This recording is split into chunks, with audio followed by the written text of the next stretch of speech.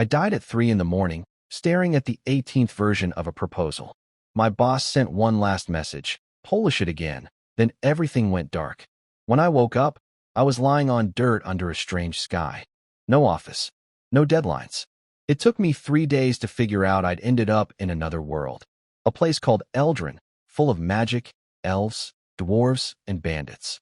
It took me 90 more days to learn something worse. I had no special powers at all. But honestly, I didn't care. I worked myself to death in my old life. This time, I just wanted to rest. I found an empty village near the border, dug a pond, planted vegetables, and built myself a chair. I sat in the sun during the day and roasted potatoes at night. It was simple. It was enough.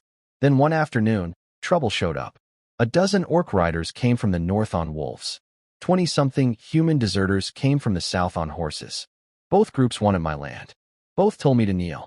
Right then, a voice popped into my head. A system, some kind of cheat power, finally woke up after 91 days. It gave me a mission: deal with the invaders or lose everything. I didn't panic. I looked at the ground and remembered the water pit I'd dug a few days ago, hidden under grass and weeds. I walked between the two groups, drew a line in the dirt with a stick, and told them to sort it out. They laughed at me. They stepped closer. That's exactly what I wanted. 3 more steps, and the ground broke open. The orc leader fell in. His wolf tumbled after him. The deserters' horses collapsed through on the other side. 30-something fighters ended up in one muddy hole, shouting and stepping on each other. I just stood at the edge, a little surprised it worked so well. After that, everything changed. A goblin merchant named Goldtooth came out from behind a wall. He'd been watching the whole time. He looked at me like I was someone worth following. The orc leader, Iron Axe, climbed out covered in mud and knelt. The deserter captain, Scarface, lowered his head too. They both thought I'd planned everything from the start, that I was some kind of genius who never needed to lift a sword. I didn't correct them. Explaining would take too much effort. I gave them 2 choices: keep fighting and I'd handle the mess, or work with me and get food and a place to stay. The conditions were simple: no trouble, follow orders, pull your weight. They both agreed. That night, we pulled everyone out of the pit and lit a fire. Orcs and humans sat around the same flame for the first time. They still didn't trust each other, but nobody reached for a weapon. I leaned back in my chair and watched the sunset. More trouble would come, I knew that. But I'd found my way. Let others do the hard work. I'd just make the calls. My lazy new life had only just begun. The next morning, the camp was a mess. Wolves and horses snapped at each other. Orcs and deserters glared across the fire. People in the pit were still yelling for help. I tossed them a rope and told them to line up. Anyone who argued would go last.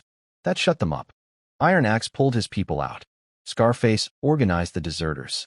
Halfway through, they started fighting again. Someone stepped on someone's foot. I flicked a stone into the pit and asked if they wanted to spend another night down there. They stopped. Once everyone was out, they sat in 2 rows by the fire. Orcs on the left, deserters on the right. A big gap between them. I'd seen this before. In my old life, project meetings looked exactly the same: product team blaming development, development blaming operations. Everyone thought the others should leave. The difference was, here, arguments ended with blades. Then Scarface's face changed. Riders were coming from the east. At least 50. The Imperial Inspection Corps, basically government thugs. They'd be here in 2 hours. I didn't have time to be gentle about it. I called Iron Axe and Scarface to the center and asked them straight. Did they really mean what they said last night? Or were they just trying not to die? They were honest. Their people wouldn't follow blindly. They wanted a voice. Fine. I gave them 2 choices. Keep glaring at each other and get crushed by the patrol, or decide right now who does what. Iron Axe would lead the fighting. Scarface would handle scouting and intelligence. Anyone who overstepped would lose their food. Anyone who started trouble would go back in the pit. They both agreed. But structure alone wasn't enough. These people needed a reason to stay. I dragged out a bag of potatoes. Nobody believed they were food. One orc said they looked like rocks. A deserter told me to eat one first. So I did. I bit into a raw potato right in front of everyone. Then I tossed the rest into the fire. Half an hour later, the smell hit. Sweet, smoky, rich. The whole camp went quiet. Iron Axe took the first bite, and his eyes went wide. Scarface tried one and immediately asked how long they took to grow. I told them 3 to 4 months, and 1 acre could produce several times more than their usual crops. That changed everything. Suddenly the potatoes weren't rocks anymore. I told them the truth. They robbed people because they were hungry. If they followed me, we'd farm first and share the food. Those who worked would eat. Those who caused trouble would leave. Scarface asked how shares would be split. I said by contribution, and he could keep the records. He nodded. It wasn't a promise, it was a rule. Rules they could trust. To stop them from splitting into separate groups, I mixed the night patrols. 2 orc teams, 2 deserter teams, working together. If anyone fought, both team leaders would take the blame. Neither Iron Axe nor Scarface liked it, but they knew it was the safest way. By nightfall, things had calmed down.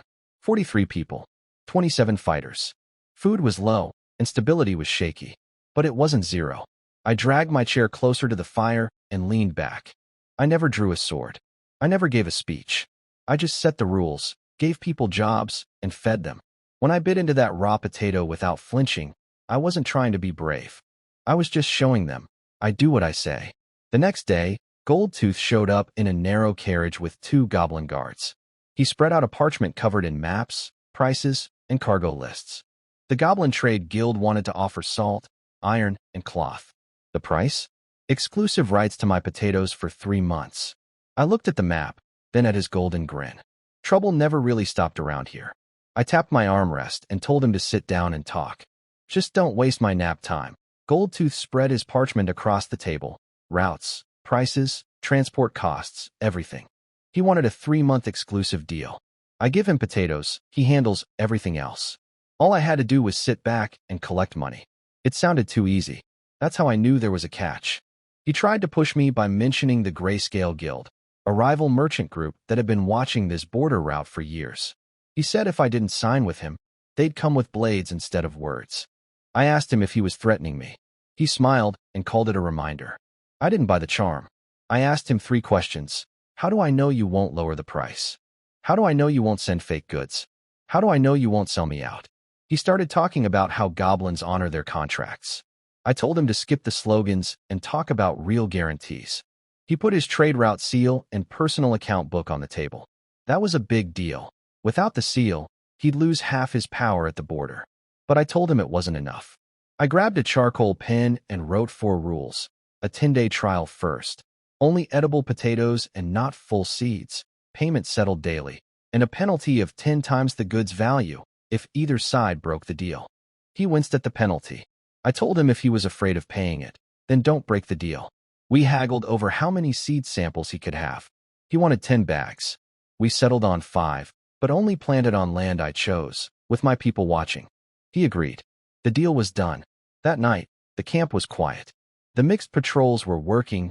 Orcs and deserters still didn't like each other, but at least nobody was swinging weapons. I was watching the fire when my system flashed a warning. Movement in the northwest corner. I didn't get up. I told Scarface there were rats in the northwest. He left without a question. I sent Iron Axe to block the east exit so nobody could slip away. Minutes later, cracking wood, cursing, bodies hitting the ground. 3 men in black had tried to sneak into the warehouse where the potatoes were stored. One fell into a pit. Another hit the fence spikes. Scarface caught the leader with a sword to his throat. Iron Axe grabbed the last one trying to climb the wall and threw him into the mud. I walked over slowly with my cup of warm water and asked who sent them. They wouldn't talk, but Scarface found a silver ring with a small scale symbol. Goldtooth went pale. It was the mark of the Grayscale Guild, hardliners from his own merchant organization who thought he'd gone too far at the border and wanted to replace him. So his own people were trying to take him down and steal the goods at the same time.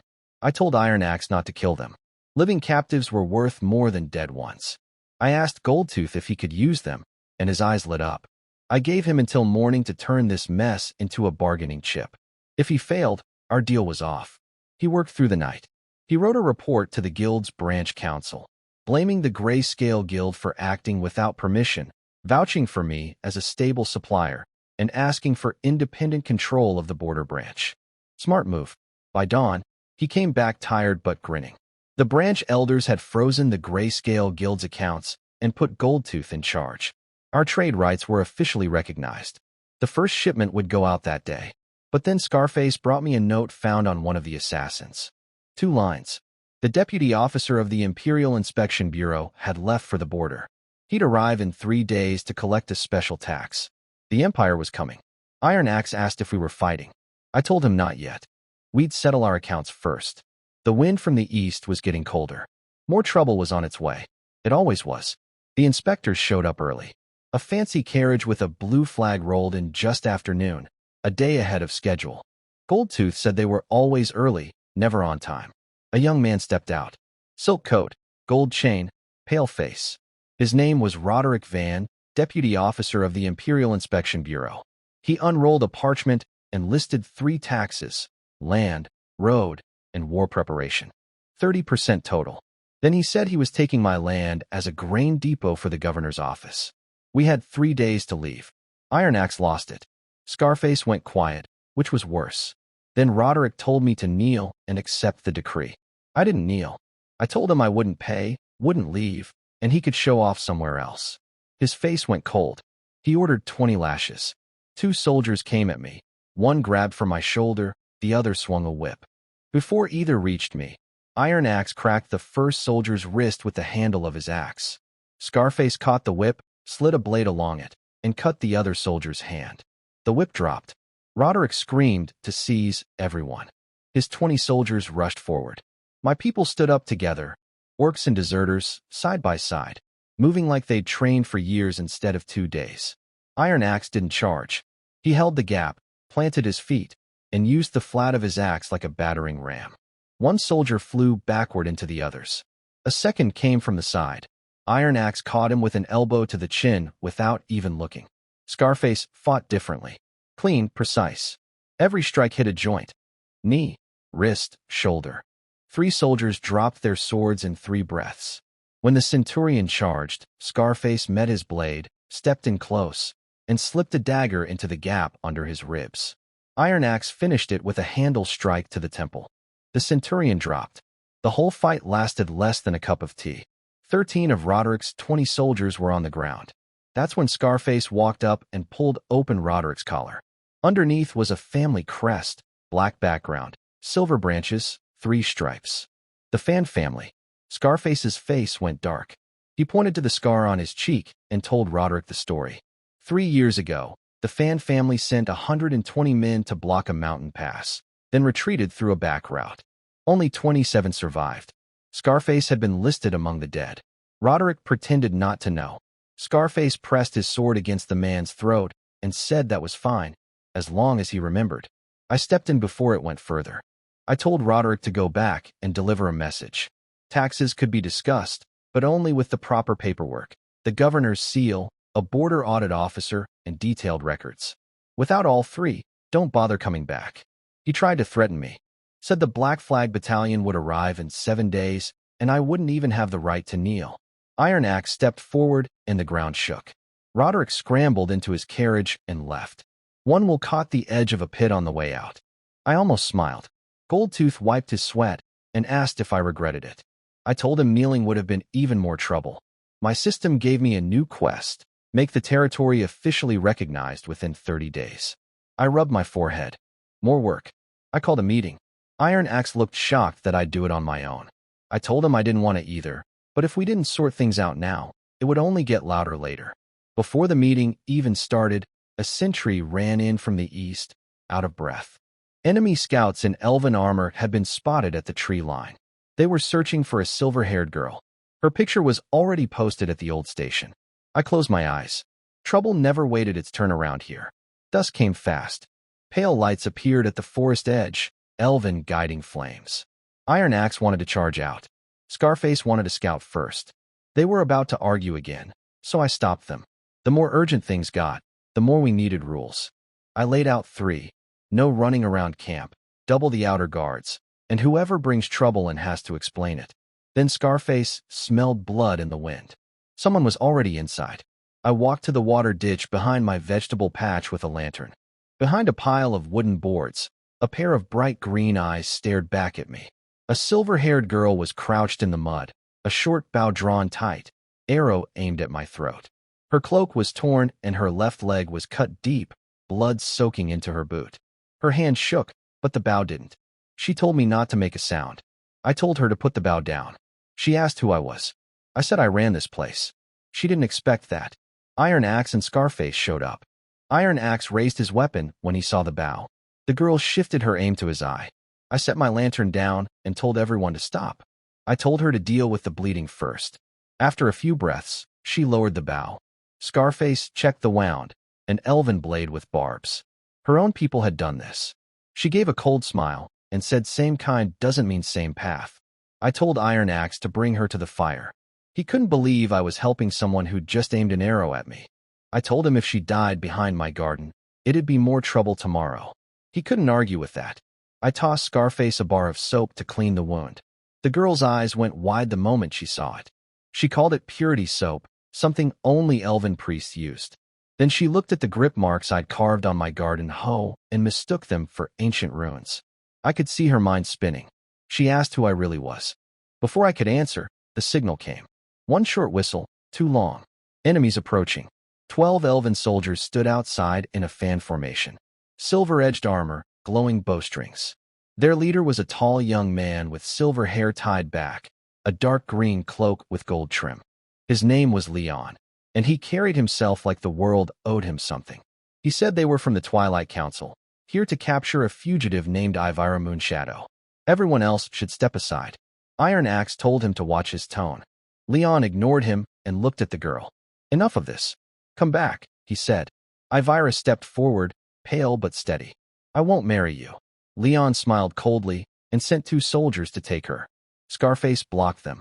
Leon flicked his fingers and sent a wind blade along the ground, cutting Scarface's pant leg. Iron Axe raised his axe, ready to charge. I pressed down on the handle. Wait, I said. Let me save us some effort. My system suggested I use the broom leaning against the wall.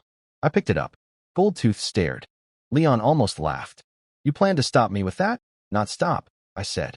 Clear the area. He ordered his archers to fire. 6 arrows flew at me, tips glowing. I gripped the broom, turned my wrist, lowered my shoulder, and swept it in a half circle.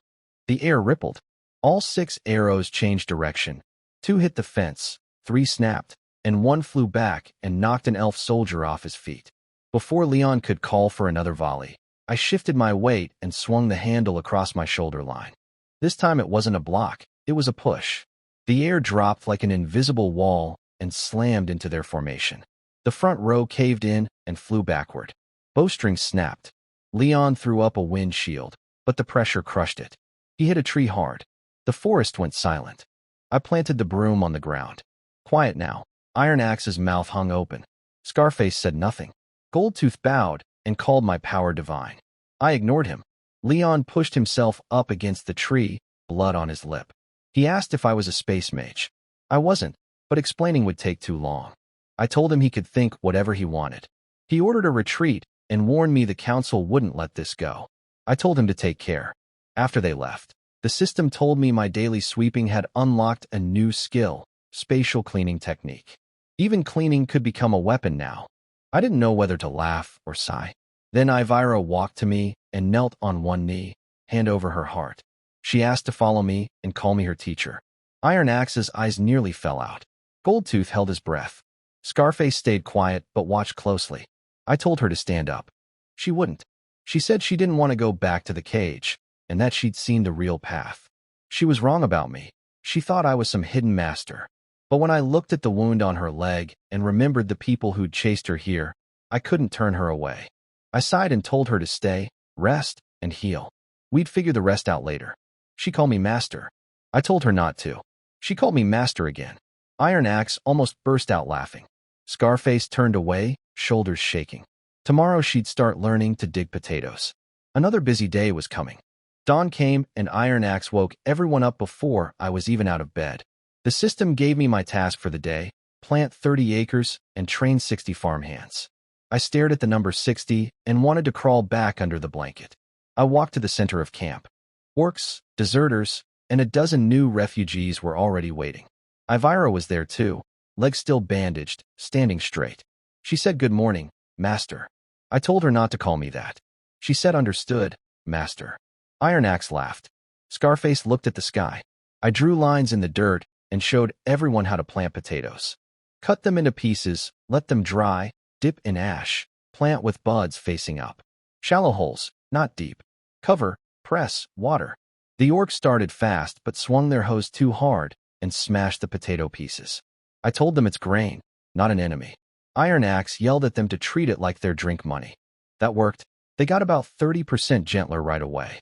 Scarface organized the deserters to mark rows with rope and stakes. Things started looking like real farmland. Around noon, dust rose on the old road. Not soldiers this time, refugees. Broken wagons, wheelbarrows, baskets on backs. Old men, women with children, skinny young people. At least 40 of them. A gray-haired old man knelt at the gate and asked for food. He said they'd heard we didn't steal grain or force taxes. We were already short on people, and now more showed up. Goldtooth whispered that more workers meant more mouths. I told them to check everyone. Isolate the sick, register those who could work. Anyone who worked today would get porridge tonight. The old man's eyes turned red. Then came the well fight. Orcs complained refugees cut in line. Refugees complained orcs washed their axes one bucket at a time. I dragged a chair over and nailed up a sign with 4 rules. Line up, drinking first, fighting stops the food, team leaders share responsibility. I made Iron Axe and Scarface sign it. The well went quiet. By evening, all 30 acres were planted. But our population had jumped from 43 to 89, and the warehouse hadn't grown at all. Iron Axe asked if we should take things by force.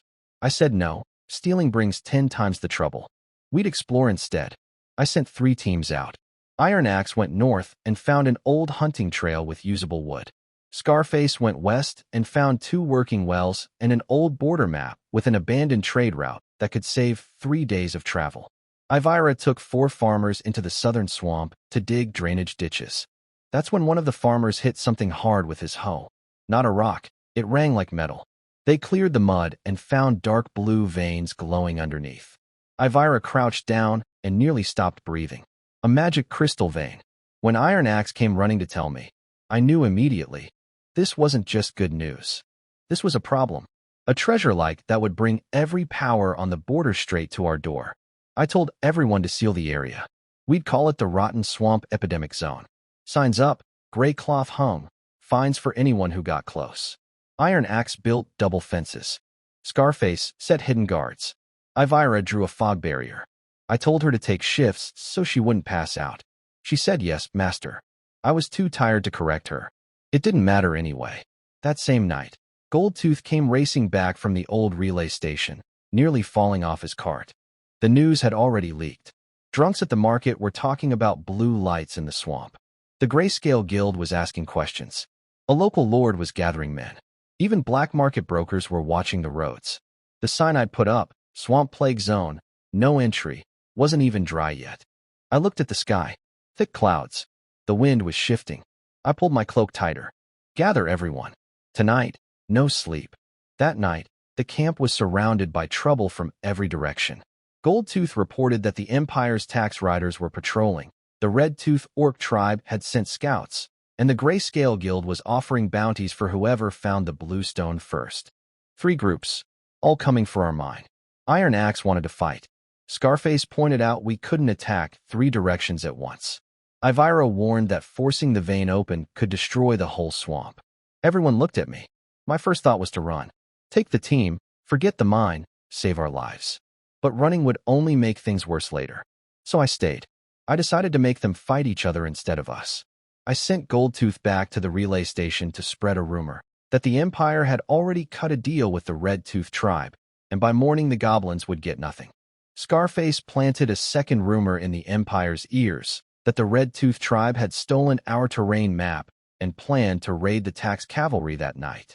Ivira built 2 layers of fog over the swamp.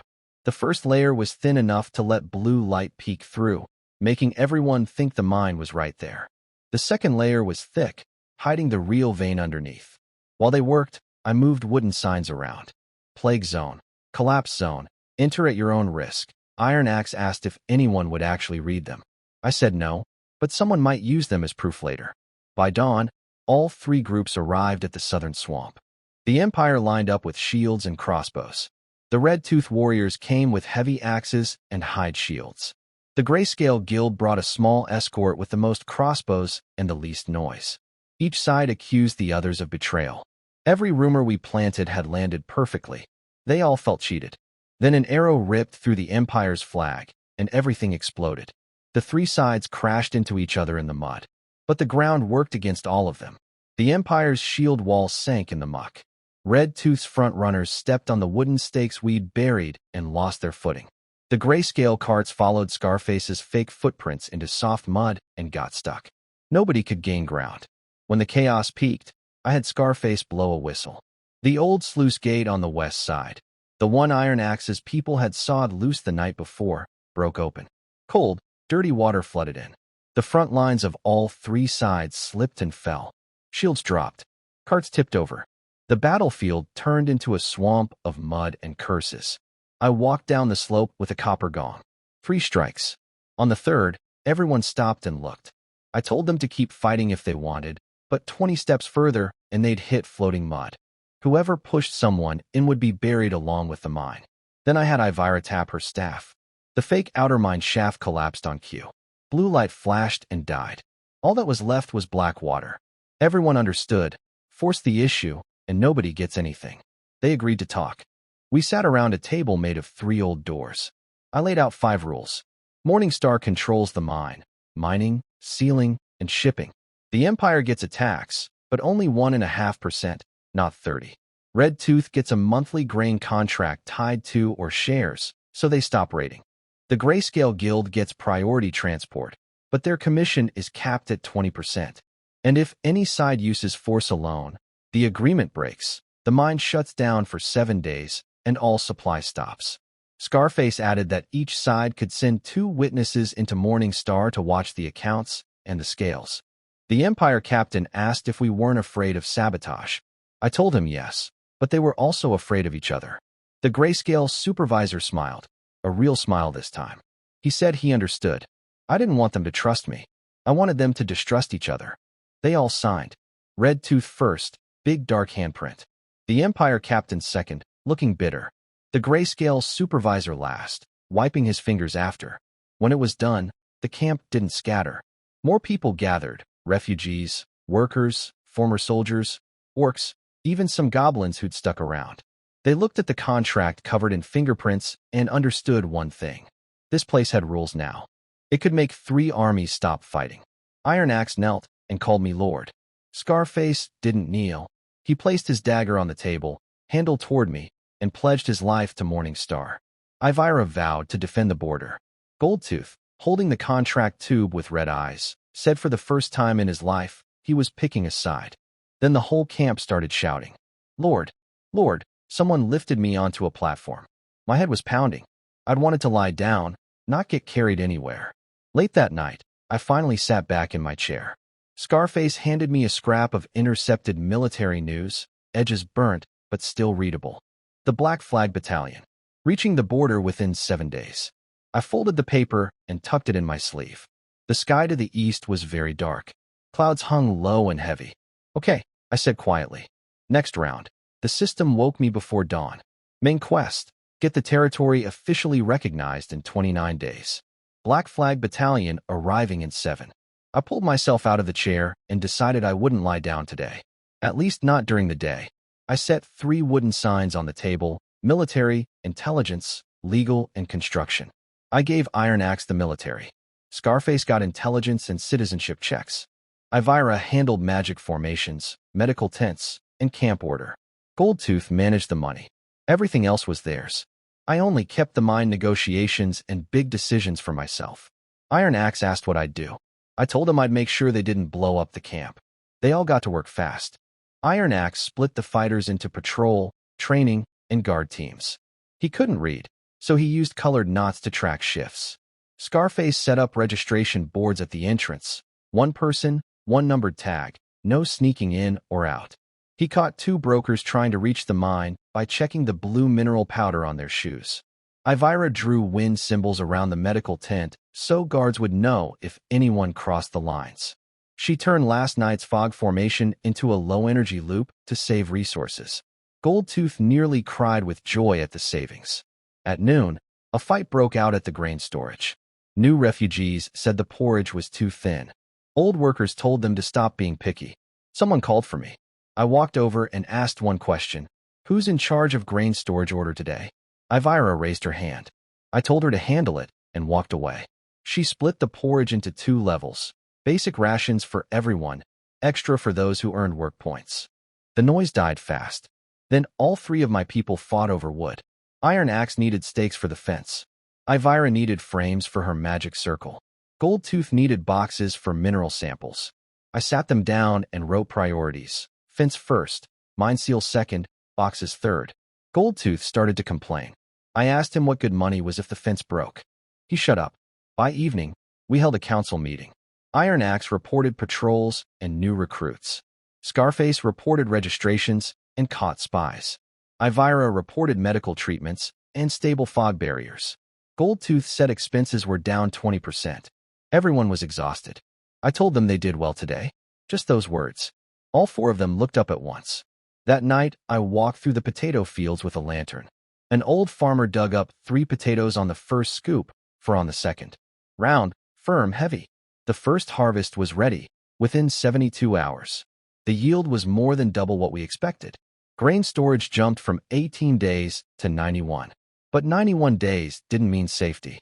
I divided the harvest into 4 parts: seed, military grain, daily food, and trade. Goldtooth wanted more for trade since prices were rising. I told him he only saw today's money. I was thinking about next month's survival. Goldtooth came back from the relay station with 3 pieces of bad news. Black bread prices had tripled. People at Grey River were eating tree bark. A local lord was collecting grain by force. If he didn't get enough, he'd take people. Refugees were going to double. I opened the gates but set a limit: 150 new people today. We gave porridge to everyone who worked. I climbed onto a wooden platform and told a skinny man who complained about working for food that the porridge he was drinking was grown by someone bending over yesterday. Work or leave. He stopped talking. We handed out wooden tokens: white for residents, gray for temporary shelter, red for the weak and sick. Ivira screened patients. Children got porridge first. By the time the first pot of potato stew was uncovered, the whole line surged forward. A little girl carried her bowl to an old woman lying nearby instead of drinking it herself. Iron Axe turned away and pretended to shout at someone. 3 village representatives came in the afternoon from Grey River, Stonebridge, and Old Salt Road. They wanted grain contracts. I gave them all the same terms: grain once a week, calculated by labor, road repairs, and security patrols. Each village would send witnesses to Morning Star. Accounts open, scales open, warehouses open. If anyone stole, all 3 villages would lose supplies for 3 days. The monk asked if I wasn't afraid they'd team up against me. I told him to survive the month first, then we'd talk prices. 2 brokers disguised as refugees tried to rush the warehouse during porridge time. Scarface checked their shoes, soles too new, and mineral powder in their sleeves. The crowd turned on them. I announced a reward of 3 days' rations for anyone who reported warehouse theft, but no private punishment. Security went up fast. By nightfall, population hit 517. Granary at 73 days. Then, past midnight, a deep horn sounded from the north. The Red Tooth tribe. Their chief stood at our gate with an empty grain bag turned upside down. Not a single grain inside. He looked up at me and said 2 words: food or battle. I told him to send 20 people inside. The rest wait. Iron Axe couldn't believe I was opening the door. I told him if we didn't, we'd fight all night and still have to talk afterward. That doubles the trouble.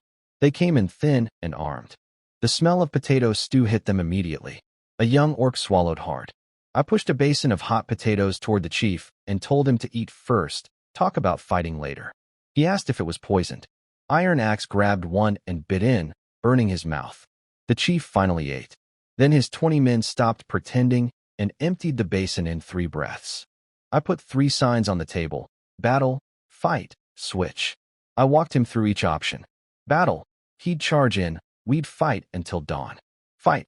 He could steal grain, but loading takes time, and I'd open the sluice or set a fire.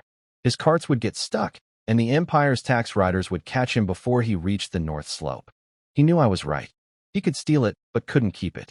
So we switched to talking. I wrote 6 terms. Weekly grain deliveries. weekly, or an animal skin payments. No raiding beyond our border. Morningstar wouldn't sell grain to his enemies. Both sides send witnesses.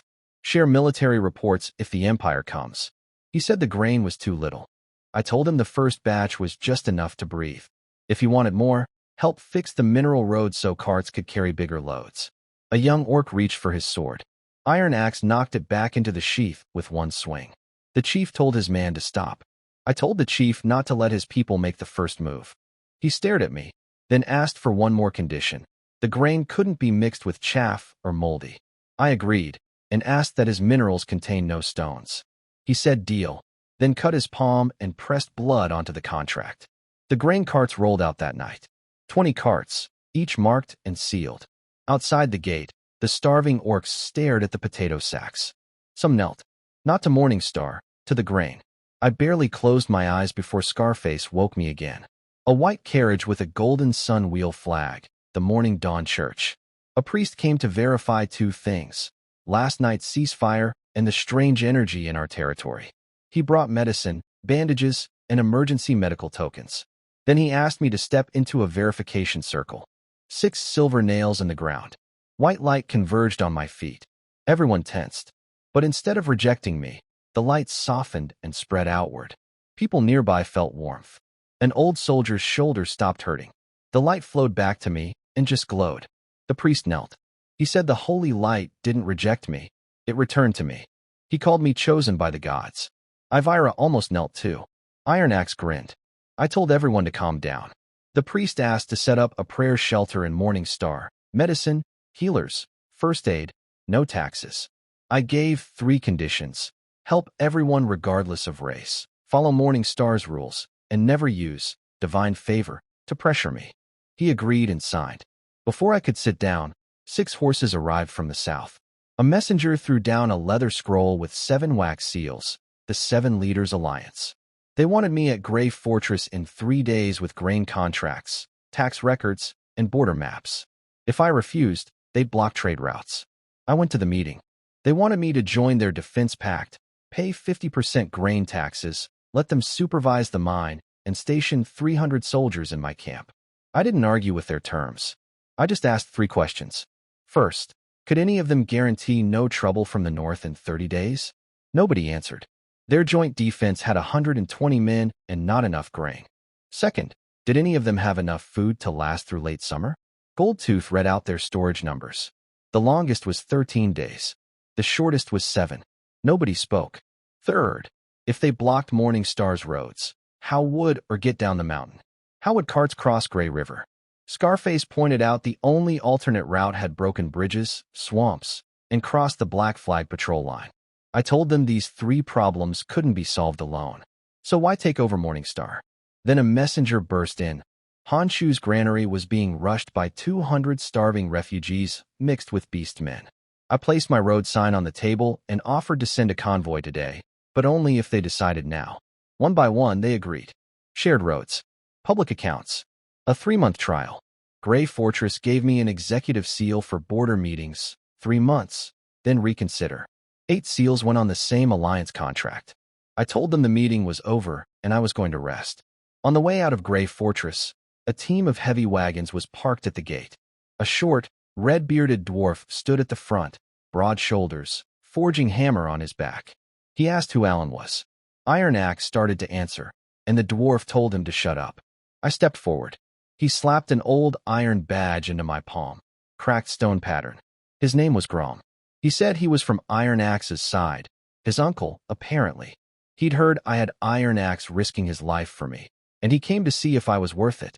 Iron Axe stammered. I looked at the badge, then at the wagon full of forging tools. Another test. I tucked the badge into my sleeve. Returned to Morningstar. Grom's caravan rolled into Morningstar at dawn.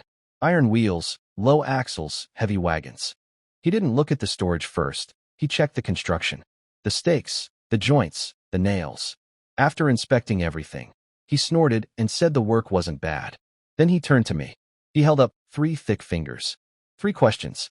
If I couldn't answer, he'd take Iron Axe away. First, the north field floods after rain, and roots rot in 3 days. Second, the mining road is too soft. Carts get stuck going uphill.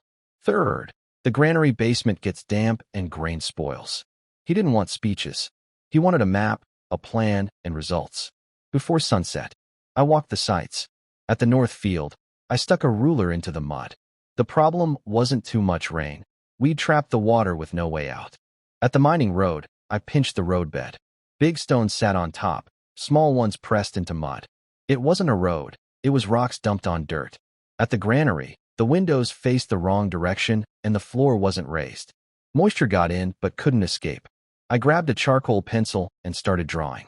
For the north field, a main canal, 3 branches, 9 smaller channels, ending at a settling pond connected to a water tank with a 2-way gate. Release floods, recharge during droughts. For the mining road, coarse stones on the bottom, crushed stones in the middle, furnace slag on top. Drainage seams every 30 steps. Double-track sleepers on the hills. Iron bands on the wheel rims. Staggered schedules so empty and loaded carts don't block each other.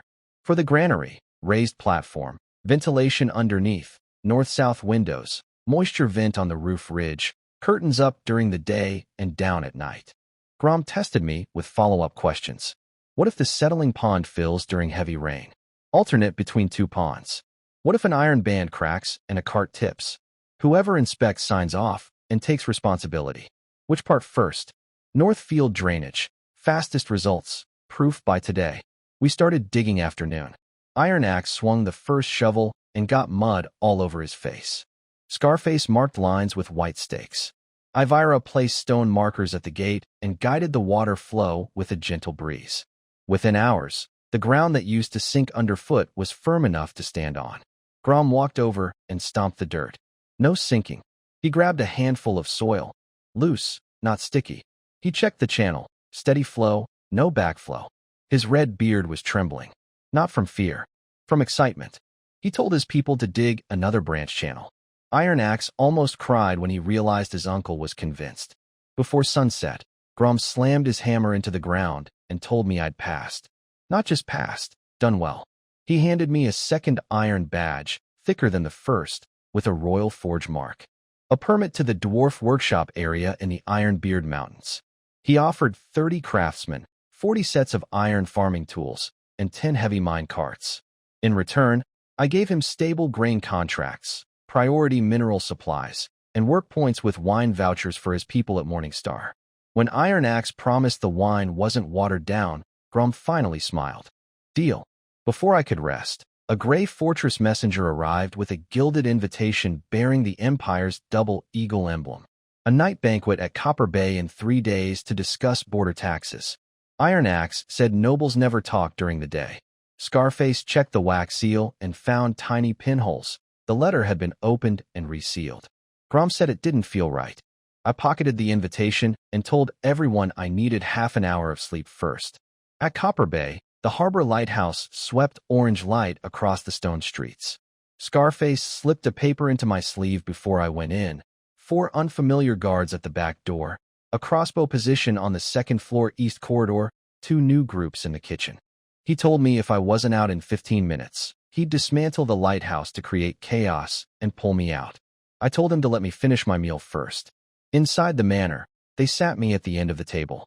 Lowest chair, narrowest corner. I moved the chair back half an inch and said it was nice against the wall, no drafts. Their first attempt to control me failed before the food arrived. Vice Minister Covell brought up taxes after the 3rd round of wine. He pushed over a dense ledger and wanted seasonal taxes on grain, minerals, and trade routes. I closed the ledger without reading past 2 lines. Can't pay. Baron Hollow backed him up, threatening to take us to Imperial Court. Then Covell opened a black box full of fake evidence. Tax receipts claiming Morningstar had been smuggling mining carts, evading taxes, forging signatures. I looked at 3 receipts for 10 seconds. The first, wrong seal formula. Copper Bay uses pine resin paint, which smells light. This was oil-based, heavy smell, used for private storage boxes. The second, impossible dates. The same cart supposedly visited 3 locations in 1 day on different routes. The third, signed by a man named Roy who died months ago at the Hank quarantine shelter. A dead man's name on a live ticket. The accountant's face went white, and he dropped to his knees. Hollow tried to keep pushing. I told him I could help him fix the paint and change the signatures if he really wanted to send those fakes to the capital. He stopped talking. Then the wine came. I turned my cup and saw a thin, shiny film on the surface that didn't spread. I offered the cup to Kaval and told him to drink first. He refused. I put the cup down and told him not to bother persuading me.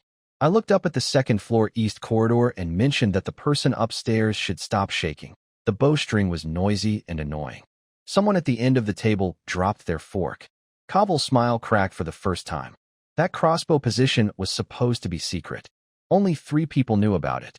Now he wasn't sure if I had eyes everywhere or if Scarface had already gotten inside. I laid out the real situation. Copper Bay's night anchoring tax had doubled twice. Merchant ships rerouted. Black market ships increased 40%. Their revenue was actually falling.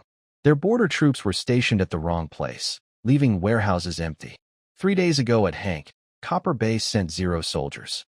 And if Morningstar stopped supplies, the northern line would collapse. They wouldn't last 10 days. Kaval finally asked what I wanted. For things. No repeated taxes on Morningstar wagons for 3 months. Night toll on mining carts cut in half with Morningstar supplying emergency grain. No private checkpoints on our road. And a signed letter tonight confirming the border seats authority. Hollow slammed the table. Iron Axe's weapon hit the ground louder. I told Kaval that if he refused, I'd lay out what would happen after they killed me tonight. Red Tooth cuts the northern line. The church investigates the noble house. Gray Fortress exposes the blocked roads. Copper Bay wouldn't stay stable. Kaval understood. He ordered the second-floor archers removed. Then he signed. I added 2 more instructions. Release the Morningstar caravan detained at East Dyke tonight, and post a public announcement at Copper Bay by noon tomorrow recognizing the border seat seal. Hollow hesitated to stamp. Kaval slammed his own stamp case on the table and told him to explain to the capital himself if he didn't. Hollow stamped. His hand was shaking. Before I left, I told Kaval to stop putting things in the wine. It was a waste of resources and life. The last color drained from his face. As I was walking out, Hollow's servant lunged at me with a dagger.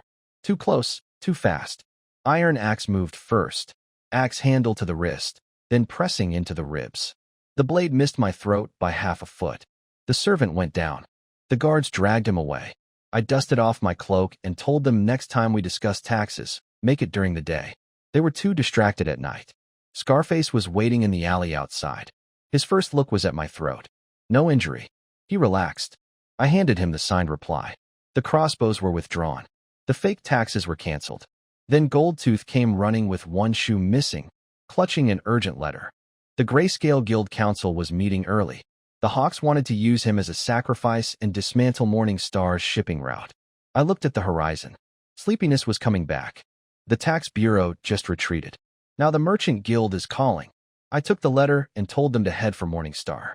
I'd read the meeting details on the way. While sleeping, before dawn, we crossed the Gray River Bridge in the mist. Goldtooth was shaking in the carriage, clutching an urgent letter. The Grayscale Council had moved their meeting to noon. The Hawk faction had already locked down 6 branch votes. They wanted to cancel Morningstar's transport route and kick Goldtooth out of the council. Iron Axe wanted to go flip tables. Scarface said that would only unite them faster. I told Goldtooth I had something for him. A blank board and a charcoal stick. Back at Morningstar, I drew 4 circles on the board. Contract. Joint ticket. Transfer stations. Reloading.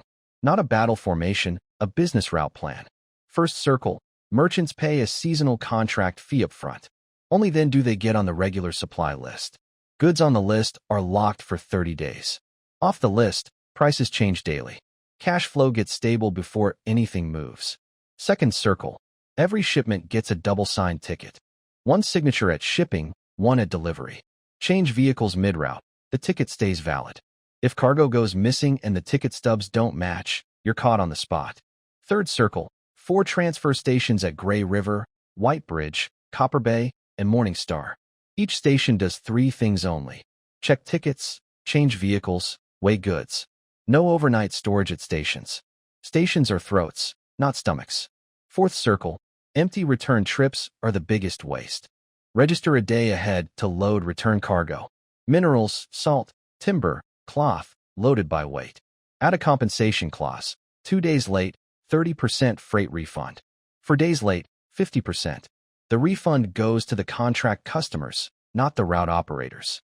That way customers keep renewing. Goldtooth grabbed the board so hard his veins popped. I told him not to talk about ideals at the meeting. Just report the numbers. At the grayscale main hall, 7 copper scales hung from the ceiling. Elder U copper hit first. Accidents on the Morningstar line, hijacked carriages, tax disputes. He wanted to shut us down. Voices in the hall echoed him immediately. Goldtooth didn't back down.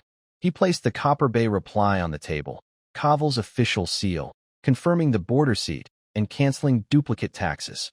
Then he stood up with the wooden board and laid out the whole system. Contract deposits paid first, covering 15 days of transfer costs. Empty return rate cut from 60% to 25%. Late arrival compensation built into the contract fund. He kept reporting smoothly, and the arguing gradually stopped. Only the sound of flipping pages remained. When someone asked who would try it first, Goldtooth said he would. His own collateral warehouse, his own branch's contract fund. 3-month trial. If there was a loss, he'd step down. The hall went silent. Copper asked if he was risking his life. Goldtooth showed his gold teeth and said he was playing by their rules. Then I walked in, sat on the smallest chair by the door. Copper asked if I was there to gamble. I said no, just to listen to their math. He said 4 stations weren't enough guards. I told him they had enough guards, just placed wrong. Move 30% of the cargo team to the warehouse line and losses drop. Ticket checks are handled by double signatures, not blades. Then I told them to stop squeezing profits from single deals. Someone else would take over the whole season's stock, and by then there'd be nothing left to squeeze. The vote came. 11 approved, 4 opposed, 2 abstained. The trial passed. Copper stared at the results and said he'd review in 3 months. Goldtooth said he'd have the accounts ready. Afterward, 3 elders gave Goldtooth a gray-silver seal, transport office accountant, managing 4 stations. His hand trembled holding it. He turned and bowed to me so deep I thought he'd fall over. He said his life was on the Morningstar account now. I told him to keep his life and just do the books right. I told everyone I was going to sleep for real this time. The carriage barely left the hall when Scarface jumped on from an alley with 3 urgent reports. Black seal, green seal, red seal. Black. The Empire's Western Border Supply Office was requisitioning 60,000 grain bags for 100 carts and 800 reserve horses. Old military warehouses had been opened overnight. A weapons supply team appeared between Copper Bay and White Bridge. 7 to 12 days from us. Green. Ivira read it herself, slowly. The Twilight Forest was sealed. The Elven Council had stopped foreign trade and tripled border patrols. 2 factions were fighting internally. If the conflict spilled out, exiles would flood the trade routes, slowing our grain carts. Worse, some elves might use an outside war to settle inside scores, and Morningstar would be the easiest target. Red. Iron Axe grabbed it before anyone. The Northern Beastmen Great Khan's personal army was heading south. Red Tooth, White Wolf, and Broken Horn were ordered to submit war horses and salt skins. This wasn't a patrol. It was troop deployment. Red Tooth had just signed a grain contract with us. If the Khan tore it up, our northern front would be hit immediately. 3 urgent reports piled up on the crooked table like stones on everyone's chest. Goldtooth ran the worst case. Empire advancing, Copper Bay reopening taxes, forest sealed, northern front unstable. Morningstar stock would last 41 days. With another refugee wave, 30. Iron Axe said train more militia and hold on. Scarface said just defending would bleed us dry. Ivira looked at me and said it was my turn. I closed my eyes. I'd barely slept since Copper Bay. I wanted to wait until dawn. But the system filled my vision and wouldn't let me rest. It never did. The system wouldn't let me sleep. 7 days to complete a pre-establishment ceremony, military structure, alliance endorsement, public support, war readiness. If I failed, everything we'd built would collapse. The last line said if I kept delaying, the rhythm would choose me instead. My temple twitched. Fine. No more delays. I pushed the 3 urgent reports aside and wrote 4 words on a board: military, politics, food, road. For pillars, 7 days. Once they were standing, we could talk about war or peace. Without them, anyone who came could walk right over us. I gave Iron Axe 3 tasks. Expand the outer fence into a double ring, train militia in 3 rounds split into archers, shields, and spears, and build 7 beacon posts within 2 days.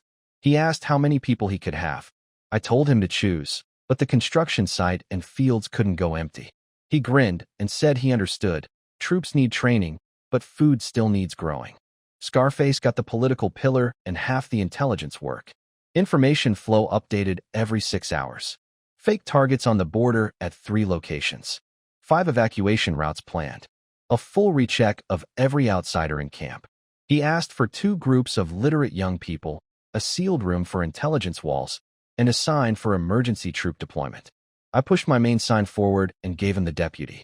In emergencies, deploy first, report later. He held the sign and said he understood the weight.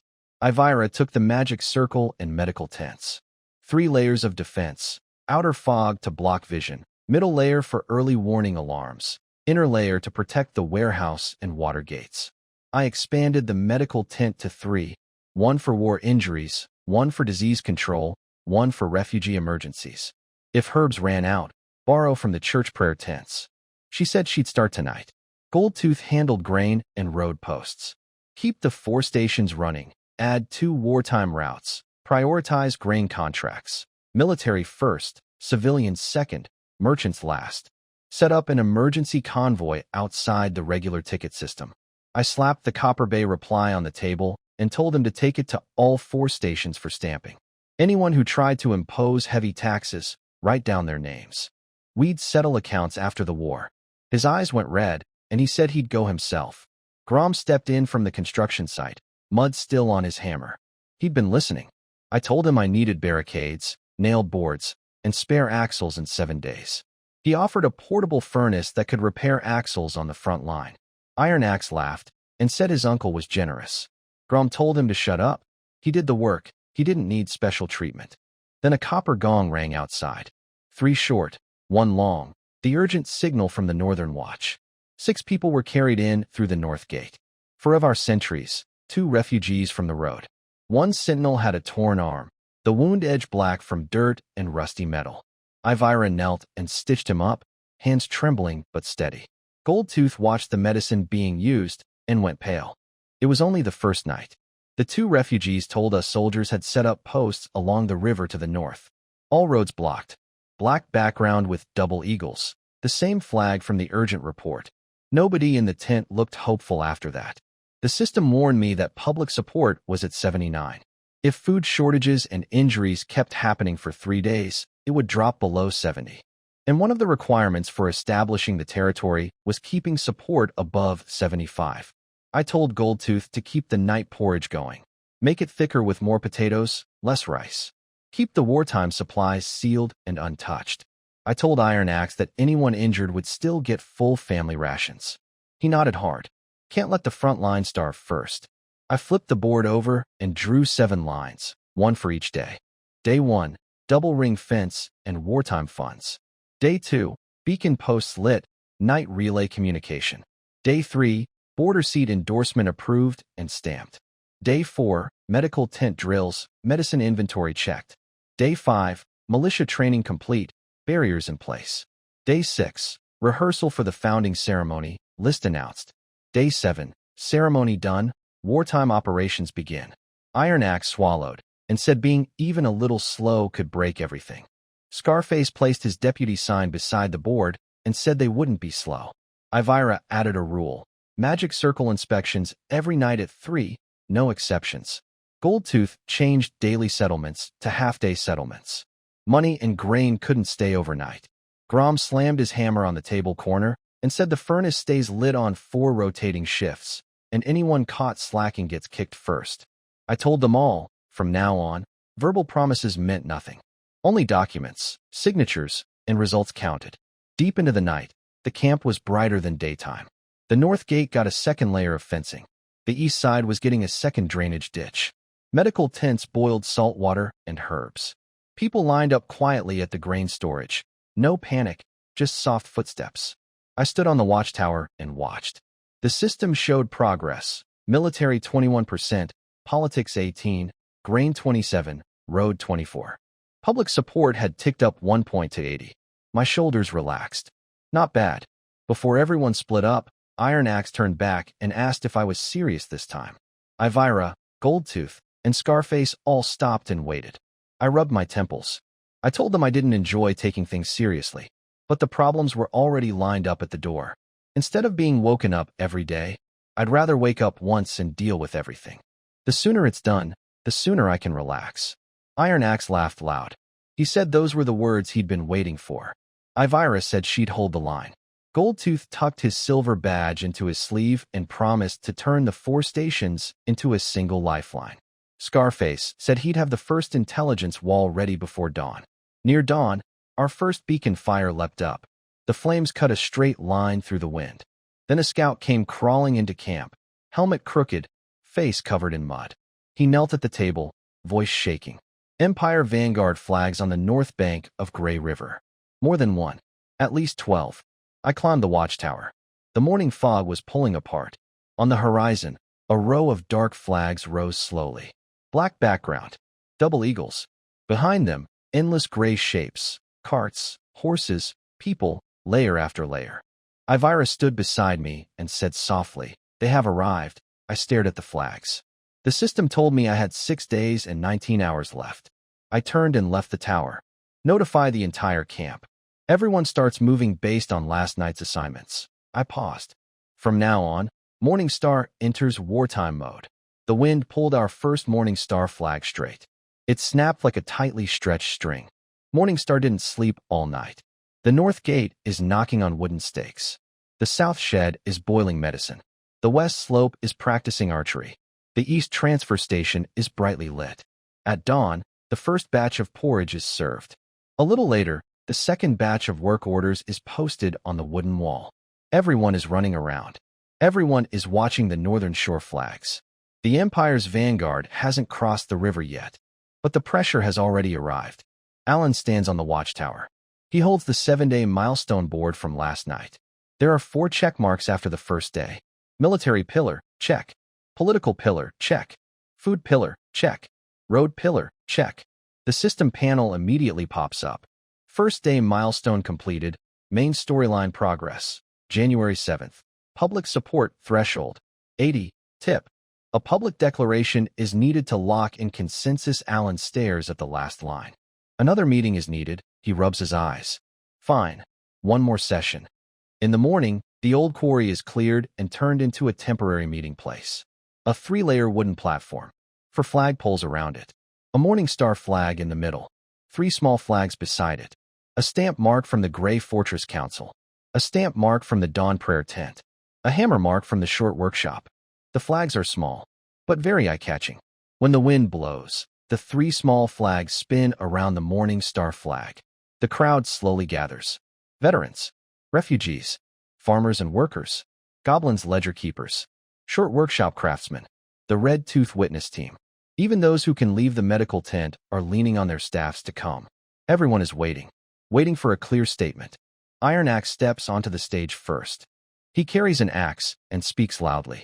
Listen everyone, the leader has something to say. The crowd immediately quiets down. Alan walks onto the wooden platform. His cloak casually drapes over his shoulders. No opening speech. No emotional words. He just looks at the crowd below. There is a flag on the North Shore. You all saw it. This is not a rumor. It is the truth. Some people swallow hard. Some grip their wooden spears tightly. Some instinctively look back. Alan continues. I'm not going to speak empty words. Today, I will only say 3 certain things. First, the Morningstar will not disappear. Second, the food supply line remains steady. Third, within 7 days, the pre-ceremony for the founding will be completed. At first, the crowd is dead silent. Then, a buzzing noise erupts. 7 days? An empire approaching and holding a ceremony. Is this asking for trouble? Iron Axe's handle hits the ground. Bang.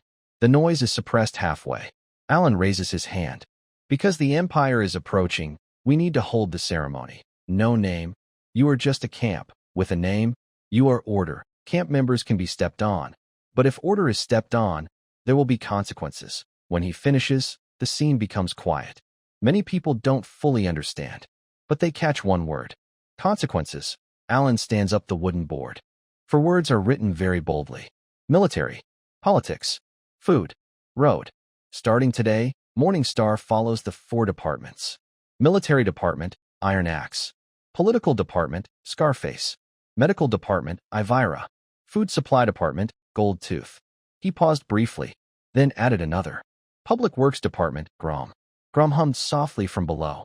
Finally, he said, "It's my turn." A short laugh broke out among the crowd. The atmosphere eased a little. Alan continued. Above the 4 departments, there is only one main rule. First, save your life, then talk about winning. First, protect the line, then consider face. First, save people, then settle accounts. He spoke briefly, short sentences, but no one in the crowd whispered anymore. A young refugee suddenly raised his hand. His hands were full of cuts. "Lord, we are not soldiers nor craftsmen. What can we do?" Alan looked at him. "Can you carry a bag?" "Yes." "Can you dig trenches?" "Yes." "Can you recognize signs?" "A little." Alan nodded. "Then join the food supply field team. Today, get a gray badge. Tomorrow, get a work permit. In 3 days, your family's rations will be increased based on work points." The young man's eyes turned red. He nodded hard. A dozen others nearby also raised their hands. "We want to work." "Yes, we do." Goldtooth quickly took notes from below. His hand almost smoked from writing so fast. Ivira then stepped onto the stage. She held her staff across her chest. Her voice was clear. "Starting tonight, the medical department will open 3 tents. Wound care tent, disease control tent, emergency tent. If anyone is injured, has a fever, or urgent illness, come directly. No matter your tribe or background." Jaya saw an old beast man in the team freeze for 2 breaths. Then he slowly raised his hand. "Are we included?" Ivira nodded. "Yes." The old beast man lowered his head, fists pounding heavily on his chest. He didn't say thank you. His action was heavier than words. "Travel at night. With a permit. Rumors cause chaos. First tie up, then question. If you find something unusual, report it immediately. No need to wait for your superior." Some people shivered in the crowd. Others quietly relaxed. The rules were clear. People felt more stable. At the end of the meeting, Alan spoke again. "I have one more thing to say. Anyone stealing grain, raising prices, or reselling medicine during wartime will be treated as an enemy." When he said this, a few people who had been distracted immediately lowered their heads. Alan looked around the room. "I won't repeat myself. Understand and act." Iron Axe shouted first. "Understood." Next was Ivira. "Medical team, listen up." Genia raised a small silver stamp. "Grain route office, start work." Grom slammed his hammer on the wooden platform. "Construction department, follow me." Hundreds of people responded at once. The meeting place quickly turned into a construction site. People moved to their positions. Everyone knew where to go next. He stood behind the flagpole, watching the Morning Star crowd disperse. No one ran around or pushed. Everyone knew their next step. He quietly told his companion, "This isn't a temporary camp. This is the start of building a new country." His companion nodded. "Report to the leader after returning to the northern line." Before evening, the 5 departments' first joint drill began. A short gong sounded. Fake alarms at the north gate. Trains stopped at the east station. Injured people crowded at the south shelter.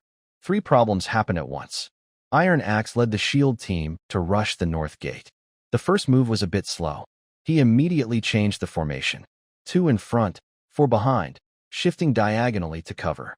The second round was a whole minute faster. Genia's team was more disorganized. They hung the wrong cards on the first batch. Empty carts blocked the middle road. His face turned pale. Alan didn't scold.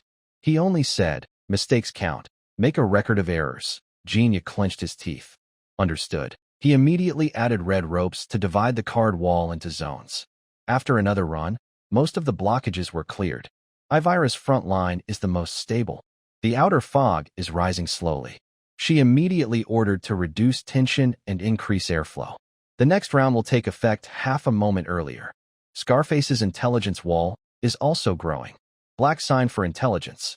White sign for reports. Red sign for alerts. He pins the 3 colored signs on the wall. It's easy to see which line is the most urgent. At the second watch at night, the leaders of the 5 departments return to the meeting tent to review. The table is full of mistake slips. 1 stack, 2 stacks, 3 stacks. Iron Axe reports first. The Northgate patrol is still slow. I changed the drumbeat to a double rhythm, Scarface reports. An undercover target on the east line has revealed itself. It has been reset, Ivira reports. The medicine shed is missing needles, thread, and bandages. The church prayer shed agrees to borrow overnight. Goldtooth reports the longest. We need to add 2 more rows to expand the wall. Gray River Station needs more night lights. Copper Bay Station lacks staff. 2 people will be transferred tomorrow. Grom finally places the hammer on the table. The barricades have been tested. We still need 30 nail boards. Finish them before dawn. Alan listens without saying much. He just marks another check on the milestone board. After, second day, he marks half a box first. This half box, all thanks to your efforts, Iron Axe chuckles. Then go ahead and take the other half too. When the review meeting ends, the sky is already gray and white. Alan is about to return to his tent. The system pops up again. Consensus declaration completed. Public opinion threshold.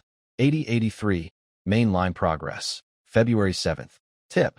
The next node requires at least 1 external official endorsement. Alan looks at the words, external endorsement. He raises his head to Ivira and Goldtooth. Starting tomorrow, advance the diplomatic line.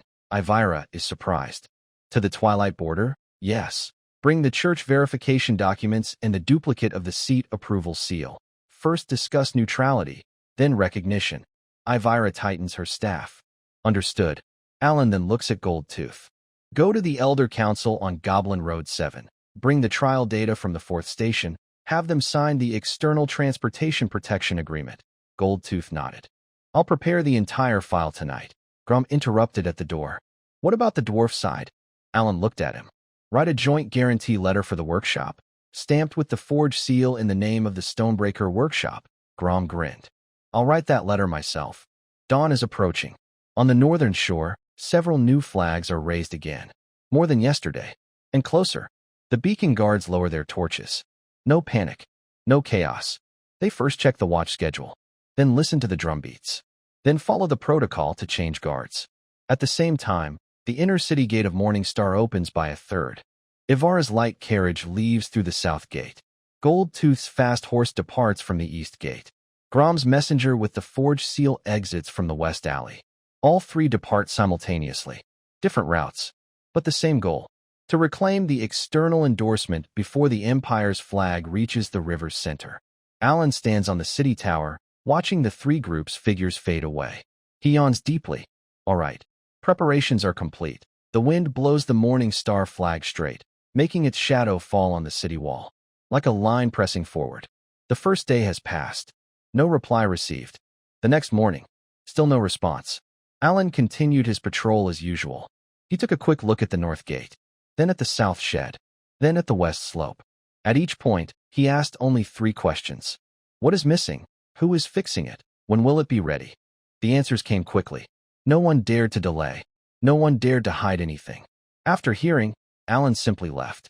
He didn't say a word more. But each time he finished a round, the system panel updated once. Public opinion threshold, 8384. Military morale threshold, 7880. Note: external support has not yet been secured. The time window is narrowing. Alan looked at the word, narrowing. He yawned. Why rush? The ones who should be worried are them. The next evening, the first carrier pigeon arrived. It was a golden beak. Alan broke the wax seal. There was only 1 line of text. The Merchant Guild's 7 Routes Elder Council has signed the Export Protection Agreement.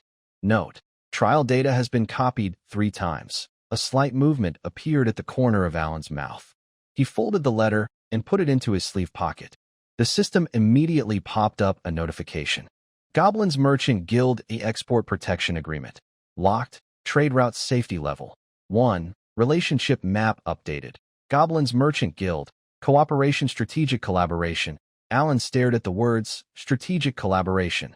Goldtooth did a good job this time. Short scene. Goblin's 7 Routes Elder Council. Goldtooth spread the trial data dossier on the long table. 7 elders sat in a circle. Accounts, losses, reloading efficiency, Gray River transport cycle. Each page had numbers. Each line had comparisons. Goldtooth said nothing. He just turned to the last page. There were only 2 numbers. Morningstar trial route, 70% reloading rate in 3 days. Traditional trade route. 40% reloading rate in 7 days. All 7 elders fell silent at once. Gold-Tooth added one more thing. This data was collected over 5 days. If you sign the External Transportation Protection Agreement, Morningstar can share this model with Chilu. A senior elder looked up. What do you want? Gold-Tooth smiled slightly. Morningstar is in trouble now. The Empire is coming. We need the Chilu Elder Council to issue a formal statement. The message is simple. Morningstar's trade routes are protected by the Merchant Guild.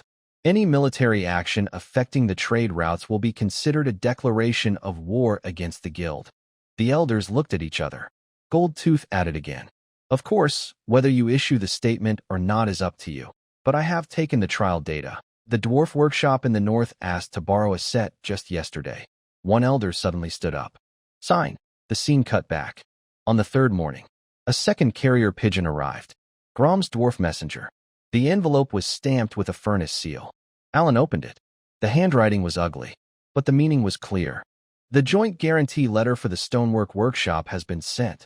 Note: Iron Axe's uncle said that if the Empire dares to attack Morningstar, the Dwarf Kingdom will cut off the Empire's iron or supply.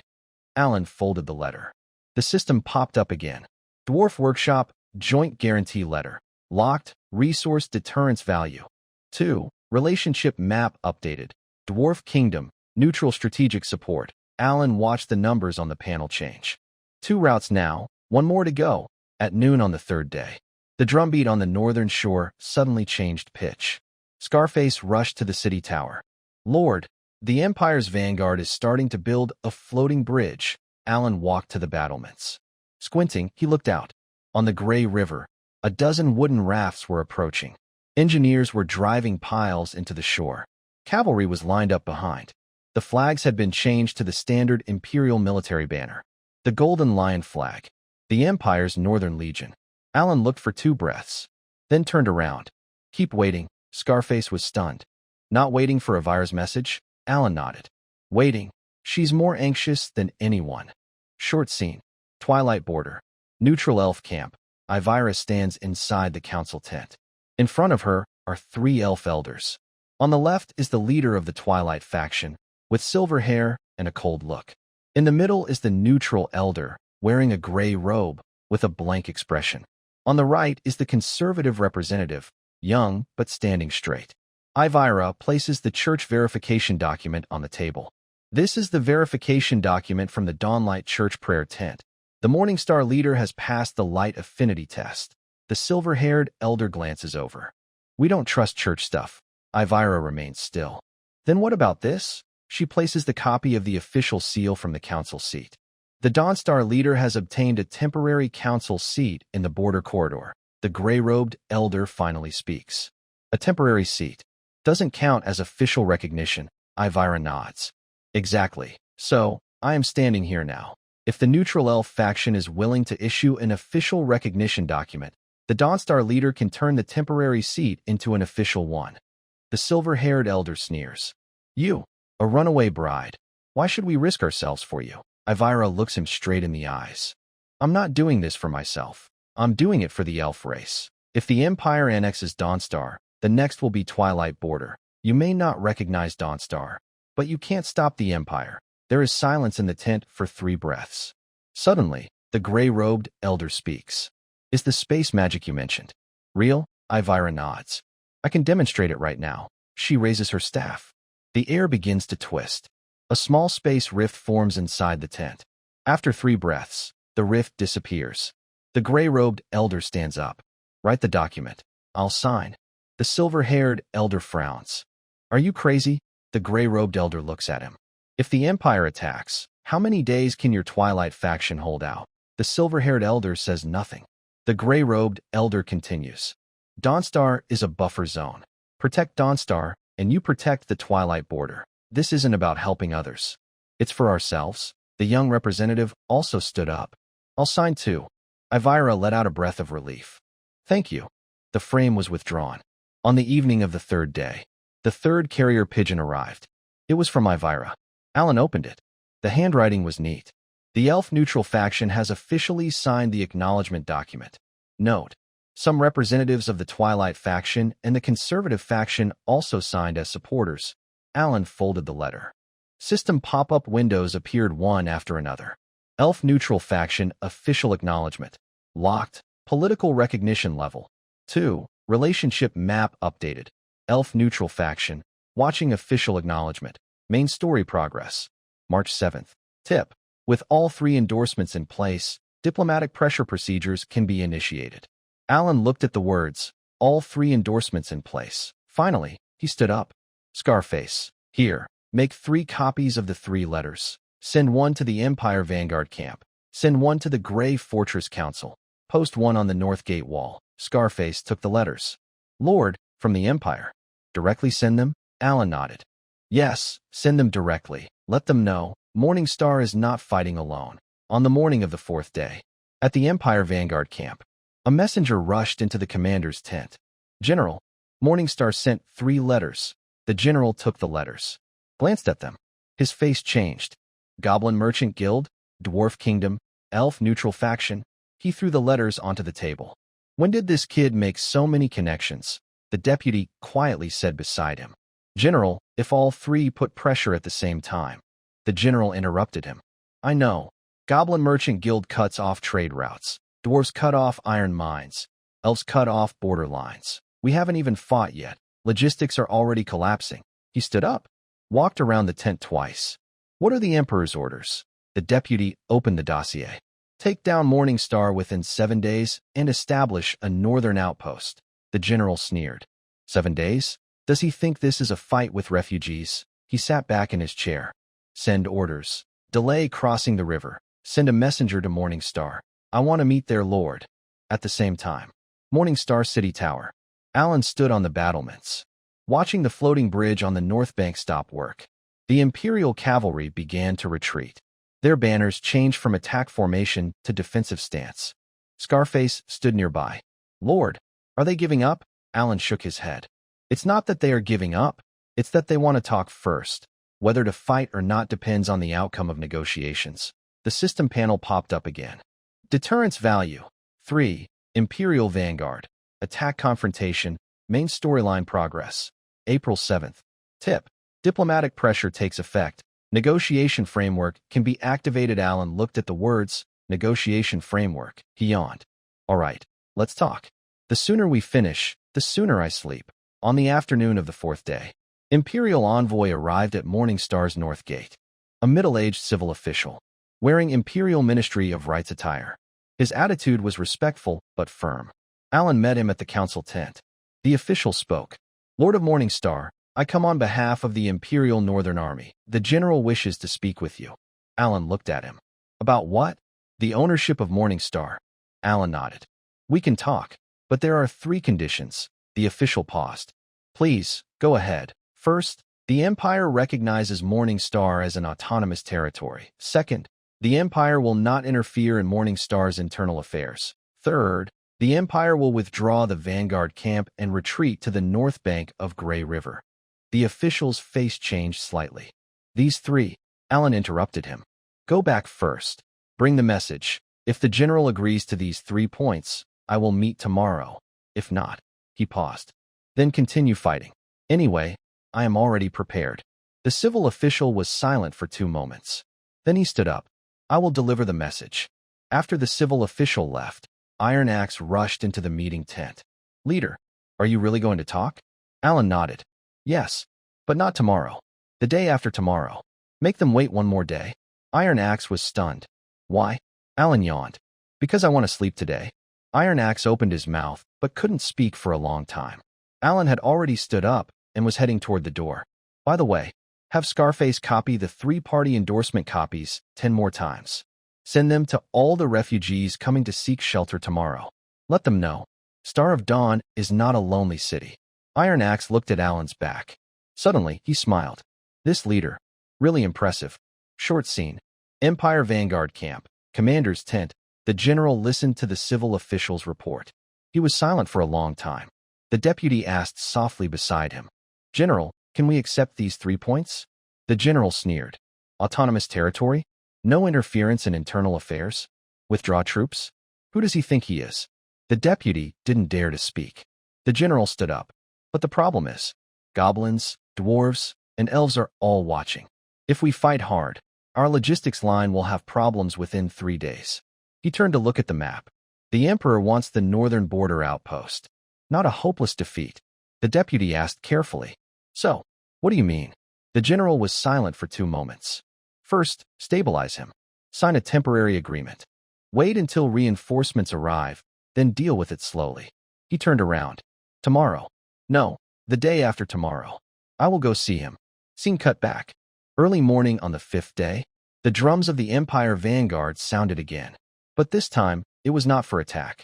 It was for peace talks. 3 short sounds and 1 long sound. A signal to stop fighting. Scarface rushes to the city tower. Lord, the Empire's general is here. Alan stands at the edge of the battlements. He watches the carriage slowly approaching from the north bank. Next to the golden lion flag, there is a white flag. A peace negotiation flag. He yawns. All right. Finally, we can talk. After the talk, I can sleep. The system panel shows the last pop-up window. Diplomatic pressure. Successful. Empire's attitude. Attack-negotiation. Main storyline progress. May 7th. Tip. Negotiation framework has started.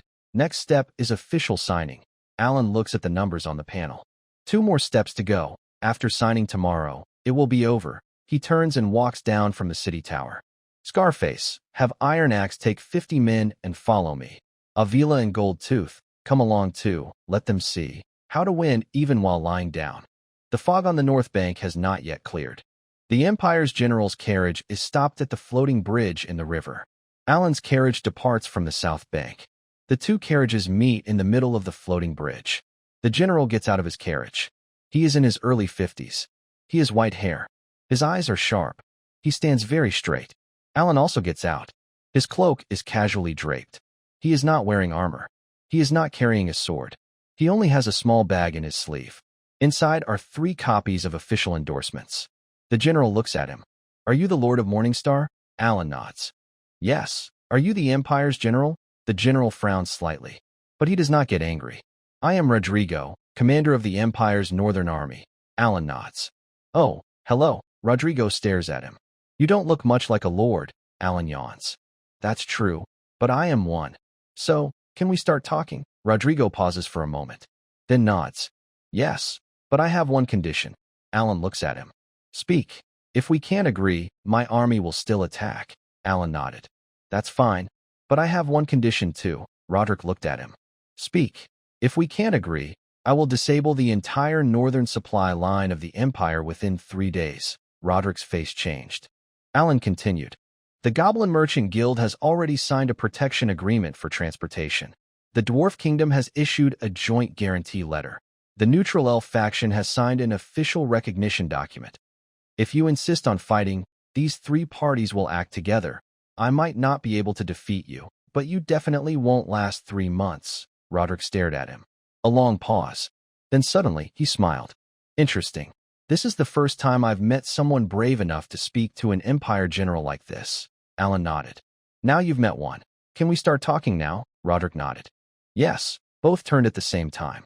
They walked toward the temporary negotiation table in the middle of the floating bridge. The wind blew the Morning Star flag and the Golden Lion flag into the air. Their shadows fluttered on the river surface, crossing each other, like 2 probing lines. Alan also turned around. After taking a few steps, a system pop-up appeared. Main quest updated, current progress. May 7th, remaining tasks. Complete the founding ceremony, February 2nd. Time window, 48 hours. Note, wartime status not lifted. Resource loss, continues. Alan looked at the words, 48 hours, 2 days. That's enough. Back at the southern shore. Iron Axe approached. Lord, how did the negotiations go? Alan tucked the agreement into his sleeve. A ceasefire for 2 days. After 2 days, they might still attack. Iron Axe's face darkened. Then I'll go reinforce the defenses right now. Alan raised his hand. No rush. First, call everyone here, before the war begins. An incense stick later. Inside the council tent, all 5 department heads arrived. Iron Axe, military department. Scarface, political department. Evelyn, medical department. Golden Tooth, food supply department. Grom, construction department. Alan sat at the main seat. In front of him was a map of the northern shore. He didn't make a speech. He simply pointed at the map. In 2 days, the Empire might break the agreement. We need to prepare for both possibilities. First, continue with the founding ceremony as planned. Second, ensure the defenses can withstand the first wave of attack. He looked at Iron Axe. Military department. Iron Axe stood up. Yes. What's the situation at the northern gate? Iron Axe opened the military record. 3 layers of spike traps, 2 rows of nailed boards for arrow towers, 120 shield bearers, 80 archers, 60 spear fighters, 50 reserve troops. Alan nodded. Not enough? The Empire has 5,000 soldiers. We have 500, 1 to 10. Iron Axe clenched his axe handle. Then I'll move the reserve troops to the front lines. Alan shook his head. No, it's not about adding more people. It's about adding traps. He looked at Grom. Construction department. Grom stood up. Lord, you mentioned that there is an old mine shaft on the northern slope. Grom's eyes lit up. Yes, that was a crystal mine dug 3 years ago, but it has since run out. The shaft is 3 meters deep, 5 meters wide, and shaped like an arc. Alan nodded. Dig it open. Lay thin wooden planks on top, then cover with soil. Turn it into a trap. Grom quickly took notes. How many do we need? Just enough to cover the front of the northern slope. Grom nodded. It can be done before dawn. Alan then looked at Ivira. The medical corps. Ivira stood up. Leader, how large is your fog formation? Ivira thought for a moment. At full power, it can cover 300 meters. But it can only last for about an hour. Alan nodded. That's enough. Before the battle, you release the fog first, to block the enemy's view of the front line. Then the archers can shoot freely. Ivira clenched her staff. Understood. Finally, Alan looked at Genia. The food supply office. Genia stood up. Leader, do you want to ask about the potatoes? Alan nodded. Yes. How much stock do we have? Genia opened the ledger. 2,000 baked potato cakes. 500 pounds of raw potatoes. If the war lasts longer, it can last for 3 days. Alan thought for a moment. Distribute all the baked potato cakes. 10 to each person. Eat before the battle. Genia was stunned. All of it. And what about later? Alan interrupted him. Plant more later. But we must win this battle. Genia was silent for a moment, then nodded. Understood. Alan looked at everyone. There's one last thing. If the Empire attacks, they will first send cavalry to scout. Their usual tactic is, cavalry charge infantry, follow archers suppress. We need to disrupt this rhythm. He pointed to the northern slope on the map. When the cavalry come, let them charge into the trap. Infantry, come forward and step on the spike boards. The archers are coming. He looked at Ivira. Let them shoot at air. Ivira's mouth twitched slightly. Understood. Alan stood up. Disperse. Take your positions. Tomorrow at dawn, we start the battle. Night fell deep. The Morning Star defense line was brightly lit. Grom and the workers from the construction department were digging pits on the northern slope. Iron Axe and the military staff were adjusting the defenses. Golden Tooth was dividing potato pancakes. Ivira was setting up magic circles. Alan stood on the city tower, watching the northern bank. The Imperial camp was also lit up. Flags fluttered in the wind. Like some kind of signal. A system pop-up appeared. Wartime panel activated. Current resource consumption. Food-50/hour. Arrows-20/hour. Magic crystals-5/hour. Tip. Resource reserves can support 6 hours of intense fighting. Alan looked at the numbers. 6 hours. That should be enough. Roderick stood in front of the map. The deputy stood beside him. General, are we really going to attack in 2 days? Roderick said nothing. He stared at Morningstar's position. For a long time. Do you believe that, young man? The deputy was taken aback. Believe. What? Believe he can complete the founding ceremony in 2 days? The deputy was silent. I think. It's unlikely, Roderick sneered. I also think it's unlikely, but the problem is, all 3 sides, goblins, dwarves, and elves, are watching. If we break the agreement, they will attack at the same time. The deputy asked carefully. So, what do you mean? Roderick turned around. Attack. But not a full assault, just a test. I want to see how strong Morningstar's defenses really are. If they are strong, we wait. If they are weak, he paused. Then we take it all in one go. The first morning. The northern bank was thick with fog. Morningstar defense line is in place. Iron Axe stands in front of the north gate. The shield team lines up in 3 rows behind him. The archery team is on the arrow tower. The spear team is on the flank. The reserve team is on the second line. Grom stands behind the northern slope, holding a hammer. The trap pits have been dug. Wooden planks cover the top. A thin layer of soil is on top. It's hard to see. Ivira stands in the center of the magic circle. Her staff is stuck in the ground. Around her are 12 apprentices. Each holds a magic crystal. Golden Tooth stands at the east gate, watching the grain carts come and go. Potato pancakes have been distributed. Everyone is holding 10 sheets. Scarface is at the intelligence tent.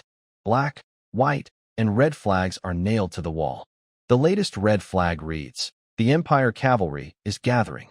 He immediately rushes to the city tower. "Lord, the Empire Cavalry is moving." Alan stands at the battlements. Squinting, he looks out. On the northern bank, in the fog, there are hoofbeats. It's muffled but dense. They're coming. He turns around. "Give the order. Get ready. Wait for my signal." Scarface quickly runs down.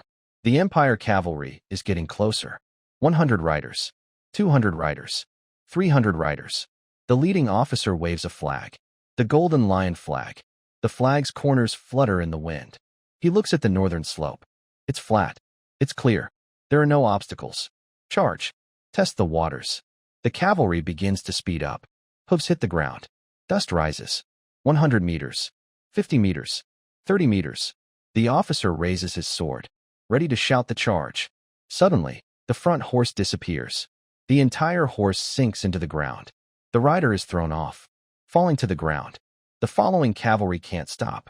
The second horse. The third horse. The fourth horse. One after another, the horses fall into pits. Screams fill the air. Iron Axe clearly sees from the north gate. He raises his axe.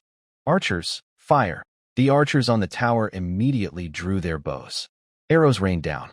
The Imperial cavalry became chaotic. They wanted to charge forward, but there was a trap ahead. They wanted to retreat, but there was a patrol team behind. The captain crawled up from the ground. His left leg was covered in blood. "Retreat. Quick, retreat." But it was already too late. Morning Star's archers had found their rhythm. 3 arrows per breath. Every shot hit its target. On the northern slope, the trap pit was full of horses and riders. Some were still struggling. Some had stopped moving. Iron Axe shouted loudly at the northern gate. "Nice." Again, Alan stood on the city tower, watching the northern slope. He said nothing. A system pop-up appeared. First wave of defense successful. Enemy casualties. 47 cavalry. 53 horses. Our losses. None. Morale boost. Army morale threshold 80-82. Note. The Empire will launch a second probing attack. Alan looked at the words, second probing attack. Iron Axe. Here. Let the archers rest for a while. Send the crossbow team in. Iron Axe was stunned. Crossbow team? I haven't even let them show themselves yet. Alan nodded. Now is the time. Let the Empire see. We still have a backup plan. Iron Axe grinned. Understood. After a short while, the Empire's second probing attack arrived. This time, it was infantry. 500 men, holding tower shields, slowly advancing. The leader, a centurion, was very cautious. He took 10 steps, then stopped, examined the ground, then looked at the northern slope. The trap pit had been partially filled, but many parts were still empty. He raised his hand. Stop. Engineers, advance. Fill the pits. The engineers carried sandbags and rushed forward. 1, 2, 3. Just as they reached the trap line, Morning Star's crossbow team suddenly opened fire. Crossbow bolts were heavier than arrows. The attack is more powerful. The tower shield can't stop it. It goes straight through. The engineers fall one after another. The captain's face changes. Pull back. Quick, retreat. But it's already too late. The crossbow team has found their rhythm. 2 arrows per breath. They keep chasing the enemies with their arrows. Sandbags are scattered everywhere. Some fill the holes. Some are still near the edges of the holes. Iron axes shine brightly at the north gate. Lord, the crossbow team is too strong. Let me lead some people to charge out. Alan shakes his head. No rush. Wait for their main force. Iron Axe is stunned. The main force is coming too? Alan nods. The first 2 waves were just tests. The third wave is the real attack. He looks toward the north bank. The Empire's camp begins large-scale movements. The banners change from 3 to 5. Vanguard camp, left wing camp, right wing camp, supply camp, command team. All are moving. They are coming. Roderick stands on a high platform. He looks at the terrible scene on the north slope. There are horses and knights trapped in pits. The engineers' bodies are scattered everywhere. The tower shield is badly damaged. The deputy stands nearby, looking pale. General, this kid's defense line. Roderick doesn't speak. He stares at the Morning Star North Gate. A long time passes. Did you see it? His crossbow team isn't fully deployed yet. His magic circle isn't activated. His reserve troops haven't moved. The deputy swallows hard. So, should we fight? Roderick is silent. A long time. Yes, but not now. Wait until tomorrow. Until the agreement expires. Then we can fight openly. At the Morning Star City Wall, Alan watches the Imperial Army begin to retreat. The banners slowly move backward. The cavalry pulls back. The infantry retreats. The supply camp starts setting up camp. Scarface rushes onto the city wall. Lord, the Empire is retreating. Alan nodded. Yes, we won't fight today. Iron Axe heard this at the North Gate. He was very anxious and stomping his feet. Is it over now? I haven't fought enough yet. Alan stepped down from the city tower. No fighting today. Real fighting will happen tomorrow. He looked around at everyone. Everyone listen. Tonight, do 4 things. First, hide the crossbow team and only show up tomorrow. Second, prepare Eva's fog formation and release it during the battle. Third, expand the trap zone by 2 rows, focusing on covering the sides. Fourth, everyone take turns resting to stay strong for tomorrow. Everyone responded together. Understood, Alan yawned. Disperse. Tomorrow will be the real fight. At night, the Morning Star defense line was dimly lit. Soldiers took turns resting. The crossbow team hid behind the arrow towers. The trap zone was expanded by 2 more rows. Eva's magic circle was fully charged.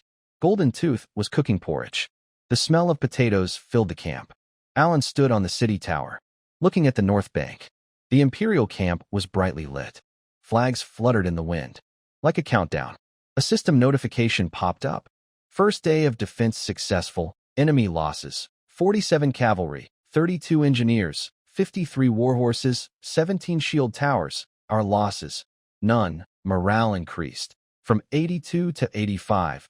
Main storyline progress: 6-7. Reminder: the main attack will come tomorrow. Be prepared. Alan looked at the words, main attack. Tomorrow is the day of the founding ceremony. He turned around, looking at the south gate. The founding ceremony site was already set up. A 3-layer wooden platform.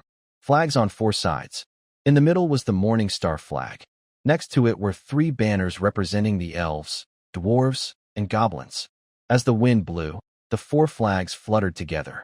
Like a declaration. Alan yawned. All right. Tomorrow, we will fight and build our nation at the same time. Anyway, this isn't the first time I've done something foolish. He stepped down from the city tower, ready to go back to his tent and sleep. Just a few steps away, the system popped up again. Special mission triggered. Mission: complete the national founding ceremony while under attack by the Empire's main forces. Reward: faith power 100, system level 1. Penalty: mission failure, system level resets to 0. Alan stopped. Reset to 0. This punishment is really harsh. He turned around and looked toward the north bank. The lights at the Empire's camp were brighter. Like a warning. Alan sneered slightly. All right, let's go big. Tomorrow, let them see how it feels to build a nation while lying down. Roderick paced inside his tent. His aide was taking notes nearby. General, what is the attack plan for tomorrow? Roderick paused. 5 battalions attack together. The Vanguard battalion will attack frontally. The left flank will encircle from the side. The right flank will cut off the retreat. The supply battalion will suppress from a distance. The command team. He hesitated briefly. The command team will hold the line. Anyone retreating will be executed. The aide quickly recorded. And the founding ceremony of Morning Star. Roderick sneered coldly. Let them build. Halfway through building, we will attack. I want them to understand. Morning Star can never become a real nation. Before dawn. The darkest moment at the Morning Star camp. Alan stood on the northern wall, watching the first light in the east. Scarface stood beside him. Lord, aren't you going to sleep? Alan shook his head. Can't sleep. Tomorrow. No. Today, Today is the big day. Scarface looked at him. Lord, are you afraid? Alan yawned. Yes, but even if I'm afraid, I have to fight. He turned around and looked toward the camp. The soldiers were already getting up, eating potato pancakes, checking equipment, entering the battlefield. Everyone is very quiet, but their eyes are bright. Alan looks at them. Scarface, here, go tell everyone. After today's fight, Morningstar will be an official country. We are no longer refugees. We are no longer deserters. We are no longer bandits. We are Morningstar people. Scarface's eyes turn red briefly. Understood. I'll go tell them now. Alan nods. He looks at the northern shore. The sun is rising. The flags at the Empire camp are starting to move. 5 flags, all flying together, like a declaration of war. Alan takes a deep breath. Let's go. Today, we fight while building our country. Let's see who can hold out longer. The wind blows the Morningstar flag straight. The shadow of the flag falls on the city wall, like a line pressing forward. The sun reaches its peak. The 5 Empire battalions march out together. Vanguard, left wing, right wing. Supply battalion at the rear. The command team leads the charge. 5,000 soldiers. A dark, dense mass, like a tide rushing toward the northern slope. Alan stands on the city tower, watching that dark tide. He remains still. Scarface stands nearby. Lord, this time it's really serious. Alan nods. Yes, send orders. Vera releases fog. Iron Axe guards the north gate. Grom sets traps. Gold Tooth. He pauses. Gold Tooth goes to the south gate. Prepare the site for the founding ceremony. Scarface is stunned. Now, during the battle, hold a founding ceremony. Alan yawns. Yes, fight while building. Show the Empire what Morningstar speed really means. Scarface is silent for a moment. Then he nods. Understood. In front of the northern slope, the Empire vanguard begins to charge. 1,000 soldiers, holding tower shields, shouting battle cries. Their footsteps shake the ground. Ivira stands in the center of the magic circle. Her staff is stuck in the ground. 12 apprentices form a circle around her. Each holds a magic crystal. She closes her eyes, starts chanting. Her voice is soft, but every word echoes. The wind begins to change. The fog starts to rise. First a thin layer, then it thickens. After 3 breaths, the area 300 meters ahead of the northern slope is completely covered by fog. The vision of the Empire vanguard is instantly blocked. The leading centurion raises his sword. Stop. We can't see anything, but it's too late. The soldiers in front can't stop. The soldiers behind keep pushing. The formation begins to break apart. At the north gate of Morningstar, Iron Axe stands on the battlements, watching the thick fog. He grins. Archers, fire on sound. The archers on the tower immediately draw their bows. They don't aim at specific targets. They just listen to the sounds. The footsteps of the Empire soldiers. Shouts. Clashing of tower shields. All are targets. Arrows rain down. Screams come from within the fog. Iron Axe shouts loudly. Crossbowmen, support from the side. The crossbow team rushes out from behind the tower, aiming at the edge of the fog. 2 arrows per breath. Inside the fog, the Empire vanguard is in chaos. The centurion is shouting. Steady, don't panic, fall back. But no one can hear. The fog is too thick. Sound doesn't travel far. Soldiers can only see the people in front. They can only hear the screams nearby. Fear begins to spread. Some start to run. Some shout. Some throw down their shields. The entire vanguard is like a pot of boiling porridge.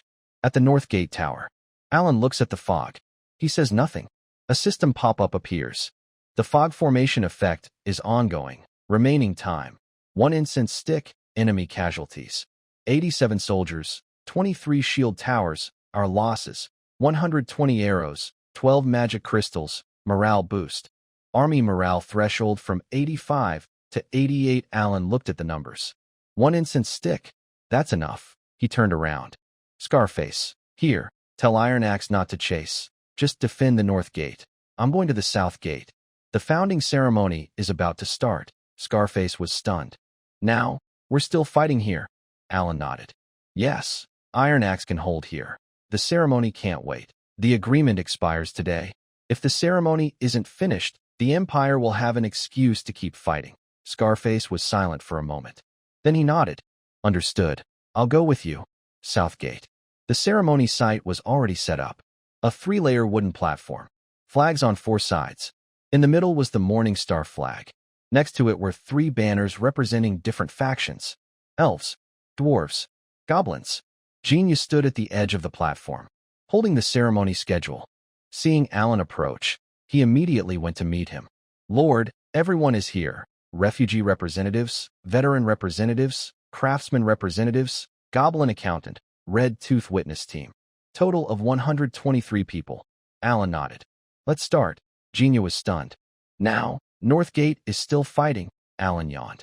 Yes, fighting and building at the same time. Let everyone see, Morningstar isn't fleeing. Building the nation. Genia was silent for a moment. Then he turned around, shouting to everyone. The founding ceremony begins. On the platform, Alan stood in the middle, his cloak casually draped. No armor, no sword, only carrying a copy of the 3-party endorsement. He looked at the people below. 123 people. Refugees, veterans, craftsmen, goblins, orcs, elf apprentices, dwarf craftsmen. Everyone was watching him. Alan spoke. I will only say 3 sentences today. First, Morningstar is now an official country. Second, Morningstar will not accept any foreign rule. Third, those willing to stay are citizens of Morningstar. Those who don't want to stay can leave now. He paused for a moment. I give you 3 breaths of time. After 3 breaths, those who stay are Morningstar people. The crowd was silent. 1 breath, 2 breaths, 3 breaths. No one moved. No one left. Everyone stood in place. Alan nodded.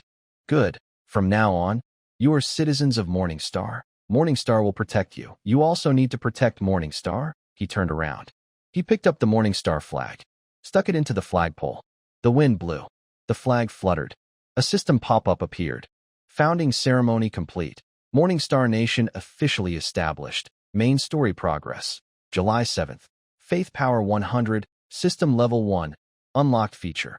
Faith Power Panel. Alan looked at the word, completed. Finally, he breathed a sigh of relief. All right. The founding is done. Now, back to fighting. Roderick stood on a high platform, looking at the fog on the northern slope. His aide rushed in. General, Morningstar. Morningstar has founded a country. Roderick was stunned. What? They founded a country while fighting. The flag has already been raised. Roderick turned his head, looking toward the southern bank. Morningstar Southgate. A new flag was being raised. The Morningstar flag. Next to it was a flag with the 3-party endorsement. Elf, dwarf, goblins. 4 flags are flying together. It seems like a declaration. Roderick's face changes. This kid, is he crazy? The deputy whispers. General, what should we do now? The agreement expires today. But the 3-party endorsement has already taken effect. If we keep attacking, Roderick interrupts him. I know. Goblins will cut off trade routes. Dwarves will block iron mines. Elves will close the border. He turns around. He walks around the tent twice. The Emperor wants the northern outpost, not a defeat with enemies on all sides. The deputy asks carefully. So, you mean? Roderick is silent for a long time. Cease fire. Start new negotiations. This time, I will go personally. North slope. The fog begins to clear. Ivira's magic crystal has been shattered. The fog slowly thins. The Empire's vanguard starts to reorganize. The Centurion's face is covered in blood, but he is still standing. Hold steady. The fog is clearing. Prepare to charge again. But just then, a horn sounds from the northern shore. 3 short blasts and 1 long. A signal for ceasefire. The Centurion is stunned. Ceasefire? Does the general want to stop fighting? The deputy rushes over. Centurion, that's an order from the general. Stop the attack.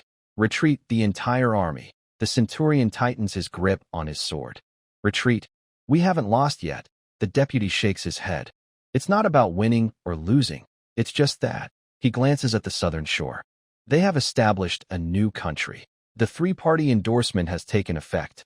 If we keep fighting, the Empire will offend all 3 sides. The Centurion pauses silently.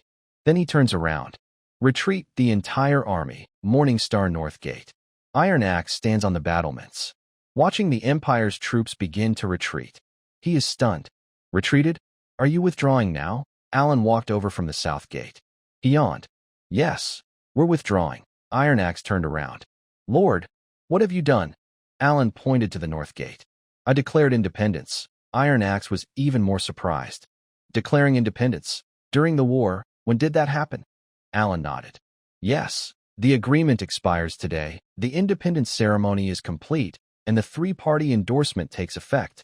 If the Empire attacks again, it would offend all three parties at once. They wouldn't dare. Iron Axe opened his mouth, unable to speak for a long time. Then suddenly, he burst into laughter. Lord, you're so clever. Alan yawned again. It's not clever. It's efficiency. Finish early, sleep early. After a stick of incense time. The Imperial envoy arrived again at the north gate of Morningstar. This time, it was not a civil official. It was Rodrigo himself.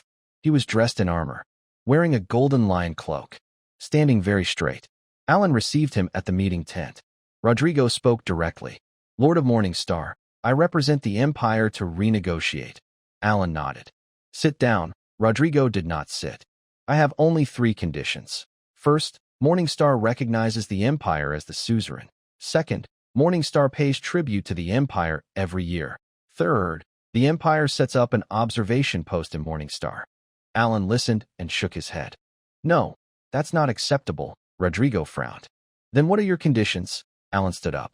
I also have 3 conditions. First, Morningstar is an autonomous territory, not a vassal. Second, Morningstar's internal affairs are independent, and the Empire must not interfere.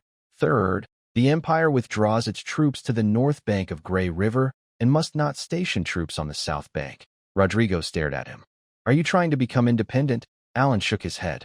No, it's autonomy. On paper, Morningstar recognizes the Empire as the suzerain. But in reality, Morningstar's internal affairs are completely independent. Annual tribute is acceptable, but the amount must be negotiated by both sides. An observation post is allowed, but no more than 10 people. Roderick remained silent. A long pause. You're walking a tightrope. Alan nodded. Yes, but I have already walked the tightrope. Now it's your turn. He pointed to the 3 signed copies on the table. All 3 parties, the goblins, dwarves, and elves, are watching. You sign, and the Empire saves face. You don't sign, and the Empire offends all 3. Choose for yourself. Roderick looked at the 3 copies. He was silent for a long time. Finally, he sat down. Write the agreement. The agreement was written quickly, in about an incense stick's time. 2 sheets of paper. The first sheet. The Empire recognizes Morningstar as an autonomous territory. Morningstar recognizes the Empire as the suzerain. The second sheet. Morningstar will pay the Empire 1,000 gene of grain and 10 magic crystals annually. The Empire will set up an observation post in Morningstar with no more than 10 people. The Empire will withdraw its troops to the north bank of Grey River and cannot station troops on the south bank. Both sides signed and stamped. They exchanged documents. Roderick stood up. The agreement is in effect. The Empire will abide by it. Alan nodded. Morningstar will also follow it. Roderick turned and walked to the door. Suddenly, he stopped. What is your name? Alan looked at him. Alan. Roderick nodded. Alan, I will remember that name. He left the meeting tent. Alan watched him go. He yawned. Just remember it. Anyway, I don't want to be famous. A system pop-up appeared. Main quest completed. Morningstar Autonomous Territory officially established. Faith Power 100. System Level 1. Unlocked feature. Faith Power Panel. Volume 1 completed. Tip. Volume 2 is about to begin. The gods are awakening. Alan looked at the words. Volume 1 completed. Finally, I smiled. It's over. Now I can sleep. In the evening. Morningstar Camp. Everyone is celebrating. Iron Axe is drinking. Scarface is smiling. Aviara is lost in thought. Gold Tooth is counting money. Grom is hammering. Alan is sitting on the city tower, looking at the north bank. The Imperial Army has retreated to the north bank of the Grey River. Their banners are still there, but they are no longer pressing forward. The wind makes the Morningstar flag stand straight. The flag's shadow falls on the city wall, like a line pushing forward. Scarface walks up. Lord, you really did it. Alan yawns. Yes, we did it. Now I can sleep. Scarface looks at him. Lord, are you unhappy? Alan thinks for a moment. Happy, but I want to sleep more. He stands up.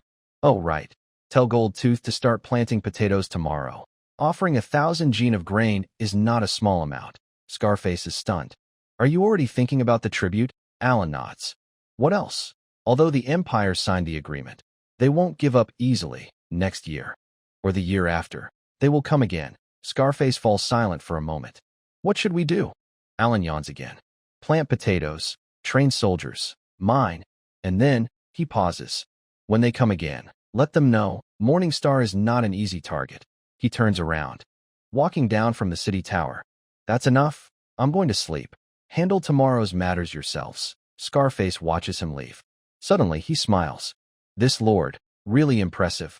In the darkness, a pair of eyes open, red as blood, a hoarse voice. Are the gods awakening? I guess I should wake up now. This era will be very interesting. Laughter echoes, resonates through the empty hall. Deep into the night, the Morningstar camp quiets down.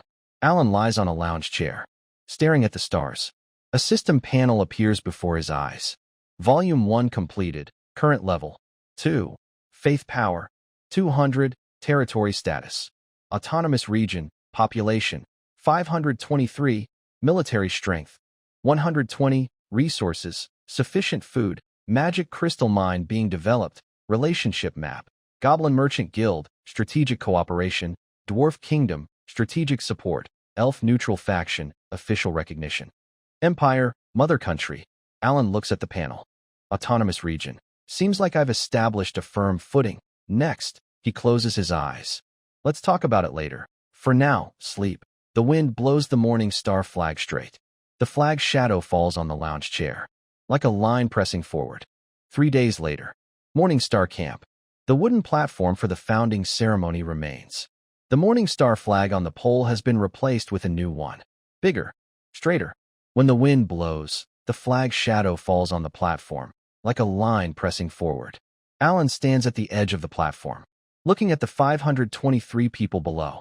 Refugees, veterans, craftsmen, goblin accountants, dwarf artisans, elf apprentices, red-tooth witness team.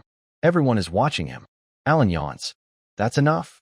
The founding was completed 3 days ago. Today, I will only say one thing. He looks at 5 people below. Iron Axe, Scarface, Ivira, Golden Tooth, Grom. All 5 of you, come up. The 5 exchange glances, then walk onto the platform. Stand on either side of Alan. Alan looks at them. From today, Morningstar has 5 departments. Military Department, Iron Axe. Government Department, Scarface. Medical Office, Ivira. Food Supply Office, Golden Tooth. Public Works Office, Grom. He paused for a moment. Are you willing to pledge loyalty to Morningstar? Iron Axe was the first to speak. I am willing. Since the day you pulled me out of the pit, my life belongs to you. Scarface continued. I am willing. Morningstar gave me a second chance, and I won't let it down. Ivira clenched her staff. I am willing. Morningstar is the place I chose. I will protect it. Golden Tooth put down his ledger. I am willing. Morningstar gave me the biggest opportunity. I will make it even greater. Grom raised his hammer. I am willing. The city walls of Morningstar, I will make them stronger. Alan nodded. Good. From today, you are the core of Morningstar. Morningstar's honor is your honor. Morningstar's loss is your loss. He turned around, looking at the crowd. And what about you? Are you willing to pledge loyalty to Morningstar? The crowd was silent. Then, a voice rang out. Willing, followed by a second. Willing, a third, a fourth, a fifth, and finally, everyone together. Willing. Their voices shook the wooden stage. The Morningstar flag fluttered more straight in the wind. System pop-up. Core team oath completed. Loyalty lock. Iron Axe, 100. Scarface, 95. Ivira, 90. Golden Tooth, 85. Grom, 80. Faith Power 50. Unlock feature. Faith Power panel. Alan looked at the numbers on the panel. All right, the oath is done. Disperse. He turned around, preparing to leave the stage. Suddenly, Iron Axe spoke. Lord, wait. Alan stopped.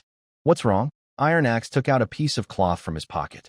It was old, but folded very neatly. He walked up to Alan and knelt on one knee. Lord, this is what my mother left me. She said only someone truly worth following deserves it. He handed a cloth to Alan. I give this to you now. Alan was surprised. He opened the cloth. Inside was an old copper coin. It was very worn, but polished bright. The coin had 2 words engraved on it. Trust, honor. Alan looked at the coin. He was silent for a moment. Then he put it into his sleeve pocket. I accept it. Stand up. Iron Axe stood up. He smiled slightly. Lord, my mother said that giving away this coin is a lifelong commitment. I will not regret it. Alan nodded. I understand. I won't let you regret it either. Scarface also came forward. He held a letter in his hand. Lord, this is what I brought from the Empire. It's my escape order. I was going to burn it, but I thought about it, and I want to give it to you. He handed the letter over. From today, my past belongs to Morningstar. My future also belongs to Morningstar. Alan took the letter. He looked at it. An escape order from the Empire. Charge, desertion, punishment, execution by hanging. He folded the letter and put it into his sleeve pocket. I understand. From today, you are no longer a deserter. You are the chief of the Morningstar government. Scarface's eyes reddened slightly. Thank you, Lord. Aviara stepped forward. She held a feather in her hand. It was very white and light. Lord, this is a token from the Elves. It represents allegiance. I give this to you. It officially recognizes Morningstar as a neutral faction among the Elves. She handed the feather over. And also, it represents my personal choice. Alan took the feather. He looked at her. Have you thought it through? Aviara nodded. She said, I've thought it through. The Elves have their own rules. But I choose Morningstar. This is my home. Alan carefully stored the feather. All right. Starting today, you are the head of the Morningstar medical team, and also the elf representative for Morningstar. Aviara clenched her staff. I will not let you down. Jinjia stepped forward. He held a piece of jade. It was very green, very clear. Lord, this is the highest token of the Goblin Trade Guild. It represents cooperation. I give this to you. It officially recognizes Morningstar. He handed over the jade. And also represents my personal loyalty. Alan took the jade. Have you thought it through? Jinjia nodded. Yes, I have. The Goblin Trade Guild cares about profit. But what Morningstar gives me is more than profit. I choose Morningstar. Alan stored the jade. Good. Starting today, you are the head of Morningstar's food supply department, and also the business representative for Morningstar. Jinjia raised a ledger. I will make Morningstar richer and richer. Grom finally stepped forward. He held a hammer. It was old, but heavy. Lord, this is the highest token of the dwarf craftsman. It represents forging. I give this to you. It officially recognizes Morningstar. He handed over the hammer. And also represents my personal promise. Alan took the hammer. Have you thought it through? Grom nodded. Yes, I have. Dwarves value craftsmanship. But what Morningstar gives me is more than craftsmanship. I choose Morningstar. Alan stored the hammer. Good.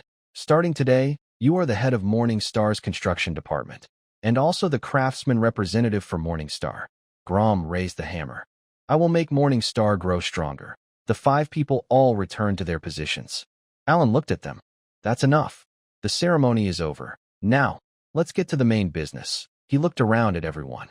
Although the Empire signed the agreement, they won't give up easily. Next year, or the year after, they will come again. He paused. So, Morningstar can't stop. We need to farm. We need to train soldiers. We need to mine. We need to build a city. He looked at Iron Axe. The military office, start reorganizing tomorrow. I want a fighting force. Iron Axe nodded. Understood. He looked at Scarface. The government office, start a survey tomorrow. I need to know everyone's name, skills, and family. Scarface nodded. Understood. He looked at Aviara. The medical office, start training tomorrow. I want more doctors and magic apprentices. Aviara nodded. Understood. He looked at Gold-Tooth.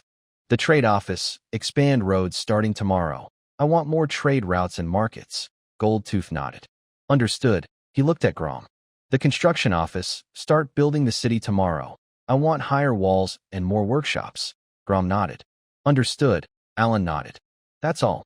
Disperse. Starting tomorrow, everyone do their own work. He turned around, preparing to leave the stage.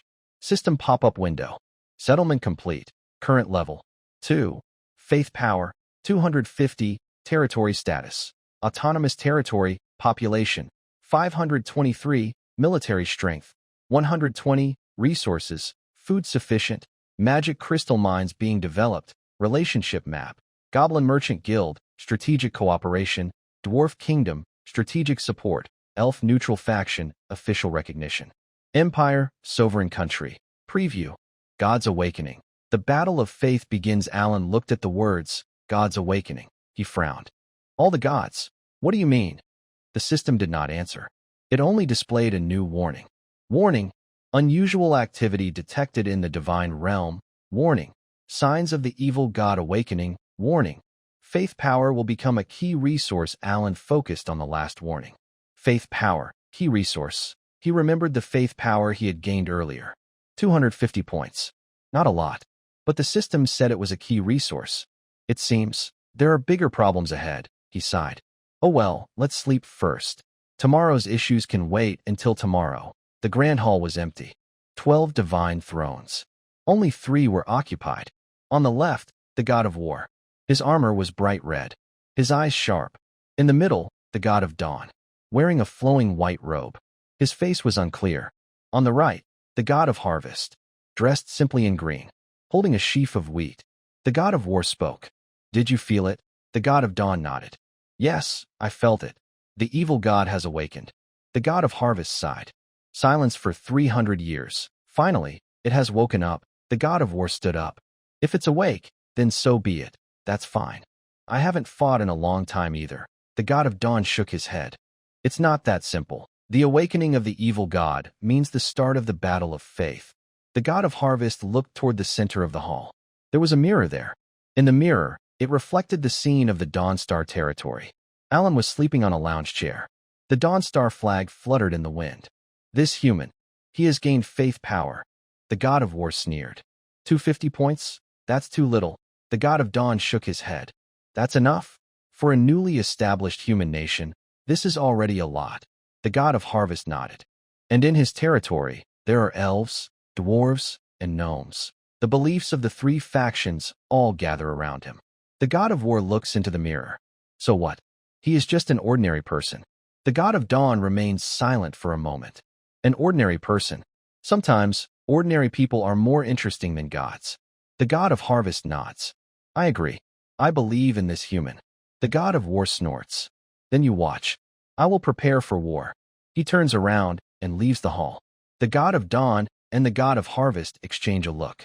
The god of harvest speaks. Are you going to choose him? The god of dawn nods. I choose him. Morning Star. His name sounds similar to mine. The god of harvest smiles a little. Then I will choose him too. Harvest needs land. His territory, good land. Both look into the mirror at the same time. Alan is still sleeping. The Morning Star flag is still fluttering. In the darkness, those red eyes are still open. A hoarse voice speaks. Gods, you finally noticed that ordinary person. Good. I have also noticed. Laughter echoes, resonating through the empty hall.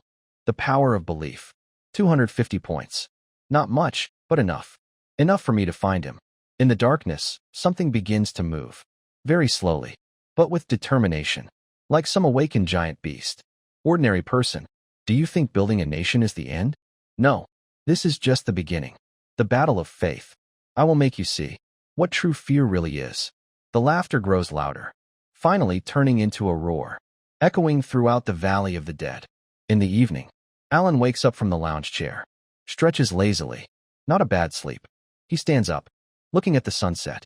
The Morning Star flag flutters in the wind. Its shadow falls on the city wall, like a line pressing forward. Scarface approached. Lord, you're awake? Alan nodded. Yes, anything you need? Scarface handed over a letter.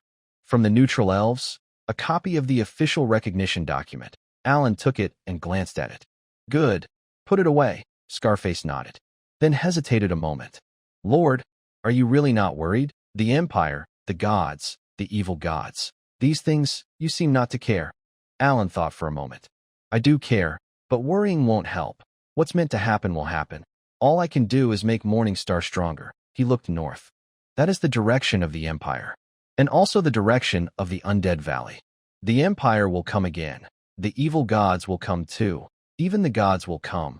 But no matter who comes, Morning Star will not fall. He turned around, looking at the camp. Soldiers are training. Artisans are forging. Farmers are planting. Merchants are counting money. Everyone is busy. Everyone is working hard for Morning Star. Alan smiled. This is what matters most. It's not about how strong the enemies are. It's about how strong we are. Scarface looked at him. Suddenly, he smiled. Lord, you've changed. Alan was surprised. Changed? Yes. Before, you just wanted to lie low. Now, You're thinking about the future. Alan thought for a moment. Perhaps. Maybe. This is the life I want. He turned around and headed down the city tower. That's enough? I'm going to check on the potato fields. Tomorrow's matters can wait until tomorrow. Scarface watched him leave. Suddenly, he felt. This lord really is different now. Looking at the starry sky. The system panel appears before my eyes. Alan looks at the panel. Finally, I've stabilized my position. Next, he looks northward. There is the Empire. There is the Valley of the Dead. There are evil gods. And other gods. Next, the real trouble begins. He closes his eyes. But no matter what, the morning star will not fall, because this is my home. The wind blows the morning star flag straight. The shadow of the flag falls on the city wall. It looks like a line pressing forward. That is the boundary of the morning star. And also Alan's boundary. From today onward, this line will only move forward. It will never retreat. The sunlight is very good. Alan lies on a wooden lounge chair, squinting at the clouds in the sky. It's been 3 months since the border battle ended, and he hasn't moved from this spot. The lounge chair was handmade by Grom. Simple craftsmanship, with a mortise and tenon structure, adjustable to 3 angles. Now Alan is using the nap angle, about 30 degrees tilt, just right for the sun to warm his belly. Lord, your lemon water. Gingernut walks over with a glass. The goblin merchant is now wearing the Morning Star uniform, a dark blue short robe with a potato emblem embroidered on the left chest. That's the badge, which Alan drew casually. Put it beside me. Alan doesn't open his eyes. Yes. Gingernut places the glass on a small table, then stops. My lord, there's something. Speak. This month's trade volume has increased again. The goblin merchants want to join our logistics network. The dwarf kingdom placed a new order, and the elves. Gingernut. Alan interrupts him. Yes, you are now the head of the grain route office. Yes, my lord. Then these are your matters. Alan turns over, back to the sunlight. Don't bother me. Gingernut opens his mouth, but finally bows and steps back. After walking 3 steps, he looks back. My lord, General Iron Axe asked about the military drill this afternoon. Let him decide for himself. And Lord Scarface said there are suspicious trading groups in the north. Let him investigate on his own. Lord Ivira wants to ask about improving the magic circle. Just let her do it herself. Jinya finally left.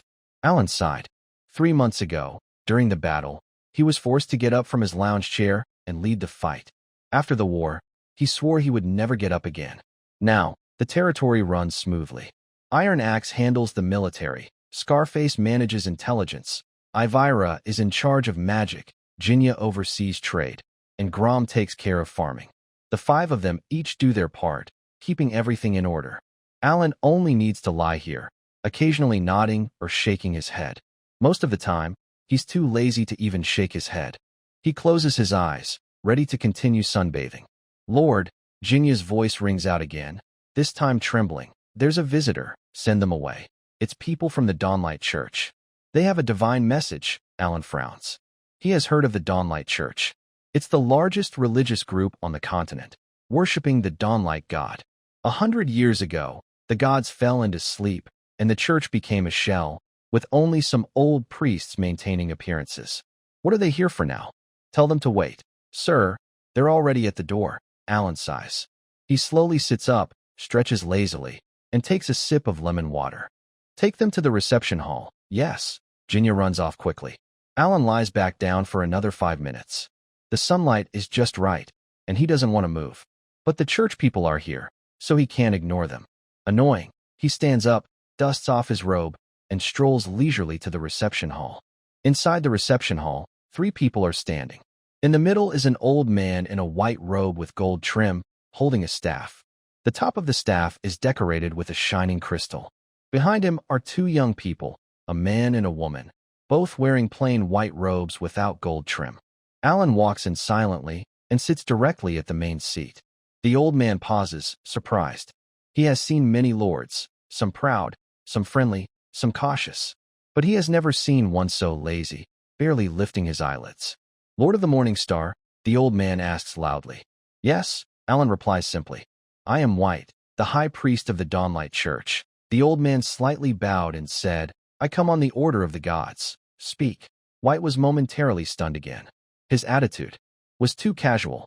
But he was experienced, so he quickly adjusted. 3 months ago, during the border battle, the Lord displayed extraordinary power. Space magic, teleportation. These, White carefully chose his words, are not things ordinary people can control. Alan looked up at him. What was this old man trying to say? The church believes, White's voice became serious, that the Lord is chosen by the dawn god as a divine messenger. The air grew quiet. Alan blinked. Divine messenger? What does that mean? Here is the divine order. White took out a scroll from his pocket and presented it with both hands. The dawn god is about to awaken, and he is searching for a representative on earth. Lord, you have been chosen. Jean, standing at the door, gasped in shock. A divine messenger. The dawn god's chosen one. This is a major event not seen in 100 years. Alan looked at the scroll, but did not take it. You are mistaken, he said. White smiled. Lord, the divine order cannot be wrong. I'm not a divine messenger, Alan said. I'm just an ordinary person. You are humble. White's smile remained unchanged. Space magic. How could an ordinary person master that? Alan said nothing. Space magic. That is a system ability. 3 months ago, he used it once on the battlefield to move an entire army to safety. The scene was chaotic, and no one saw the details clearly, but the church people obviously noticed. That is not my ability, Alan said. What is it then? Luck. White's smile stiffened. Behind him, 2 young people showed displeased expressions. The woman stepped forward. Lord, do you know what it means to be a divine messenger? I don't know, and I don't want to know. Alan stood up. Goodbye, Lord, the woman hurriedly said. The dawn god is the Lord of light. Becoming his messenger is a dream for many. Then let someone else have it, Alan said as he headed for the door. You. The woman tried to rush forward, but was stopped by White. Lord, White's voice remained calm, but carried a serious tone. The divine order has been issued. This matter is beyond human control. From today onward, you are the chosen one blessed by the God of Dawn. The church will announce this to the world, build a temple for you, and spread the faith. Alan stopped walking. He turned to look at White. The old man's eyes were firm, filled with passionate devotion. Alan analyzed the situation silently. Refuse? The church wouldn't accept that. They already recognized him as the chosen one, and nothing he said would change that. Accept? That would mean trouble. The chosen one must carry out divine tasks, spread the faith, and handle church affairs. All of which he really didn't want to do. Is there a third option? High Priest White, Alan spoke. I have a question for you. Please, go ahead. If I refuse, what will you do? White paused for a moment. Divine will cannot be ignored, he said. But the church will not force you. If the Lord refuses, the church will continue searching for another chosen one. And what about me? The Lord will be considered. White chose his words carefully. That abandoned by the gods. Alan nodded. Abandoned by the gods. Perfect. He didn't want any connection with the divine anyway. That's it then, Alan said. You can find someone else. I won't be the chosen one. White's expression changed.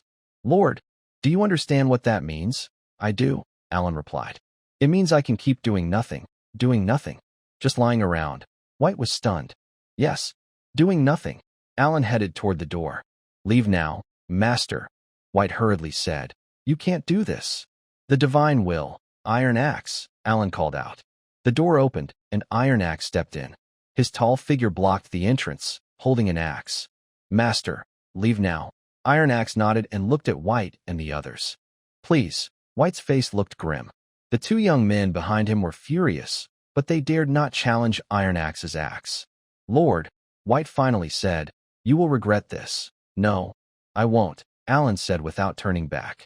I never regret. White and the others were escorted out of the territory by Iron Axe. Alan reclined back into his chair. The sunshine was still bright, but he no longer felt sleepy.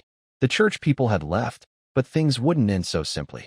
White said he would announce it to the world, which meant the news would spread. Soon, more people would come looking for him. Trouble. Golden Tooth. Golden Tooth peeked out from the door. Sir, go call Scarface. Yes. A moment later, Scarface arrived. Sir, he knelt on one knee. Scarface, I need you to help me find out something, Alan said. Please tell me what to do. Morning Light Church. I want to know everything about them. Organization, members, funding, political ties. Also, why do they believe I am a chosen one? Scarface hesitated. Sir, do you suspect they have other plans? I don't know, Alan replied. But I don't like being passive. If they come to me claiming divine messages, I should accept? That's not right. Understood, Scarface nodded. I'll arrange it immediately. And also, Alan thought for a moment, check other churches, Harvest Church, War Church, Wisdom Church. All groups related to gods. I want to know if they've had any unusual activity recently. Sir, do you think? I think, Alan said, the gods are waking up. Scarface's face changed. Sir, you mean, centuries ago, the gods fell asleep. Now, they might be waking, Alan explained. The Morning Light Church coming to find the chosen one shows signs of the morning star god awakening. Other gods might be the same. So, what do we do? Alan shook his head. I just want to relax. But before that, I need to know what's happening outside. Knowing myself and my enemy is the way to sleep peacefully. Scarface was silent for a moment, then bowed deeply. Your wisdom is clear, sir. Stop flattering me, Alan said. Go do your work. Yes, Scarface left. Alan closed his eyes again. The sun was warm and the breeze gentle. But in his mind, he was already planning what to do next. The church wouldn't give up easily, and the gods might be waking. Trouble was approaching. He needed to prepare, not for battle, but to rest better. That evening, Scarface brought back some initial information. Sir, the Dawnlight Church is indeed spreading news about the divine follower, Scarface said. They have already distributed notices to nearby districts, saying that the divine follower of Dawnstar is now in the Morningstar territory. What about the other churches? Harvest, War, and Wisdom churches are watching closely, Scarface replied. But they have also sent spies to gather information about you, about me, your background, your abilities, your territory, Scarface explained. They want to know why you were chosen by the Dawnstar god. Alan forced a smile. Chosen? He wasn't actually chosen. The church was mistaken, but they didn't believe it. One more thing, Scarface added. I heard there are disagreements within the Dawnlight Church. What kind of disagreements? Some believe you are the true divine follower and should be fully supported. Others think you are arrogant and unworthy, and that they should find someone else. Find someone else? Alan's eyes lit up. They have candidates? Yes, Scarface said. There are 3 candidates, all devout followers trained within the church. They've been waiting for a divine oracle, but the oracle pointed to you. Alan thought for a moment. If the church finds a new divine follower, will they abandon me? Maybe, Scarface replied. But only if the new follower is recognized by the gods. Recognition by the gods, Alan murmured. If the gods truly awakened, how would they see him? This imposter divine follower? Keep watching the church, Alan said. Tell me immediately if there's any movement. Yes, Scarface left. Alan lay on the chair, looking at the sky. The sun was setting, and the evening glow filled the sky. Tomorrow, more people would come to see him. He needed to prepare, not for battle, but to relax better. Alan was awakened. It wasn't gold tooth or iron axe, but the sounds outside. Noisy, chaotic, like hundreds of ducks quacking at once. He opened his eyes. The sun was already high overhead. The angle of his lounge chair hadn't changed, but he couldn't sleep anymore. Gold tooth. No one responded. Golden tooth. Still no reply. Alan sat up, rubbed his eyes. The noise came from the reception hall, and someone was shouting, Lord of Divine Favor. He stood up, dusted off his robe, and slowly headed toward the sound. Outside the gates of Morningstar territory, the area was crowded with people. Alan stood on the wall, looking down, almost thinking he saw it wrong. There were people. All people. Old folks, children, men, women. Some wore torn cloth, others rough hemp garments, and a few wore relatively fine wool robes. They pressed against the gate, pushing, shouting, and stretching their necks to look inside. Where is the Lord of Divine Favor? Let me in. I want to see the Lord of Divine Favor, blessed by the God of Dawn. Blessings from the Lord of Divine Favor, Alan frowned. What was going on? Master, Golden Tooth pushed through the crowd, sweaty. You finally arrived? Explain. The Dawn Church, Golden Tooth panted. They issued a notice last night, saying you are the divine favor bearer of the Dawn God. When the news spread, these people came from nearby villages as followers. Alan looked at the dark, packed crowd below. Roughly, there were at least 300 or 400 people. Tell them to go back. Master, they refuse to leave, Golden Tooth said with a bitter smile. They insist on seeing you and receiving your blessing. I don't give blessings. I told them that, but they don't believe. Alan sighed. He walked to the wall, cleared his throat. Listen, his voice was quiet, but the crowd gradually quieted down. I am not the divine favor bearer. You are mistaken. Go back. The crowd hesitated. Then they burst into louder noise. Lord of divine favor is humble. This is a test of our faith. Master, please accept my prayer. An old man pushed to the front, knelt down with a thud, clasped his hands, and began loudly reciting a prayer. As he spoke, others followed, their voices blending into one. Alan watched this scene, his head starting to ache. Where is Iron Axe? The general is dealing with another group, Goldentooth said. The East Gate also has a few hundred people. The general is maintaining order there, and the scar-faced one, Lord Scarface, has gone to investigate the source of the news. He said something doesn't seem right. The church's message spread too quickly. Alan nodded. Lord Scarface's instincts are correct. The Dawn Church just left yesterday, and today so many people are rushing here. The news is spreading unusually fast. Where is Ivira? She is setting up a barrier. She said these people's emotions are too intense and might cause magic fluctuations. Alan looked at the crowd below, who were still praying. They knelt on the ground, hands clasped, eyes closed, with a look of passionate devotion. This kind of devotion made him uncomfortable. Tell them to go back, Alan said. No matter what method you use. Sir, Goldtooth hesitated. They are believers. We shouldn't force them. Then let them stay. Alan turned away. Just don't let them enter the territory. Yes. Alan walked back. He needed time to think about how to handle this situation. But things moved faster than he expected. In the afternoon, the crowd at the East Gate broke through Iron Axe's defenses. Not by force, but because Iron Axe dared not use force. The elders knelt on the ground, crying and shouting to see the Lord of Blessings. Iron Axe was a tough man, but he couldn't hurt the elders. So, the crowd flooded into Dawnstar territory. Alan was carried away on a lounge chair. He didn't walk there himself. Grom and a few dwarves carried him, along with the chair, to the second floor of the Lord's residence. Sir, it's too chaotic downstairs, Grom said. You should hide for now. Alan looked down from the window. The territory was full of people. They knelt in the square, along the streets, and in the fields.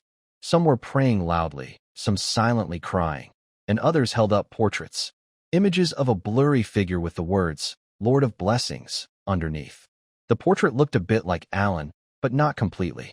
The figure was so sacred, with a halo, holding a scepter, looking like a savior. Alan looked at the portrait, then at himself. He was wearing a nightgown, his hair messy, holding half-eaten bread. Who is this supposed to be? You, Grom said. The church issued this icon. Doesn't look like me. Believers think it does. Alan sighed. He took a bite of bread and watched the crowd below. The number of people was still growing. Looking out the window, I see continuous groups of people coming from outside the territory. Some push carts, some carry children, and others carry bundles. They have hope on their faces, sincerity in their eyes, and admiration for the divine protector. Suddenly, Alan feels very tired. Grom, go call the Iron Axe. Yes, when Iron Axe arrives, he is sweating all over. Sir, I'm sorry. He kneels on one knee.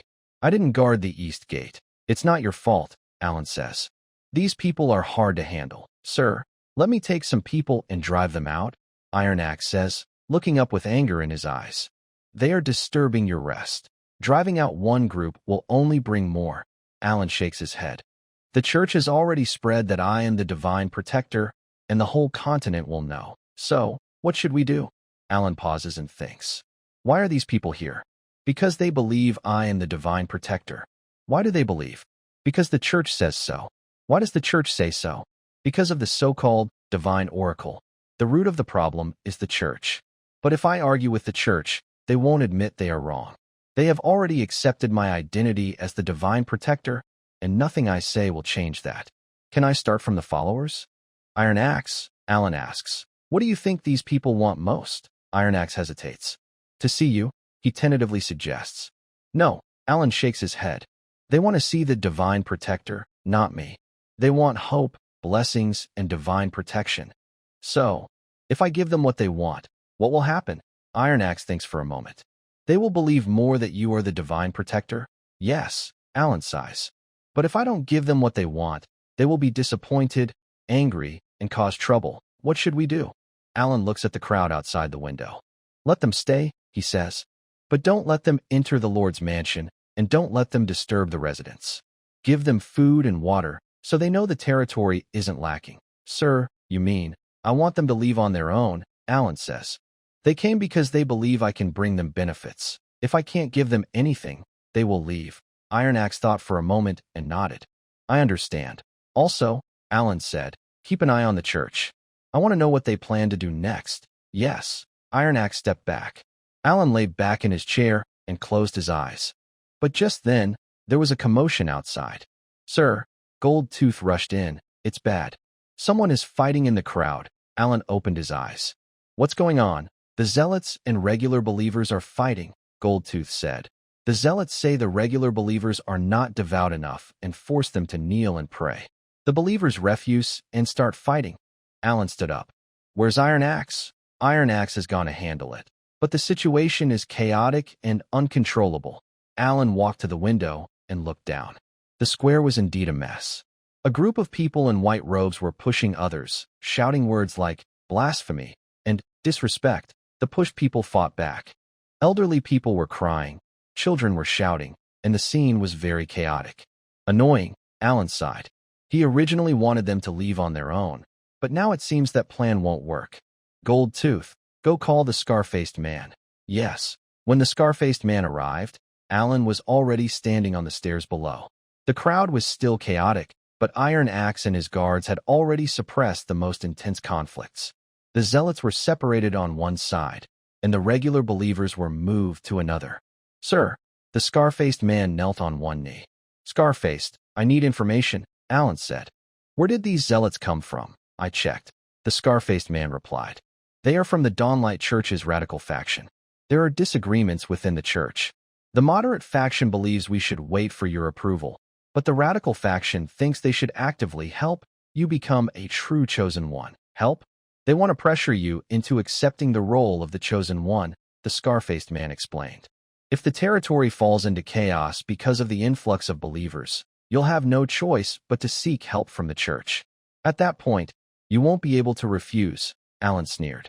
Good plan. Sir, there's one more thing. Scarface lowered his voice. I heard that the High Priest White from the Dawn Church is gathering people from other districts. They plan to hold a big ceremony in 3 days to officially confirm your status as a divine follower. 3 days from now? Yes. Alan fell silent. The church didn't plan to give him a chance to refuse. They wanted to create a fait accompli, forcing him to accept.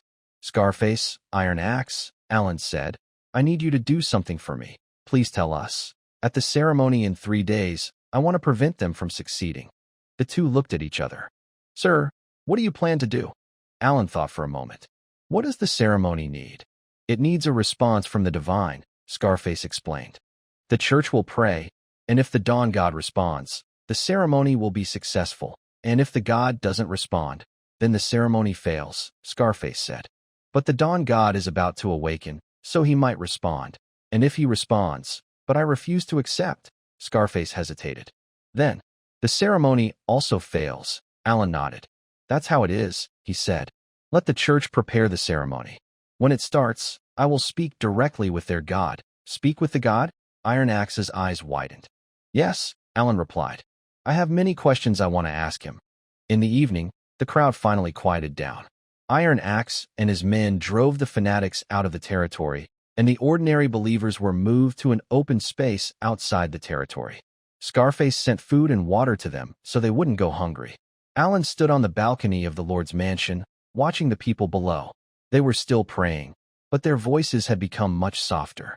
The day's chaos had worn them out, and many were starting to doze off. Sir, Scarface approached. I found out something. Go on. The reason the Dawn Church believes you are a divine follower is because of the border battle 3 months ago, Scarface said. Someone saw you use space magic. Space magic? Yes, Scarface confirmed. In the church's view, space magic is the domain of the Dawn God. Ordinary people can't master it. Only divine followers can use it. Alan forced a smile. Space magic. That is a power of the system. He used it once on the battlefield to move an entire army to a safe place. It was chaotic then, and he thought no one noticed, but the church people clearly saw it. So, they think I am a chosen one because I used space magic? Probably, Scarface said. But there's one more thing. What is it? I found out that some people inside the church oppose recognizing you as a chosen one, Scarface said. They say space magic isn't necessarily a gift from the Dawn God.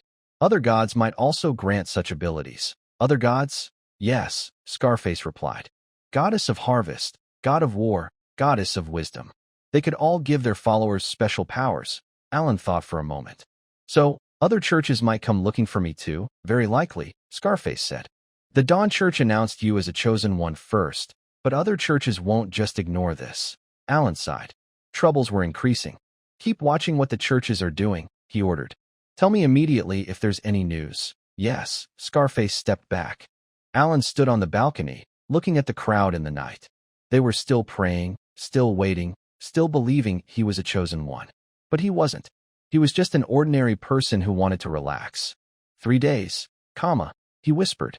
In 3 days, everything will end. Yes, are you really planning to negotiate with the god? Alan looked at him. Why not? That is a god, the scar-faced man said with a trembling voice. How can a mortal negotiate with a god? Gods are reasonable, Alan replied. If they are not reasonable, then they are not gods, just tyrants. The scar-faced man was silent. He didn't know what to say. To him, gods are beings high above, and mortals can only worship but not question. But Alan was different. From the beginning, he never took God seriously. Maybe that's why the gods chose him. The ceremony began. The priests stood around the altar, reciting prayers. Their voices were uniform, like singing an old song. The followers echoed the prayers, their voices blending into one, echoing over the morning star realm. Alan stood quietly on the balcony, watching. He was waiting. The priest's prayers grew louder, and the sacred objects on the altar started to glow. Golden light poured out from the crystals, flowing like water and gathering at the center of the altar. Then, the sky changed. The clear sky suddenly filled with golden clouds. The clouds spun like a whirlpool, with a dazzling light shining from the center. A miracle! A miracle! The followers cheered and knelt even lower. The light grew brighter, and then a human-shaped figure appeared from the glow. It wasn't a physical being, but a projection made of pure light. It had a human outline, but no clear face, only an aura of majesty, sacredness, and inviolability. The God of Dawn. Alan recognized it. God's envoy. The divine voice boomed, echoing in everyone's mind. My people, I have come to see you. Alan did not kneel. He stood on the balcony, looking at the light, his expression calm. You are not my God, he said. The square was in an uproar. The followers stared in disbelief. They couldn't believe their ears. The envoy was refusing the God. White's face changed, but he said nothing. He knew this was a dialogue between gods and their envoys, and he couldn't interrupt. The glow flickered. You carry my breath, the divine voice said. The power of space, the harmony of light. This is the mark I have given to my envoy. That is not something you granted, Alan said. Oh, the deity's voice carried a hint of amusement. What is it then? Alan paused for a moment, thinking about whether to tell the truth. Telling the god about his system might bring more trouble. Not telling the truth and letting the god continue to misunderstand could also cause problems. I have a question, Alan said. Please go ahead. What is a divine follower? The god was silent for a moment. A divine follower is a representative of the gods on the mortal world, he explained. They spread the gods' beliefs and are granted power and protection by the gods. This is a contract. A contract? Alan's eyes lit up. So, can divine followers refuse? Yes, the god replied. But refusing the gods means losing their protection. In the coming times, without the gods' protection, you will face many dangers. What times? The era when the gods awaken, the gods said. 100 years ago, the gods fell into sleep after a great war. Now we are waking up. After awakening, we will redraw the boundaries of the divine realm. Beings like you will become targets in our struggle, Alan frowned. Struggle? Why? You possess special power, the god said. I cannot see through your true nature. This power is both an opportunity and a threat for us. Alan's mind moved. The gods can't see his true nature? That means they don't know he has a system? So, you want to make me your divine follower to control me? No, the god said. I want to make you my divine follower because I admire you. Admire? You refused my church, refused the role of a divine follower, and even refused to kneel before me. The god's voice carried a slight smile. You are the first mortal in 100 years to do so. Alan was stunned. Is the god smiling? You are interesting, the god said.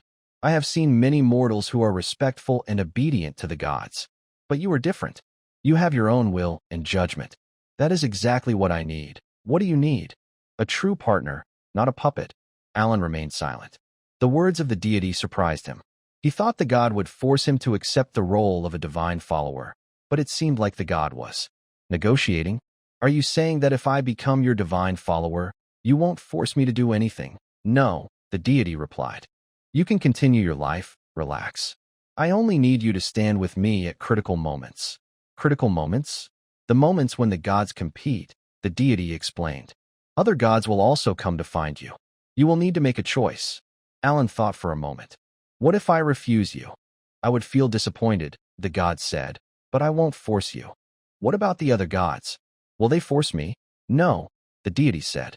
There is an agreement among gods not to force mortals into becoming divine followers.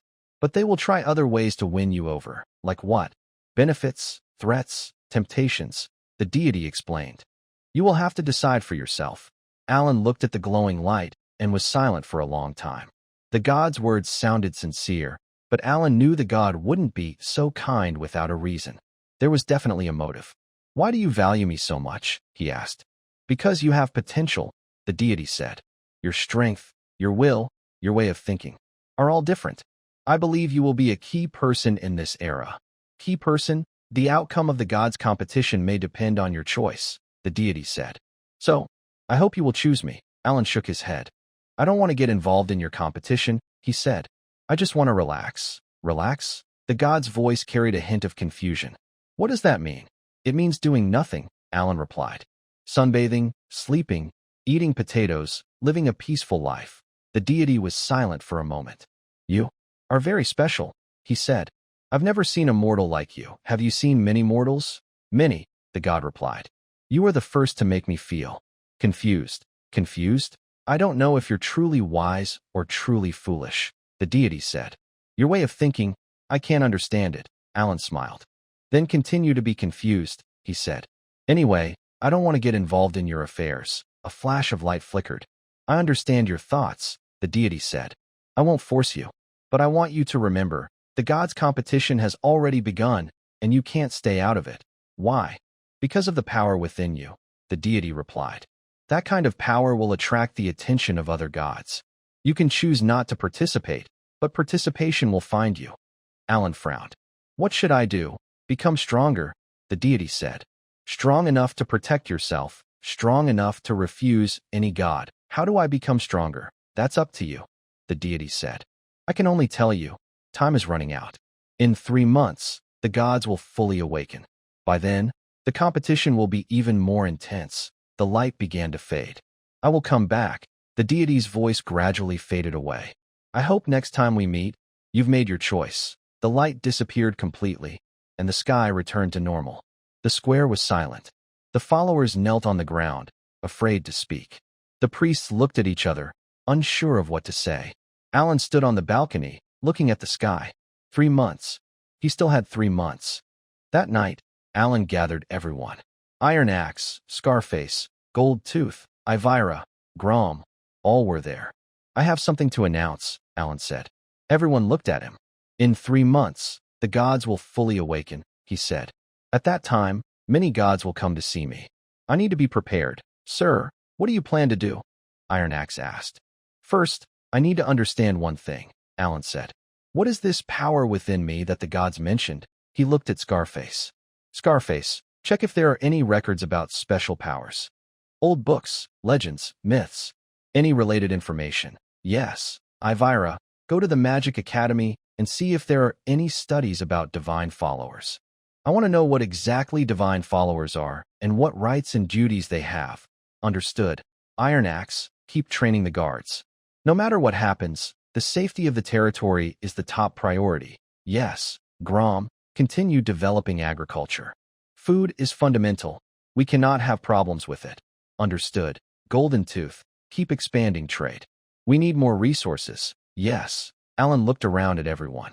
Are there any questions, sir? Scarface spoke up. How do you plan to deal with the gods? Alan thought for a moment.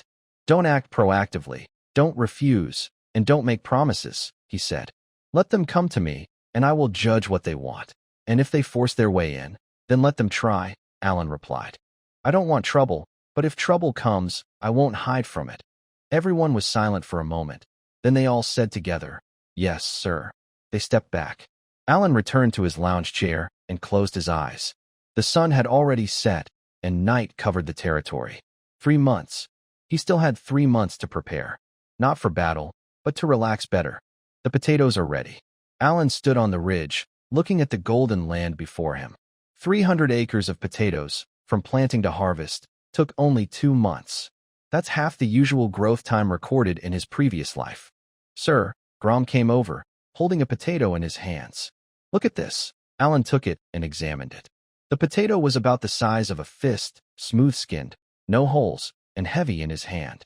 He weighed it roughly, about half a kilogram. Is this big or small? Big, Grom grinned. Most are about 3 to 4 ounces, and this one is the biggest. What's the yield per acre? Not finished calculating, but probably over 2,000 pounds. 2,000 pounds. Alan did some mental math. In his previous life, the average yield of potatoes was about 2 to 3,000 pounds per acre, and high-yield fields could reach 5,000 pounds. That's not much on Earth, but in this world. What was the grain yield per acre in the territory before? 300 pounds of wheat, 200 pounds of barley, Grom said. In the best years, wheat could reach 400 pounds, Alan nodded. The potato yield is 5 times that of wheat. Plus, potatoes require less land, are drought and cold resistant, and almost don't need care. After planting, there is nothing to do except weeding and watering. This is truly a low-maintenance crop. Sir, how should we handle these potatoes? Grom asked. Store them all in the granary, save some for seeds, and distribute the rest to the residents, Alan replied. Divide based on family size. 100 gene for adults, 50 gene for children. 100 gene, Grom paused. Is that too much? Not at all, Alan said. Potatoes can be stored for a long time, so they can be eaten gradually. If there's any left over, let them trade it outside for other goods. Grom thought for a moment and understood. The territory doesn't lack food now, but it needs other things. Iron tools, cloth, salt, and equipment. These can't be produced locally and must be bought from outside.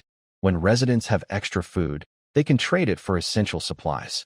This way, the economy of the territory becomes active. Your wisdom is admirable, Grom said. Don't flatter me. Alan turned to walk back. Go make arrangements, and don't let the residents start fighting. Yes, Grom ran off. Alan slowly returned to the Lord's manor. On the way, he saw residents working in the fields. They were harvesting, transporting, and sorting, all with smiles on their faces. Children ran along the field edges, helping adults pick up fallen potatoes. This was the first time since arriving in this world that he saw so many people smiling at the same time. Sir, a child ran over, holding a potato high in the air. Here, this is for you. Alan stopped and looked at the child. He appeared to be about 7 or 8 years old, with a rosy face and bright eyes. Why are you giving this to me? Because you gave us potatoes, the child said loudly. Dad said the potatoes you planted are way more than the wheat we used to grow. We won't go hungry anymore. Alan took the potato, weighing it in his hand. Thank you. The child grinned and ran off. Alan watched his back for a moment. Power of Faith 5, Source, Territory Residents, Children, Current Power of Faith, 917. Alan glanced at the system panel but paid no mind. The power of faith was increasing, but very slowly. After the group of followers arrived yesterday, their faith power surged to over 900, then stabilized. Each day, there was only a small increase, mostly from the residents' daily contributions. He didn't care about this. What he cared about was that the territory could finally be self-sufficient. There was enough food, the residents were stable, and the economy was starting to run. From now on, he only needed to maintain the current situation. Nothing more needed to be done.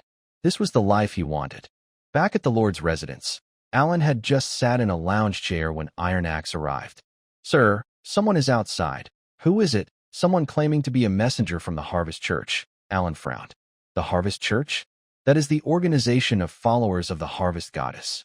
He remembered that in this world, there are several main gods, and the Harvest Goddess is one of them, overseeing agriculture and fertility.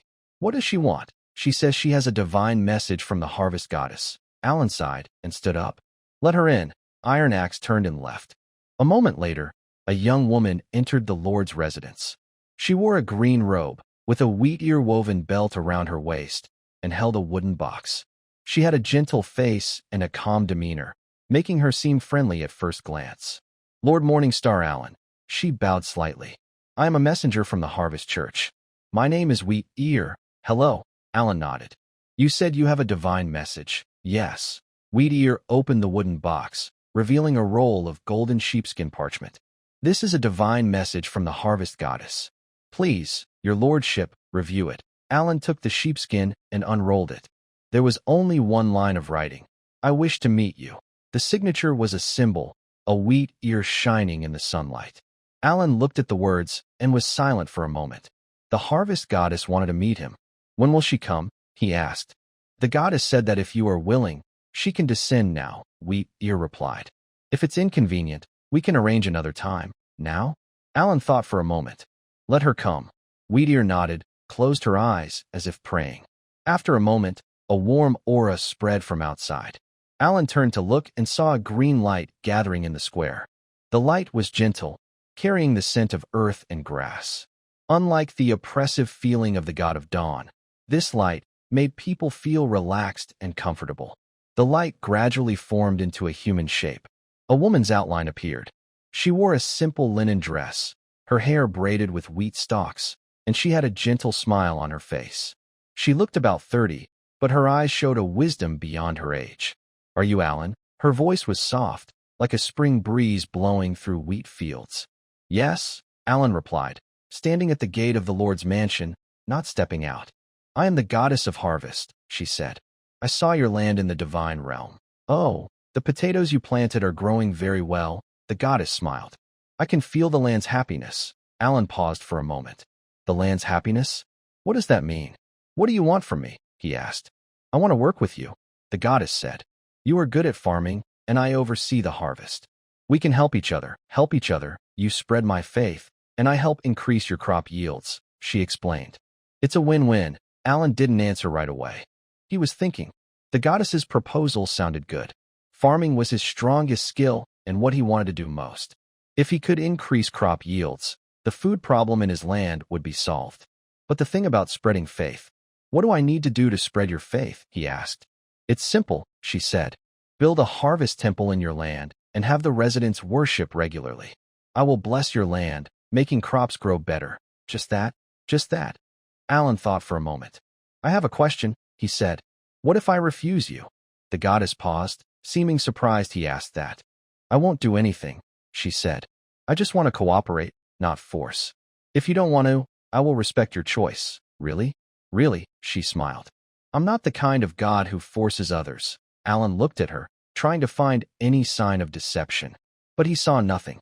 Her expression was sincere, her eyes clear, without any falsehood. You are different from the god of dawn, Alan said. The god of dawn, the harvest goddess's expression changed slightly. Did he come to see you? Yesterday, Alan replied. He wants me to become his chosen follower. Did you agree? Sort of. The harvest goddess was silent for a moment. The god of dawn is a strong-willed god, she said. He likes to control everything. If you become his chosen follower, there might be many problems later. I know, Alan said. But I don't feel like refusing. The harvest goddess smiled. You are interesting, she said. Most mortals I've met either show great respect to gods or avoid them completely. You are the first to say, I'm too lazy to refuse to a god, because I really am too lazy to refuse, Alan said.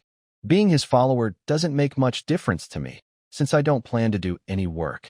The harvest goddess laughed again. This time, her laughter was more genuine and joyful. I like you even more, she said. Your honesty makes me feel comfortable. Thank you, Alan said. So, what exactly do you mean by cooperation earlier? Equal partnership, the harvest goddess explained. You are not my subordinate god, nor my chosen follower. We are equals. You help me spread faith, and I help you develop agriculture. If you don't want to continue, you can end the partnership at any time. Equal partnership? Alan frowned. Can gods and mortals really work as equals? Why not? The harvest goddess asked back. Gods and mortals only differ in power. There's no hierarchy in essence. Alan looked at her and was silent for a moment. This goddess was different. Although the god of dawn claimed that followers were partners, he still had an aloof attitude deep down. But the harvest goddess truly treated him as an equal conversation partner. I have a question, Alan said. Please go ahead. If I cooperate with you, what would the god of dawn think? The harvest goddess's expression changed slightly. The god of dawn might be unhappy, she said. But it's your choice, and he has no right to interfere. Will he take revenge on me? No, the harvest goddess replied.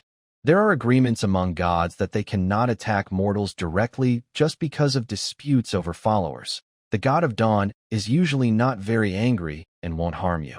Alan nodded. Then he asked, I have one more question. Why did you come to me? What do you mean? You are the harvest goddess, in charge of farming and childbirth, Alan explained. You should go to the great lords or kings, because they have more land and more people than I do. Why come to me, a small lord? The harvest goddess was silent for a moment.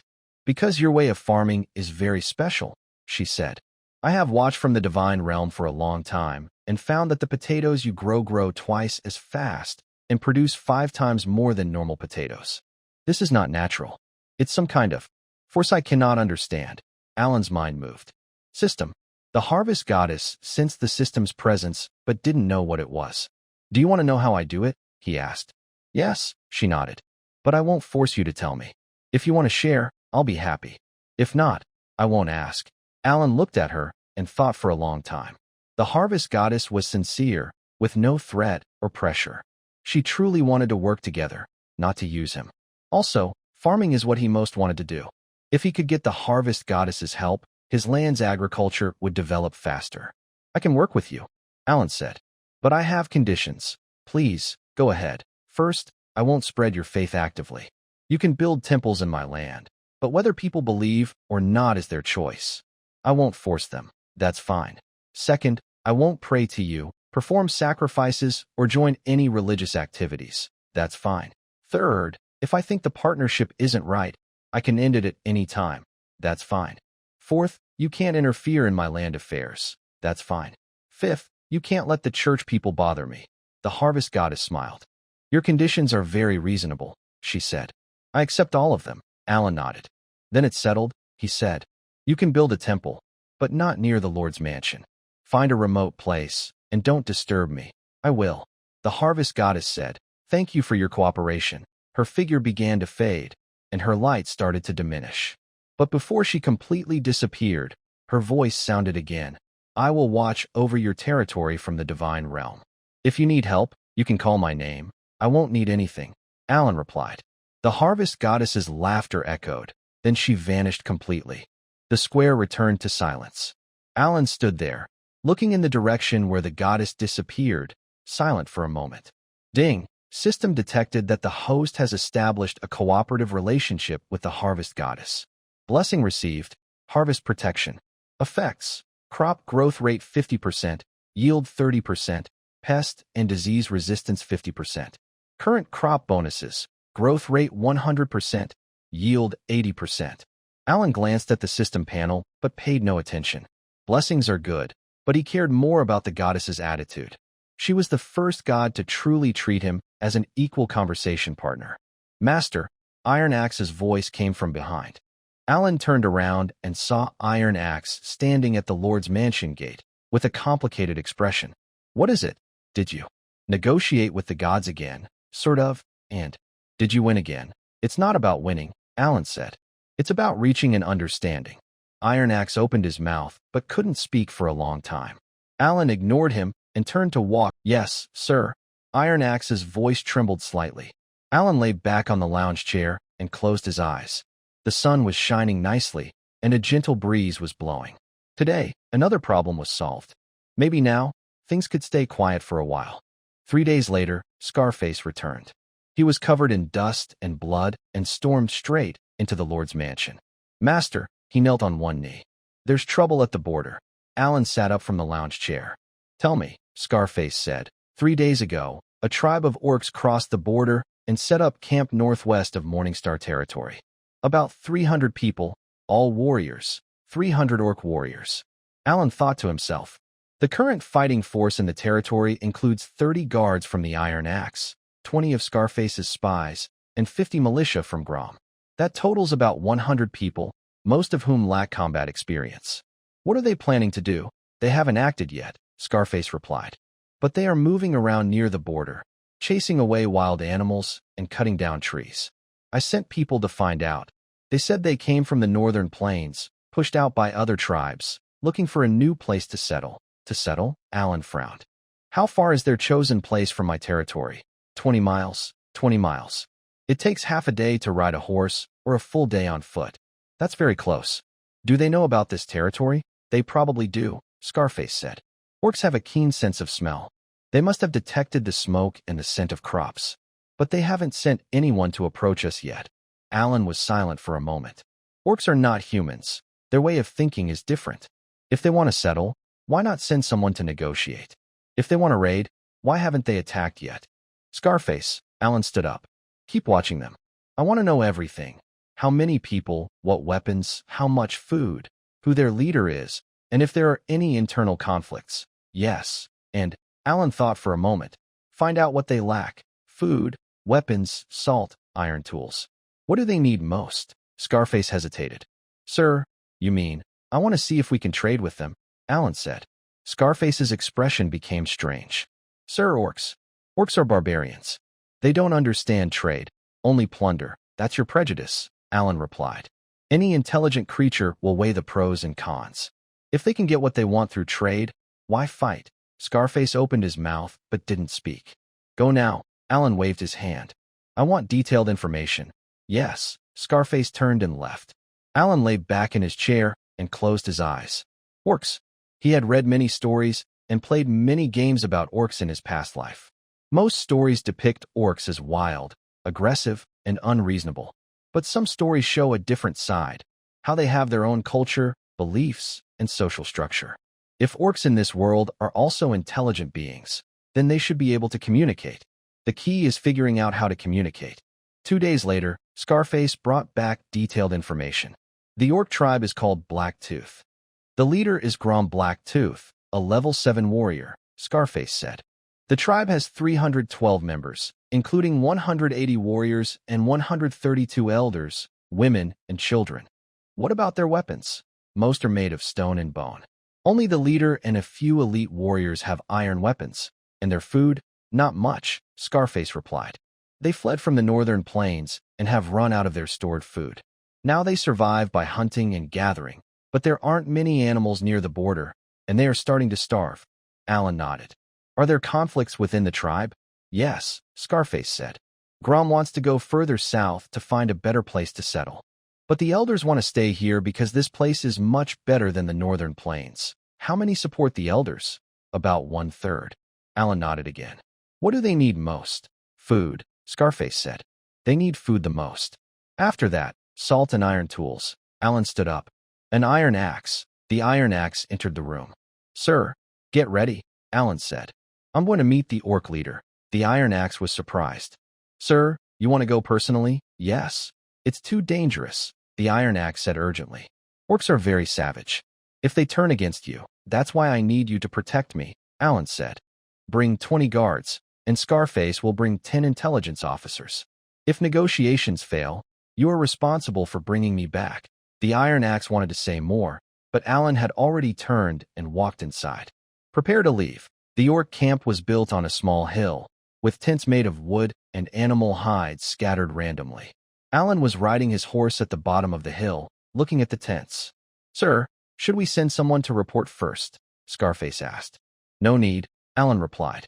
Just go straight up. He guided his horse up the hill, followed closely by Iron Axe and the guards. Before reaching the edge of the camp, a group of orcs surrounded them. They were taller than humans, with gray-green skin, sharp teeth showing, and eyes filled with suspicion and hostility. They held stone axes, bone spears, and wooden clubs, wearing simple leather armor. Humans, one orc shouted. What do you want? I'm here to see your leader, Alan said. The orcs looked at each other, seeming hesitant. Move aside. A deep voice came from behind. The orcs parted to make way. A tall orc stepped forward. He was taller than the others, nearly 2.5 meters, muscular, covered in scars. He held an iron axe and wore a belt with a steel dagger. I'm Grom Blacktooth, he said, staring at Alan. Human, what do you want? I'm here to talk business, Alan said. Business? Grom frowned. What kind of business? Food, Alan replied. I know you are short of food. Grom's eyes narrowed. How do you know that? I sent people to find out, Alan admitted calmly. You fled from the northern plains, and your supplies are long gone. Now you hunt for food, but there aren't many animals near the border. Grom's expression turned dangerous. Are you spying on us? I'm gathering information, Alan said. Knowing both sides helps us make deals. Grom looked at Alan in silence for a moment. What do you want? I can give you food, Alan said. Potatoes, lots of potatoes. Enough for your tribe to eat for a month. And what do you want in return? You must leave my territory and go at least 100 miles south. Grom sneered. 100 miles? That's other humans' land. If we go there, we'll be chased and attacked. That's your problem, Alan said. I only promise that as long as you stay within my territory, I won't attack you.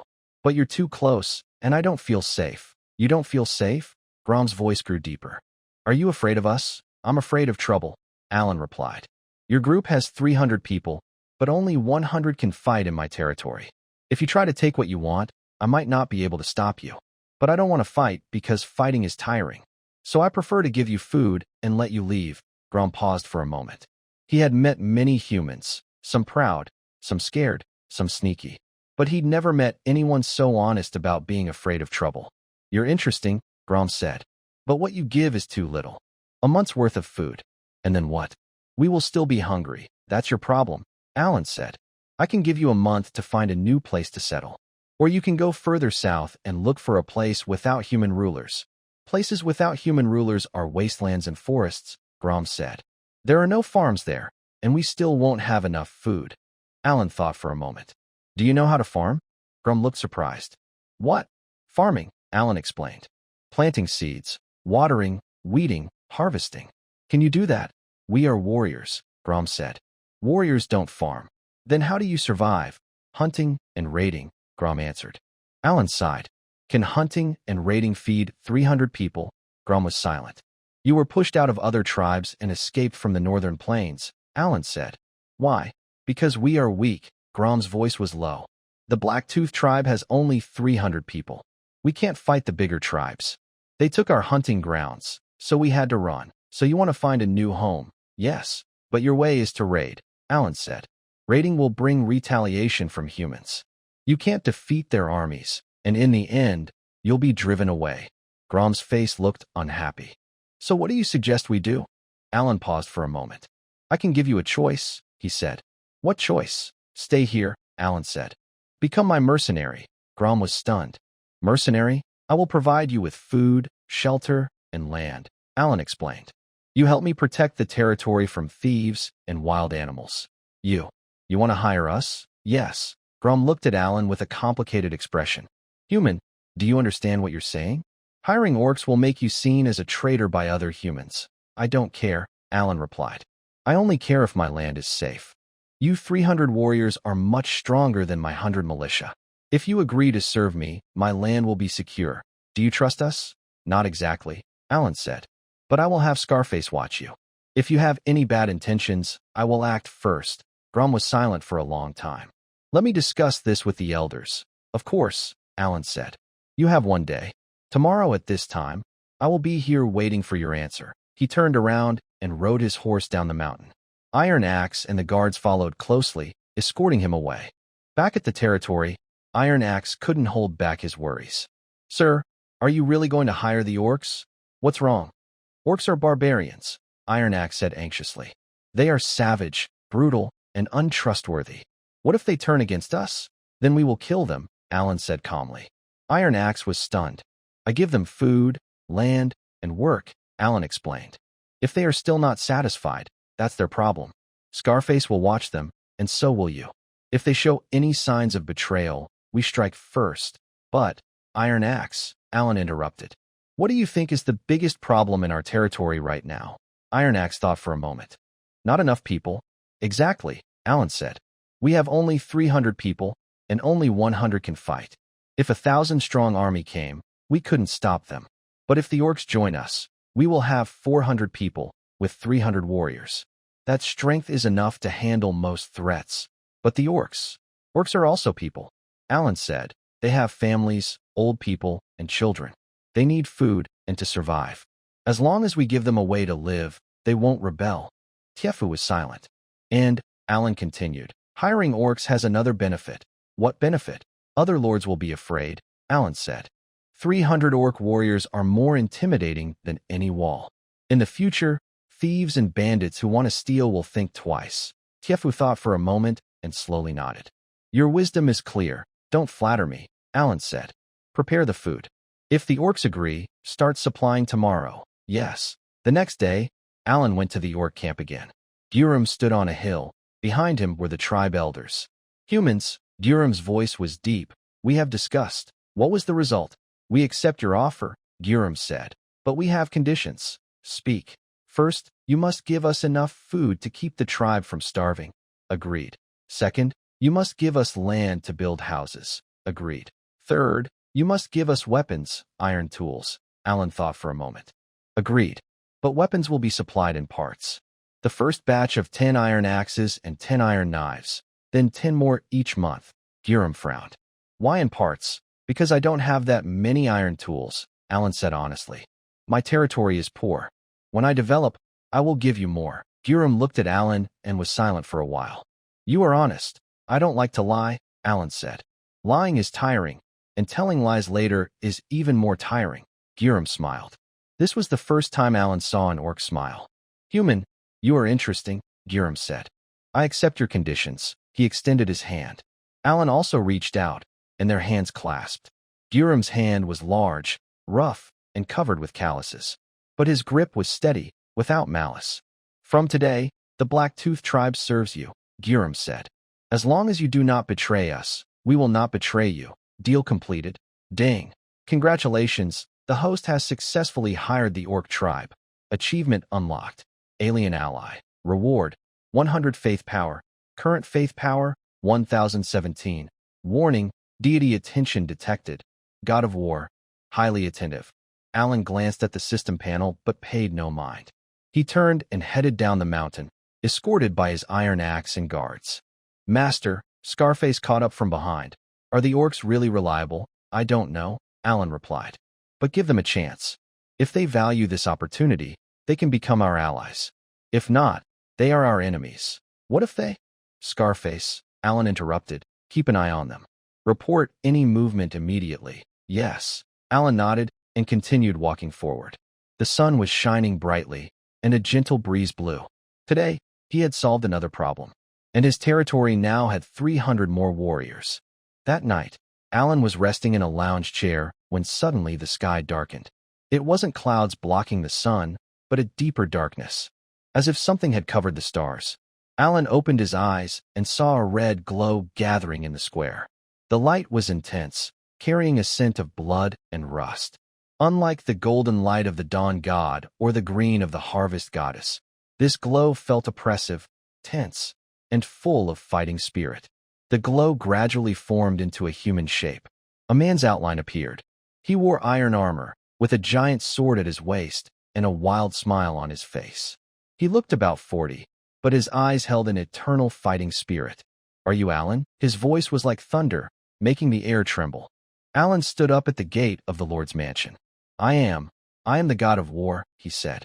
I saw what you have done in the divine realm. Oh, winning without fighting. The God of War laughed loudly. You used food and land to win over 300 Orc warriors. That is the highest form of warfare. Alan said nothing. I am here to test you, the God of War said. You have the wisdom of war, but you lack the will to fight. I want to know if you are worthy of my attention. What do you want to test me on? It's simple, said the God of War. In 3 months, your territory will face a real war. If you survive, I will consider making you my subordinate god, and if I refuse, you can refuse, said the God of War. But the war won't disappear because of your refusal. You are already involved in the divine conflicts. Escaping is useless. Alan frowned. What kind of war are you talking about? You'll find out then. The god of war laughed loudly. I look forward to seeing how you perform. His figure began to fade, and the red light gradually disappeared. But before he was gone completely, his voice echoed again. Remember, war never favors the weak. But war favors the wise. The light vanished completely. The square returned to silence. Alan stood there, silent for a long time. A war in 3 months? He didn't understand what the god of war meant, but he had a bad feeling. Warning, divine prophecy detected, prophecy of the god of war. In 3 months, the territory will face war, credibility of the prophecy. Hi, suggestion. Prepare in advance. Alan looked at the system panel and sighed. I just want to relax, he muttered. Why is it so hard? Half a month later, Scarface brought bad news. Master, there's unusual activity in the Ghostly Valley. Alan sat up from his lounge chair. Explain clearly. 3 days ago, scouts near the Ghostly Valley sent back reports, Scarface said. The seal in the valley has cracked, and undead creatures are pouring out. How many? Not many yet. About 30 or 50 skeletons and zombies. But the numbers are increasing. Alan frowned. The Ghostly Valley is located northeast of the Morningstar territory, about 50 miles away. It is a cursed place, said to be the site of an ancient battlefield buried with tens of thousands of corpses. Several hundred years ago, an evil god descended there, turning those bodies into an undead army that nearly destroyed the entire kingdom. Later, the gods worked together to seal away the evil god, and the Valley of the Dead became a forbidden place. Why are there cracks in the seal? Alan asked. I don't know, Scarface replied. But scouts say the energy in the divine realm has been very unstable lately. It might be because the gods are waking up, the gods awakening. Alan remembered what the system had said before. The gods are about to wake, and the fight over faith is about to begin. If the energy fluctuations in the divine realm affect the seal on the mortal world, then the strange movements in the Valley of the Dead are just the beginning. Which way are the undead moving? For now, they are still wandering near the valley entrance, Scarface said. But the scouts say they seem to be testing the surroundings. If they start spreading out, Morningstar leader will be the first to face them. Alan stood up. Iron Axe entered from outside. Sir, gather everyone, Alan said. We need to hold a meeting. Half an hour later, the hall of the Lord's mansion was full of people. Iron Axe, Scarface, Gold Tooth, Ivira, Grom, and the orc leader Grom. There is movement in the Valley of the Dead, Alan said directly. The undead are pouring out, and they might threaten the territory. Grom's face changed. Undead. His voice was deep. Those undead creatures? Yes, I've heard of the undead, Grom said. They don't fear death, they don't get tired, and they don't feel pain. If you defeat one, it will get up again. Ordinary weapons don't work on them. You know quite a lot, Alan said. There are also undead in the northern plains, Grom added. Our tribe has encountered them before. Many people died. Alan nodded. So we need to prepare well. He looked at Scarface. Scarface, can your scouts keep watching the Valley of the Dead? Yes, Scarface replied. But the scouts don't dare get too close. The undead are very sensitive to living people's scent. We don't need to get too close, Alan said. I just need to know the number of undead, their direction of movement, and their patterns. Understood. Alan then looked at Ivira. Ivira, how much do you know about the undead? Ivira was the only person in the territory who could use magic. She had once been an apprentice at the Magic Academy, but was expelled due to lack of talent. Still, she retained her basic knowledge. The spirits are formed when the bodies of the dead are driven by dark magic, Ivira said. They have no consciousness, only instincts. They attack all living things and drain their life force. What's their weakness? Fire, Ivira replied. The spirits fear fire. Holy magic and light-based powers can also restrain them. Can you use holy magic? No, Ivira shook her head. I'm a water mage. Alan thought for a moment. Is the harvest goddess, who represents nature, effective against spirits? Probably, Ivira said. Nature's power stands for life, which is opposite to the spirit's deathly aura. Alan nodded. I will contact the harvest goddess, he said. But we need to prepare ourselves. He looked at Iron Axe and Grom. Iron Axe, take your guards and militia. Prepare torches, oil, and fire arrows. If the spirits come, we fight with fire. Yes, Grom. Take the orc warriors and guard the perimeter. If the spirits break through, you intercept them. Understood, Grom nodded. Scarface, keep monitoring the spirit valley with your spies. If there's a large movement, tell me immediately. Yes, Golden Tooth, handle logistics. Prepare food, water, medicine, and escape routes. If we can't hold the line, we retreat. Understood. Alan looked around at everyone. Any questions? No one spoke. Then, meeting adjourned. Prepare yourselves. 3 days later, Scarface brought worse news. Sir, the spirits are starting to move. Which direction? South, Scarface said. Exactly toward us. How many? Estimations from scouts say at least 500. 500 spirits. Alan calculated in his mind. The number of fighters in the territory: Iron Axe's 30 guards, Scarface's 20 spies, Grom's 50 militia, Grom's 180 orc warriors. Total less than 300. Most of them have no experience fighting spirits. How far away are they? 30 miles, Scarface said. At their current speed, they'll arrive in 2 days. 2 days. Alan stood up. Scarface, take me to see the terrain. Alan, with his iron axe, Scarface, and Grom, rode horses toward the direction of the Dead Spirit Valley. 10 miles away, there is a river called Morningstar River. The river is about 10 meters wide, with fast currents and over 2 meters deep. There is a stone bridge over the river, which is a necessary route to the north. If the undead want to come into our territory, they must cross this bridge, Scarface said. Alan looked at the bridge and was silent for a moment. Can we blow up the bridge? Blow up? Iron Axe was surprised. Sir, if we blow up the bridge, how will we go north in the future? We can rebuild later, Alan replied. But now, we need a barrier. He looked at Elvira. Elvira, you are a water mage. Can you make the river rise? Elvira thought for a moment. I can make the river rise by 1 or 2 meters temporarily, she said. But it won't last long, at most half a day. That's enough, Alan said. If the bridge is blown up and the river rises again, the undead can't cross. But the undead won't drown, Scarface said. They will walk along the riverbed. Then let them walk, Alan said. The rushing water can wash them away. Even if it doesn't, it will slow them down a lot. Later, we can attack from across the river with rockets. Grom listened nearby, his eyes shining brighter. Humans, you're clever, he said. This is called tactics, Alan said. War isn't about brute force, it's about brains. Grom grinned. I like your brains. Alan ignored him and continued observing the terrain. Scarface, are there woods on the other side of the river? Yes, Scarface pointed into the distance.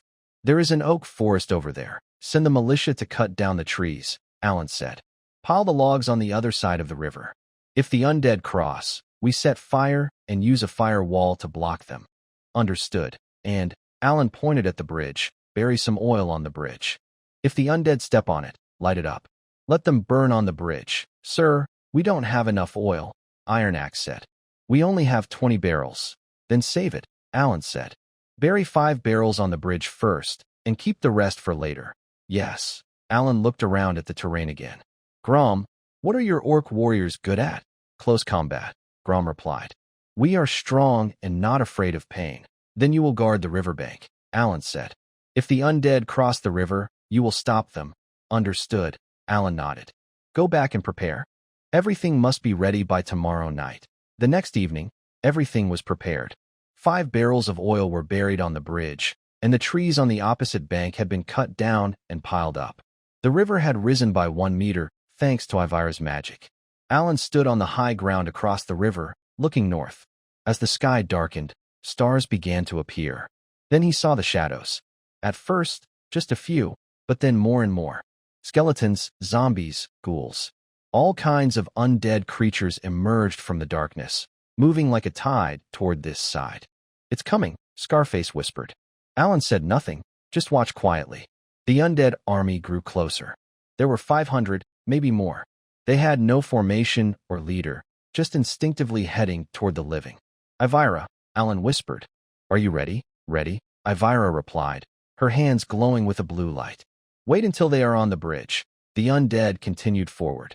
The skeletons at the front had already stepped onto the stone bridge, their footsteps making a clattering sound. 10, 20, 50. Now, Alan said. Elvira's light burst out, and the river suddenly rose. waves crashing against the bridge. At the same time, Iron Axe ignited the oil buried on the bridge. Boom! Flames shot up into the sky, engulfing the undead on the bridge instantly. Skeletons collapsed in the fire, zombies struggled in the flames, and ghouls let out piercing screams. "Fire rockets," Alan ordered.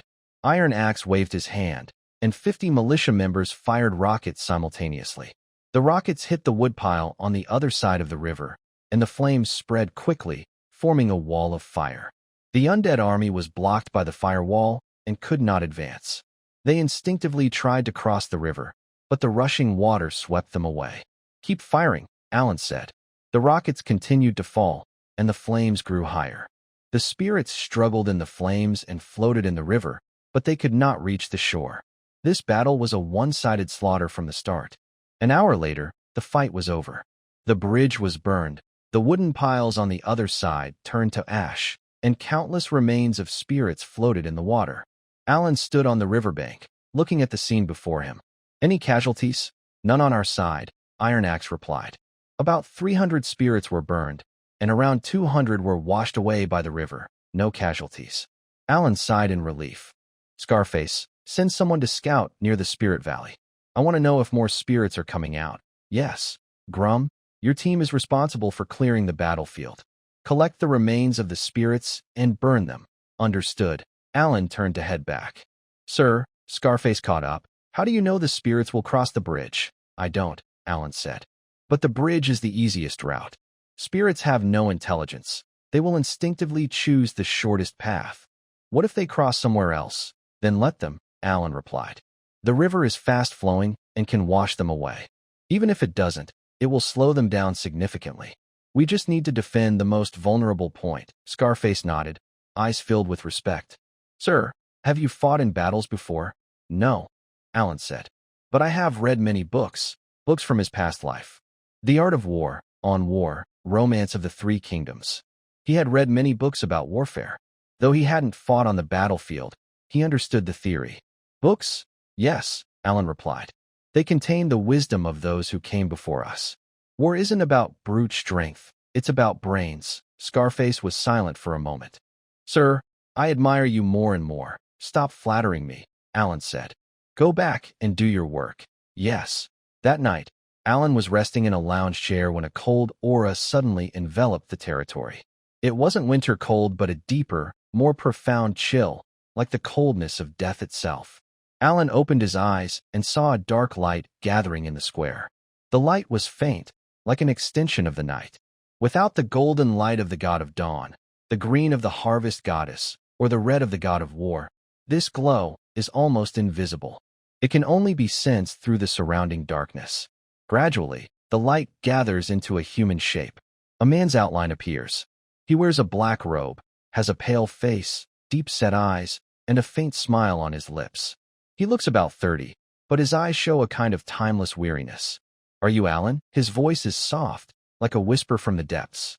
Alan stands up at the gate of the Lord's mansion. I am. The man pauses, the one humans call the evil god, the evil god. Alan's nerves tighten. "What do you want?" "I come to invite you," the evil god says.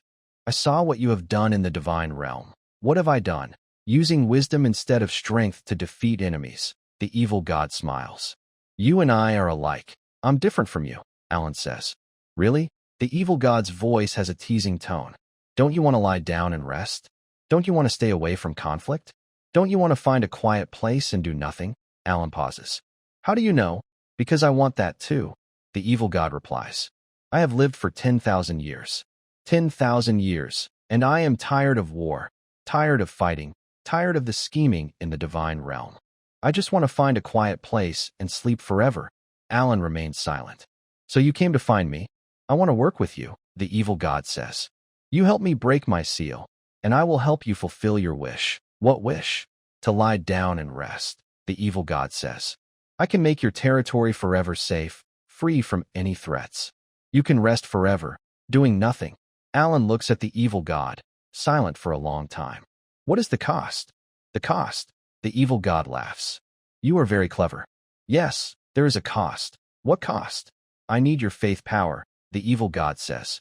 "Your faith is special, and I need it to regain my strength. Regain my strength? Alan frowns. What do you want to do?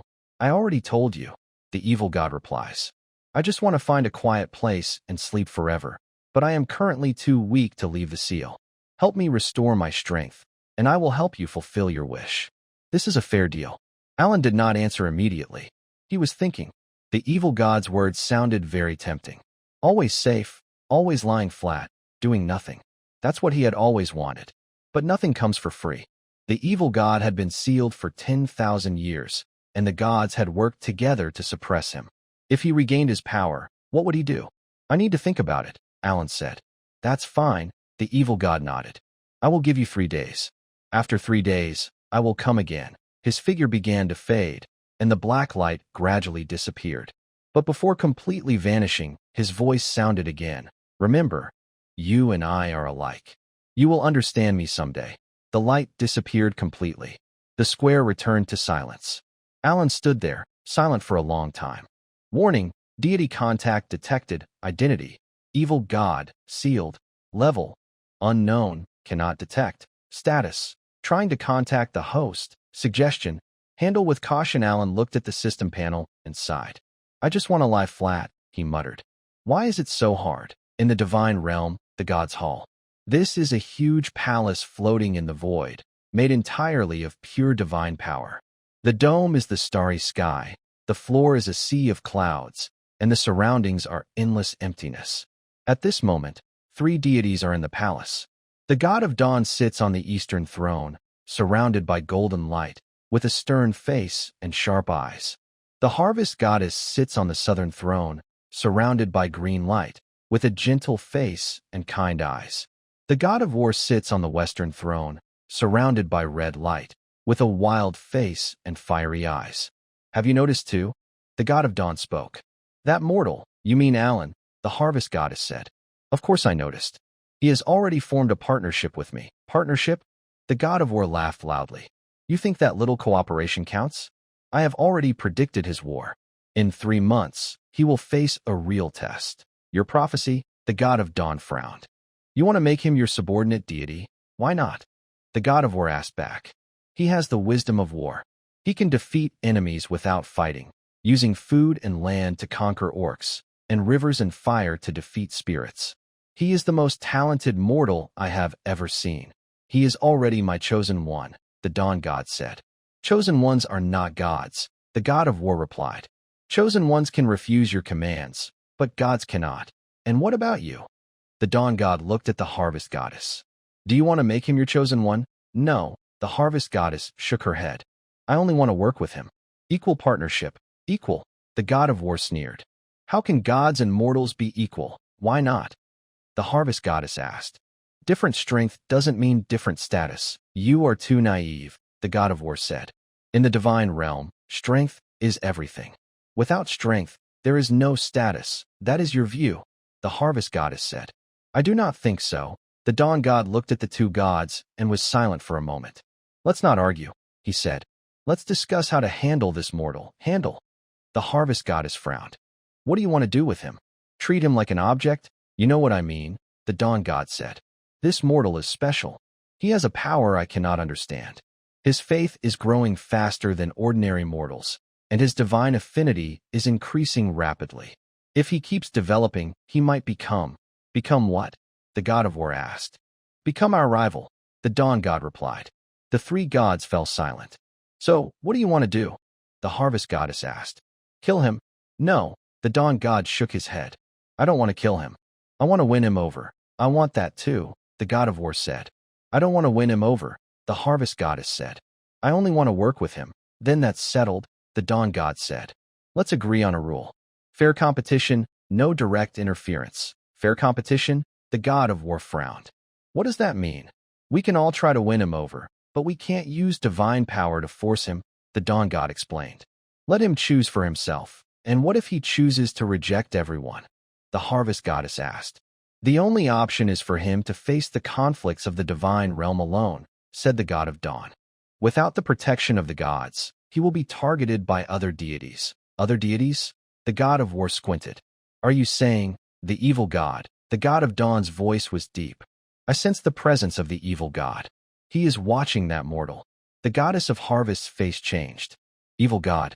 Wasn't he sealed away? The seal has a crack, said the god of dawn. The strange movements in the valley of the dead are proof. The evil god is trying to regain his power. Does he want to use that mortal? Asked the god of war. Very likely, said the god of dawn. We must act quickly. We can't let the evil god get ahead. The three gods were silent for a moment. I agree with fair competition, said the god of war. But I have one condition. What is it? If I succeed in controlling him, you cannot interfere, said the god of war. And if you succeed, I won't interfere either. Agreed, nodded the god of dawn. I also agree, said the goddess of harvest. But I have a condition. What is it? If that mortal chooses to work with me, you cannot force him to change his mind, said the goddess of harvest. Agreed, said the god of dawn. I also agree, said the god of war. The three gods looked at each other and reached an understanding. Then that's settled, said the god of dawn, standing up. We each act on our own. Remember, fair competition, no direct interference. Wait, said the goddess of harvest. There's one more thing. What? The goddess of wisdom, she said. She has also noticed that mortal, goddess of wisdom. The god of dawn frowned. She wants to join in. She sent an envoy to ask me, said the goddess of harvest. She is very interested in this mortal's lying flat logic. Lying flat logic? The god of war sneered. What is that? I don't know either, said the goddess of harvest. But the goddess of wisdom said this mortal's way of thinking is very special. She wants to study him. Study? The god of dawn's eyes sharpened. The goddess of wisdom wants to make him a research subject? Maybe, said the goddess of harvest. I'm not sure. Then let her join, said the god of war. The competition among the four gods is more interesting. Are you sure? Asked the god of dawn. The goddess of wisdom is not easy to deal with. Her wisdom is the highest among the gods. If she joins the competition, our chances of winning will decrease. I don't care. The god of war laughed loudly. I like challenges. I agree, said the goddess of harvest. Let the goddess of wisdom join. The god of dawn was silent for a moment and then nodded. That's settled. The four of us will compete fairly, without interfering directly. The figures of the three gods gradually disappeared, and the divine hall returned to silence. In the mortal world, at the Morning Star headquarters, Alan was lying on a lounge chair, sunbathing, when he suddenly felt a strange aura. It wasn't the aura of gods descending, but a more subtle feeling, like something was watching him, but not directly. System, he whispered. Detected divine energy fluctuations, source, divine hall, nature, godly meeting, content, unavailable, guess, related to the host. Alan frowned. A divine meeting? Related to him? What are they discussing? Unable to determine, but based on the current situation, it might be related to the host's affiliation. Affiliation? Alan sighed. I knew it, he muttered. Trouble again. He closed his eyes and continued to enjoy the sun. No matter what the gods are discussing, all he could do now was wait. That evening, the projection of the goddess of harvest appeared. Alan, her voice came from the square. Alan opened his eyes and stood up. Is there something? I am here to inform you, said the goddess of harvest. A divine meeting has just been held. What meeting? About you, she replied. The god of dawn, the god of war, and I have agreed on fair competition. Fair competition? Alan frowned. What does that mean? We can all try to win you over, but we cannot use divine power to force you directly, said the goddess of harvest. You can choose for yourself. Choose what? Choose which deity to follow, the harvest goddess said, or decide not to follow any. Alan was silent for a moment. What if I choose not to follow anyone? Then you must face the conflicts of the divine realm alone, the harvest goddess replied. Without a deity's protection, you will be targeted by other gods. Other gods? Evil gods, she said seriously. I sense the presence of an evil god. He is watching you. Alan remembered the visit from the evil god a few days ago. He wanted me to help him lift his seal, he said. You must never agree, the goddess warned. Evil gods are enemies of all gods. If you help him, you will become an enemy to everyone. I understand, Alan said. That's why I am still thinking about it. Thinking? She asked with a frown. What are you considering? I'm thinking about how to stay free from anyone's control, he replied. The harvest goddess paused. You want to be independent? She asked. Yes, Alan said. I don't want to serve any god. nor be a follower of any divine power. I just want to live peacefully, living peacefully, she sighed. Your wish is simple, but it will be hard to achieve. I know, Alan said. But I don't want to give up. The goddess looked at him with a complex expression. I understand your idea, she said. But I must warn you, independence comes with a price. Without divine protection, you will face many dangers. I understand, he replied. And, she added after a pause, there's one more thing. What? The goddess of wisdom has also entered the competition, she said. She is very interested in your peaceful living idea. Peaceful living? Alan was surprised. What is that? I don't know, she said. But the goddess of wisdom said your way of thinking is very unique. She wants to study you. Study me? Alan's face changed. She wants to treat me as an experiment? Maybe, she replied. I'm not sure. Alan was silent. Being studied? Thank you, he said. No need to thank me, the harvest goddess replied. I just think you deserve respect. Her figure began to fade away. Oh, by the way, her voice sounded again. There's one more thing I need to tell you. What is it? The power of faith, she said. Your faith is growing very quickly, but you haven't learned to control it yet.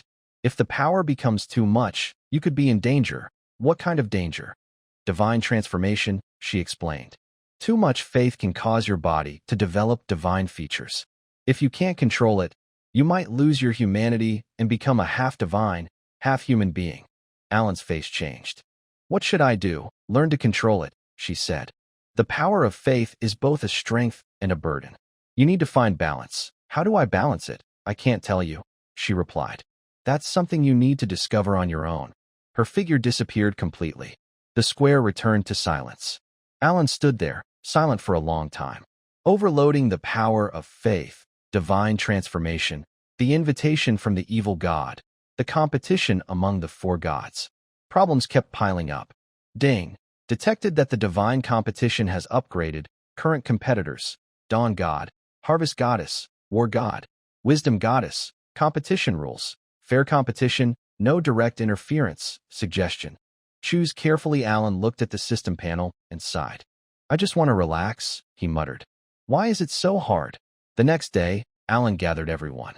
Iron Axe, Scarface, Gold Tooth, Ivira, Grom, Gloom, all present. I have something to announce, Alan said. Everyone looked at him. The situation in the divine realm is becoming more complicated, he said. The four gods are competing, and the evil god is also watching me. I might face a lot of trouble. Master, what do you want to do? Iron Axe asked. I want to hear your opinions first, Alan replied. If you think it's too dangerous, you can leave.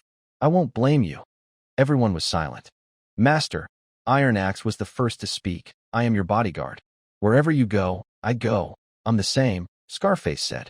You saved my life, so my life belongs to you. Master, you gave us food, land, and hope, Grom said.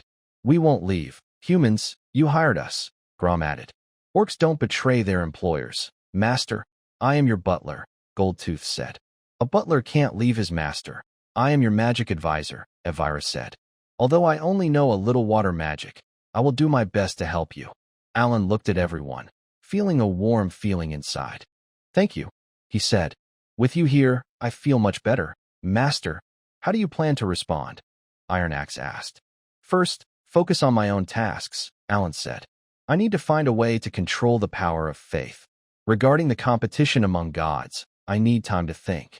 About the evil god, I need more information. Information? Scarface asked. What do you want to know? Everything about the evil god, Alan said. Why is he sealed? What did he do before? What is his true goal? I'll find out, Scarface said. My intelligence network can gather this information. And, Alan continued, about the goddess of wisdom. What is her personality? What does she want? Why is she interested in me? Understood. And, Alan thought for a moment, about controlling the power of faith. Are there any books or materials that can teach me how to do it? I can ask at the Magic Academy, Elvira said. They have many books on theology. Good, Alan nodded. Everyone, take action. Let me know immediately if you find anything. Yes. Everyone dispersed. Alan returned to his lounge chair and closed his eyes. The sunlight was nice, and a gentle breeze blew. But deep inside, he couldn't find peace. The competition among the four gods, the invitation from the evil god, the overload of faith power. Every problem was very difficult. He needed time, information, and to make choices. But no matter what he chose, he wouldn't give up his dream of just relaxing. I just want to rest, he muttered. No one can stop me. News spread quickly. The news about the Four Gods competition spread like wildfire across the continent. The followers of the Dawn God, the partners of the Harvest Goddess, the prophet of the War God, and the research subject of the Wisdom Goddess. These titles made Alan the most noticeable person on the whole continent. So, the believers came. At first, only a few, but then more and more. From nearby villages, distant towns, and other lords' territories. They came with sincere eyes, respect for the gods, and hope for miracles, all rushing toward the Morning Star territory. Sir, the scar-faced man reported worriedly, another 300 people came today. The population of the territory has already exceeded 1,000. Alan stood on the balcony of the Lord's mansion, watching the crowd outside. On the square, on the streets, by the fields. Everywhere there were people. They knelt on the ground, clasped their hands, and recited prayers. Some thanked the Harvest Goddess for her blessings. Some prayed for the Dawn God's protection, and others praised the War God's prophecies. What are they trying to do? Alan asked. They want to see you, the scar-faced man said. They believe you are chosen by the gods and can bring them good luck. I'm just an ordinary person. They don't think so, the scar-faced man said. You grew potatoes 5 times bigger than normal, tamed 300 orc warriors, and defeated 500 spirits. In their eyes, you are already like a god, Alan sighed. Tell them to go back. They refuse to leave, the scar-faced man said. The Iron Axe has tried many times, but they say just seeing you from afar is enough for them. Alan looked at the people and was silent for a long time. He didn't want to be a god, nor a divine follower. He just wanted to rest. But these people, they just want to find hope. A hope that makes them believe life can get better. Let them stay, Alan said, but tell them not to disturb the residents' lives. If anyone causes trouble, just send them away. Yes. 3 days later, Alan started to feel something was wrong. At first, he only felt dizzy, like he hadn't slept enough. Then his body felt hot, like he had a fever. After that, his skin began to glow faintly with a golden light. Sir, Iron Axe rushed into the room. Your face. Alan looked at himself in the mirror. His skin was whiter than before, almost see-through. His eyes had a faint golden glow, as if something was flowing inside. In the middle of his forehead, a faint outline of a symbol appeared, shaped like a sun. What is happening? He whispered. Warning, overload of faith power, current faith power, 1247, faith power limit, 1000, divine affinity, 0.5%, 1.2%, signs of divine body manifestation detected, status. Dangerous. Alan looked at the system panel, his face changing. Overloaded faith power, divine body manifestation? System, explain. Faith power exceeds the limit. The body cannot handle it. Excess energy begins to change the body's structure. This is the early sign of divine body formation. If not handled in time, the host may lose humanity. Losing humanity? Alan took a deep breath. How do I handle this? Option 1. Release excess faith power. Option 2. Increase faith power limit. Option 3. Seek help from the gods. Alan thought for a moment. Releasing faith power? He didn't know how. Increasing the limit? He didn't know how. Seeking help from the gods? That was the last thing he wanted to do. Scarface, he turned around. Contact the Harvest Goddess. Tell her I need help. Yes, Scarface turned and ran. Alan sat back in the lounge chair, closing his eyes. His body grew hotter, as if something inside was burning.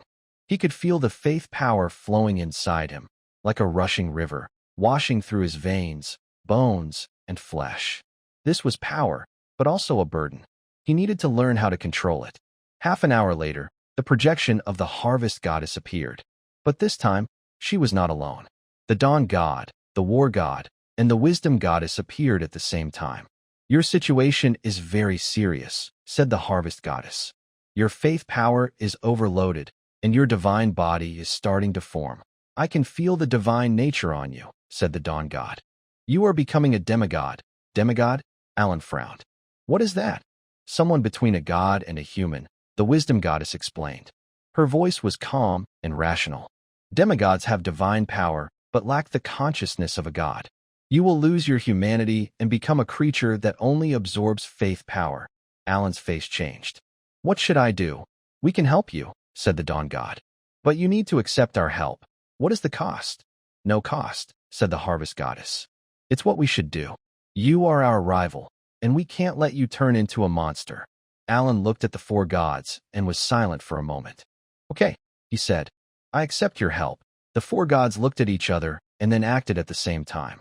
Golden, green, red, and blue lights, for kinds of divine power, flooded into Alan's body.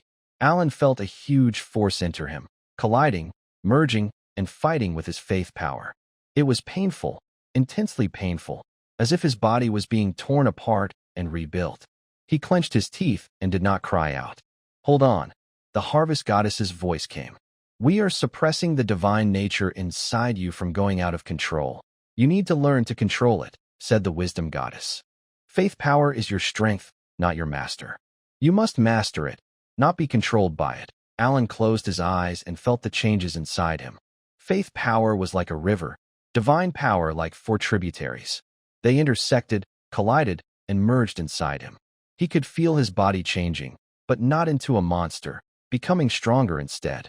Focus, said the Wisdom Goddess. Feel the flow of faith power. Find its source and control its direction. He could feel that the power of faith came from the believers. Their devotion, hopes, and expectations turned into faith energy that flowed into his body. This was both strength and responsibility. He needed to learn how to control it, not be controlled by it. Found it, he whispered. Good, said the Goddess of Wisdom. Now try to guide it. Let it flow according to your will, not just collide randomly. Alan focused and tried to control the faith energy. At first, it was very difficult. The faith energy was like a wild horse, not listening to him. But slowly, he found the feeling. He guided the energy to circulate inside his body, like directing water, making it flow along a steady path. Very good, said the Goddess of Wisdom. You are very talented. Keep going, said the Goddess of Harvest. We are helping you stabilize your body. You need to control the faith energy yourself. Alan continued to focus. Time passed, and he became more skilled. The faith energy was no longer a wild river but a gentle stream, flowing inside him according to his will. Almost there, said the God of Dawn. We can let go now. All four gods withdrew their divine power at the same time. Alan felt the changes inside him stop. He opened his eyes and looked at himself. His skin returned to normal, the golden glow in his eyes disappeared, and the symbols on his forehead faded. But he could feel that he had changed. His body was stronger than before, his senses sharper, and his mind clearer. Ding! Overload of faith energy resolved. Current faith energy, 1247,800. Maximum faith energy, 1,1500. Divine affinity, 1.2%, 0.8%. Level up, level 2, level 3. Gained ability. Faith control, effect. Can actively control the absorption and release of faith energy. Alan looked at the system panel and sighed in relief. The crisis was over. Thank you, he said to the four gods. You're welcome, said the Goddess of Harvest. This is what we are here for. You are very talented. The Goddess of Wisdom looked at him with a hint of interest. You are learning to control the power of faith much faster than I expected. I just don't want to become a monster, Alan said. A reasonable reason. The Goddess of Wisdom nodded. I'm becoming more interested in you. Alan looked at her, feeling a bit uneasy. Her gaze was like she was studying an interesting subject. I have one more thing to tell you, the Dawn God spoke. Your level has increased, which means your strength has grown. But it also means you will attract more attention. What do you mean? Other gods will notice you, the Dawn God explained. Not just us four, but other gods too. You need to be careful. I will, Alan replied. Also, the God of War laughed loudly. You passed my test. You stayed calm in a crisis and learned to control your power. That's the first step to becoming strong. This is just the beginning, the Goddess of Wisdom said. You still have a long way to go. The four gods began to fade away. Remember, the Harvest Goddess's voice echoed last. The power of faith is your strength and your responsibility. You need to learn to balance it. The light disappeared completely. The square returned to silence. Alan stood there, feeling the changes inside him.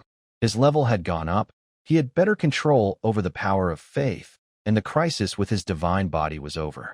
But the trouble was not finished. The competition among the four gods continued. The evil god was still watching him, and other gods would notice him too. He needed to become stronger to protect himself, his territory, and his peaceful ideals. Master, Iron Axe's voice came from outside. Are you okay? I'm fine, Alan said. Everyone can rest assured. Yes. Alan returned to his lounge chair and closed his eyes. The sun was shining nicely, and a gentle breeze was blowing. But inside, he couldn't find peace. I just want to relax, he muttered. But even relaxing requires strength. The next day, Alan gathered everyone. I have a few things to announce, he said. Everyone looked at him. First, the population of the territory has exceeded 1,000. We need to expand housing, farms, and infrastructure. Grom, I leave this matter to you. Yes, my lord, Grom nodded. Second, the issue with the followers. They won't leave, so we need to manage them. Scarface, you are responsible for setting up a management system, registering follower information, and maintaining order. Understood. Third, security concerns. The territory is becoming more noticeable, and trouble might arise. Iron Axe, you are in charge of training the guards and militia. Grom, you will train the orc warriors. We need stronger fighting forces. Yes. Fourth, information issues. I need to know everything happening outside. Scarface, expand your intelligence network to cover nearby territories and towns. Understood. Fifth, magic issues. Ivira, go to the Magic Academy to learn and see if any magic can help the territory. Yes, my lord. Ivira nodded. Sixth, economic issues. Gold Tooth, you are responsible for establishing contacts with traders outside, selling our potatoes to get what we need. Understood. Ellen looked around at everyone. Any questions? Lord, Iron Axe asked, how do you plan to deal with the gods? Ellen paused for a moment. I will handle it myself, he said.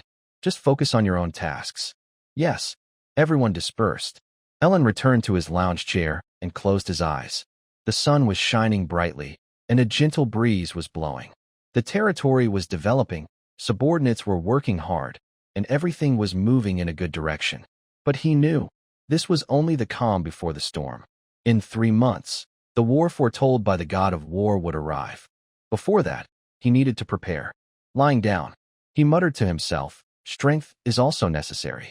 She wore a long green dress and had a kind face, like a friendly neighbor.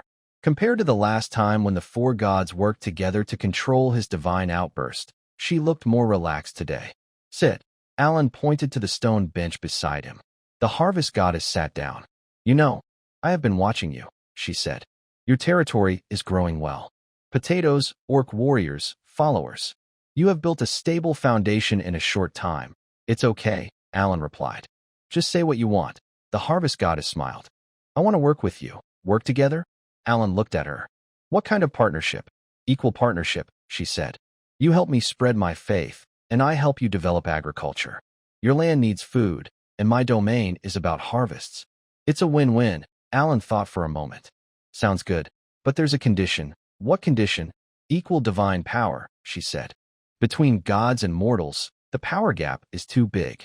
If you're too weak, our relationship won't be equal. It will be like charity. Alan frowned. What does equal divine power mean? Literally, she explained. Your divine affinity needs to reach a certain level to talk with gods as equals. Otherwise, communicating with me will drain your life force. Alan was silent.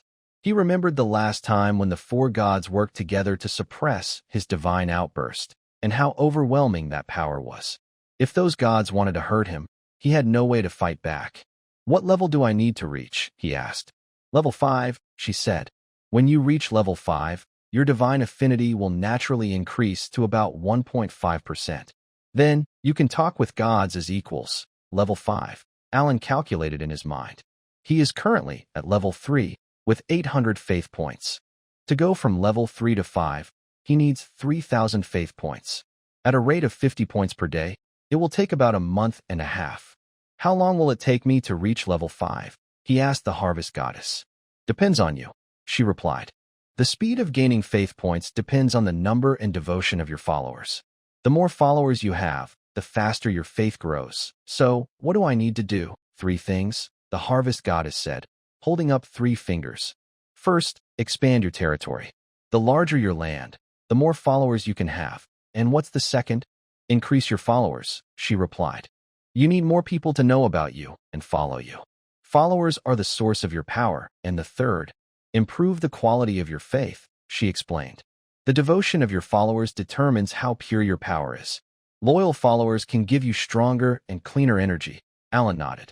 That doesn't sound hard. Not hard. The harvest goddess smiled. Do you know what expanding your land really means? What? War, she said.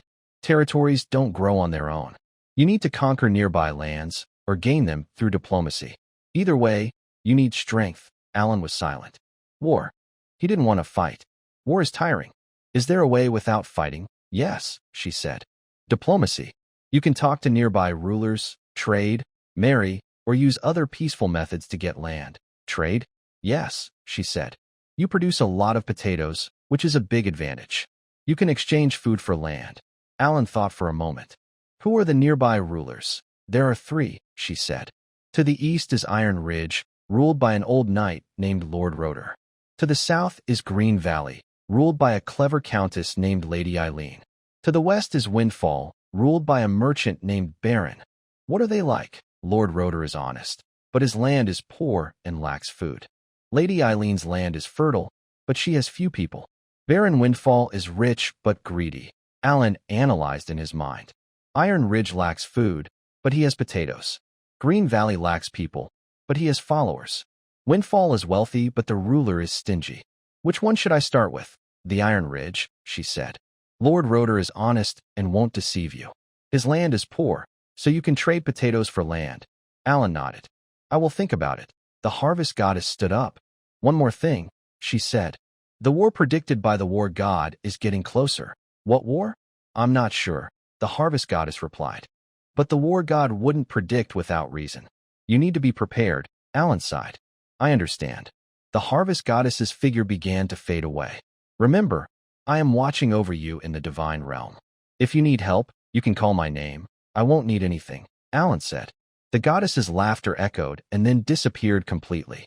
The square returned to silence. Alan sat on a lounge chair, looking at the sky. The sun was shining brightly, and a gentle breeze blew. But in his mind, he was planning the next steps. Expanding territory, gaining followers, increasing faith. These are troublesome tasks. But if he didn't do them, he would never truly relax. Scarface, he called. Scarface ran over from a distance. Master, go call Iron Axe, Gold Tooth, and Grom. Yes. Half an hour later, the hall in the Lord's mansion was full of people. I have something to announce, Alan said. Everyone looked at him. The harvest goddess has proposed a cooperation, he explained. I need to reach level 5 to match the divine rank. To do that, I need to expand my territory, gain followers, and increase faith. Master, what do you plan to do? Iron Axe asked.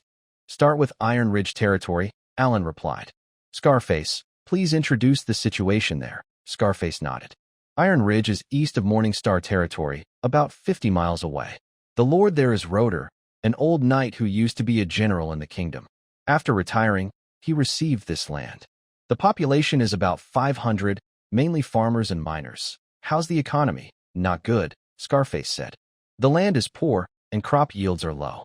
They mainly survive by mining, but mineral prices are unstable, so their income is limited.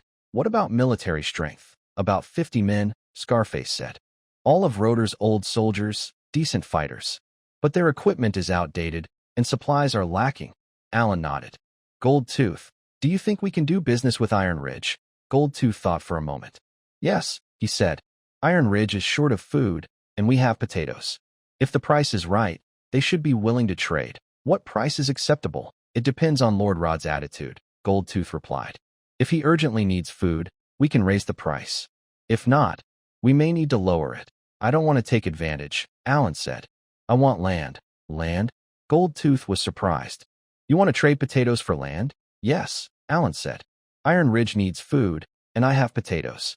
I can give them food, and they can give me land. It's a win-win.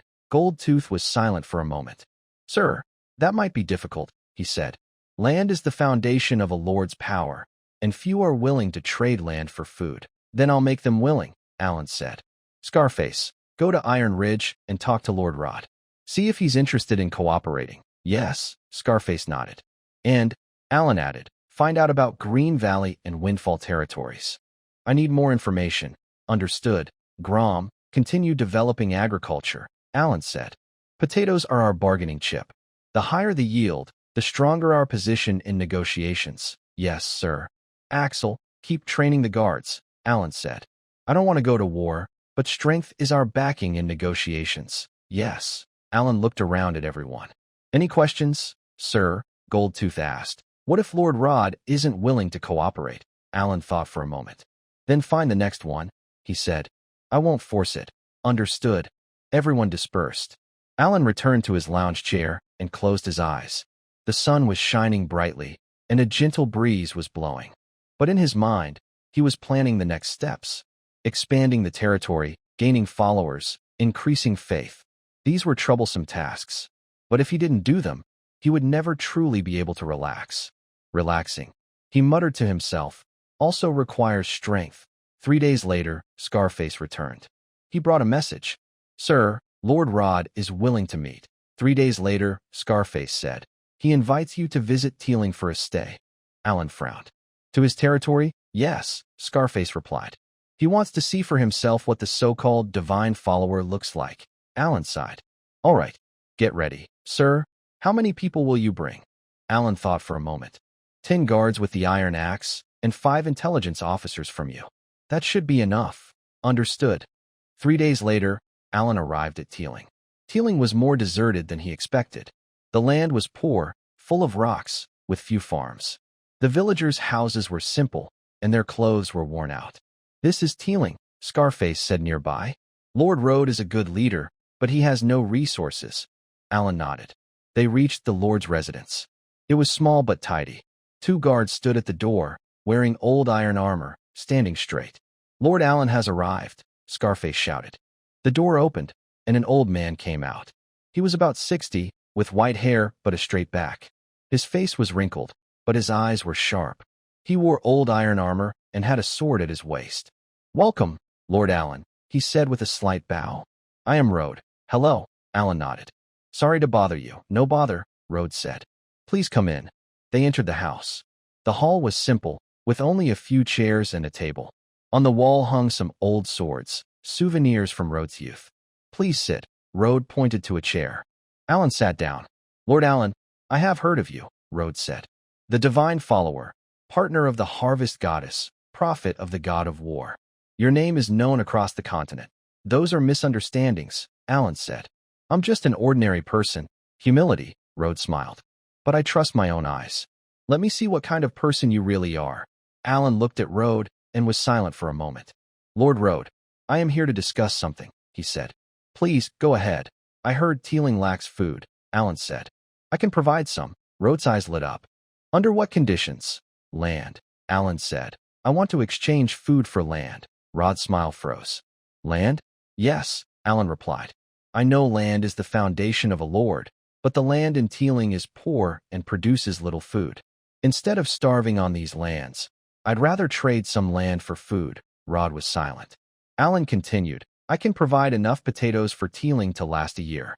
In return, I want the land to the west of Teeling. The land to the west? Rod frowned. That's wasteland, not worth much. It's valuable to me, Alan said. I need land to settle my followers. Rod looked at Alan and was silent for a long time. Lord Alan, you are a clever man, he said. You know land is the root of a lord. If I give you land, I lose my foundation, but you will get food, Alan said. The people of Teeling are starving. If you refuse my offer, what will happen to them? Rod's face changed. Alan continued, I am not here to take your land. I want to work together. You give me land, I give you food. It's a win-win. Win-win, Rod chuckled bitterly. If I lose my land, I am no longer a lord. You won't lose all your land, Alan said. I only want that wasteland to the west. It's not valuable to you, but it's very important to me. Rod was silent for a long time. Let me think about it, he said. Of course, Alan stood up. I'll give you 3 days. He turned to leave. Lord Alan, Rod's voice called from behind. Alan stopped. Are you really only interested in that wasteland? Rod asked. Yes, Alan replied. I need land to settle my followers. That wasteland is enough for me. Rod looked at Alan with a complicated expression. I've heard of your reputation, he said. A divine supporter, a partner of the harvest goddess, a prophet of the god of war. But to me, you seem more like a merchant. Merchant? Alan smiled. Maybe.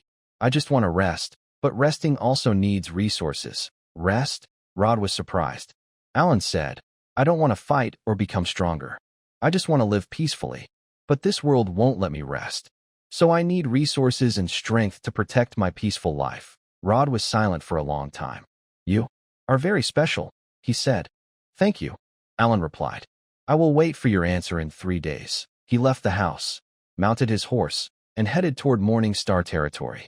Scarface followed behind. Sir, do you think he will agree? I don't know, Alan said. But he has no choice. Why?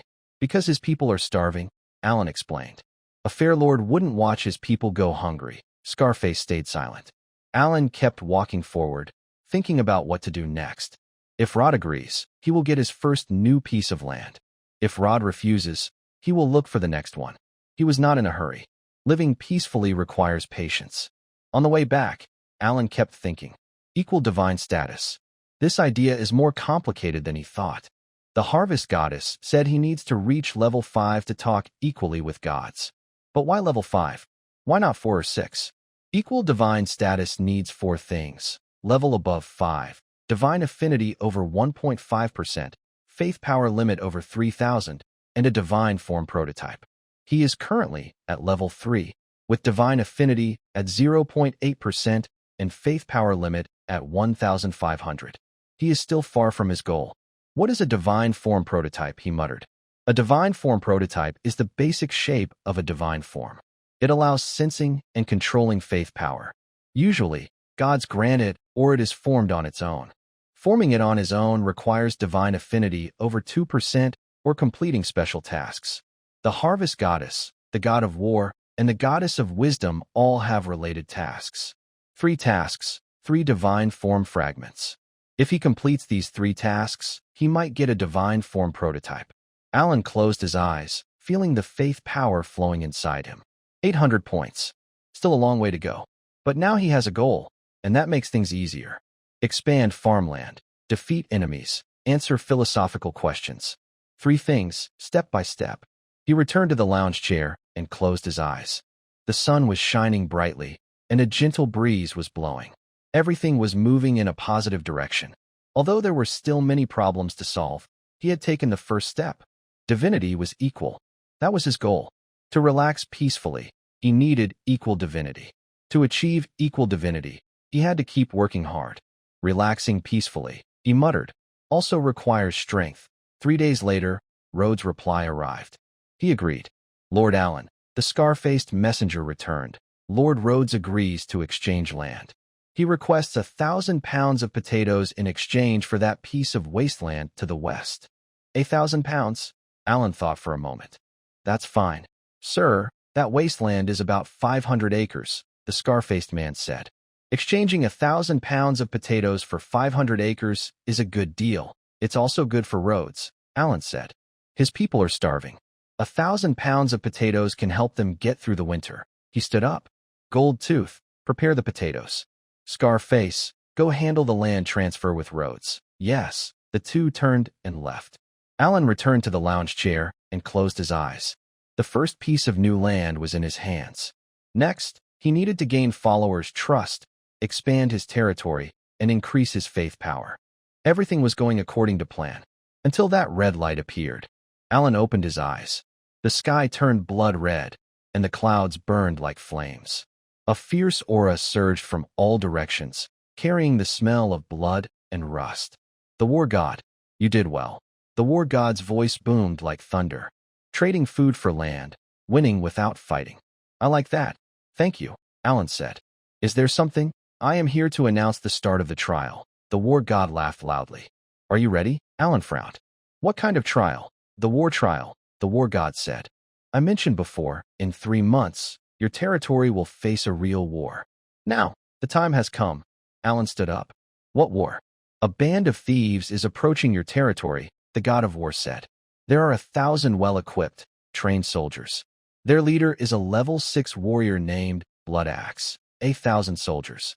Alan thought to himself, The current defenders of the territory are 30 guards of Iron Axe, 20 spies with scars, 50 militia under Grom, and 180 orcs led by Grom.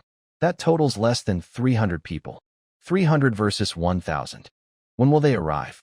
In 3 days, the god of war replied. You have 3 days to prepare. What if I don't fight? Then run away, the god of war laughed. But running isn't your style. I've seen your record. Defeating undead with rivers and fire, conquering orcs with food and land. You are wise in war, and I believe you can win. Alan was silent. Is this a test? Yes, the god of war said. If you win, I will acknowledge your wisdom in war. If you lose, it means you're not ready yet. Not worthy to be your divine servant? Not worthy to survive. The god of war's voice grew serious. War never favors the weak. You either win or die. The light began to fade. Remember, you have 3 days. Use them well.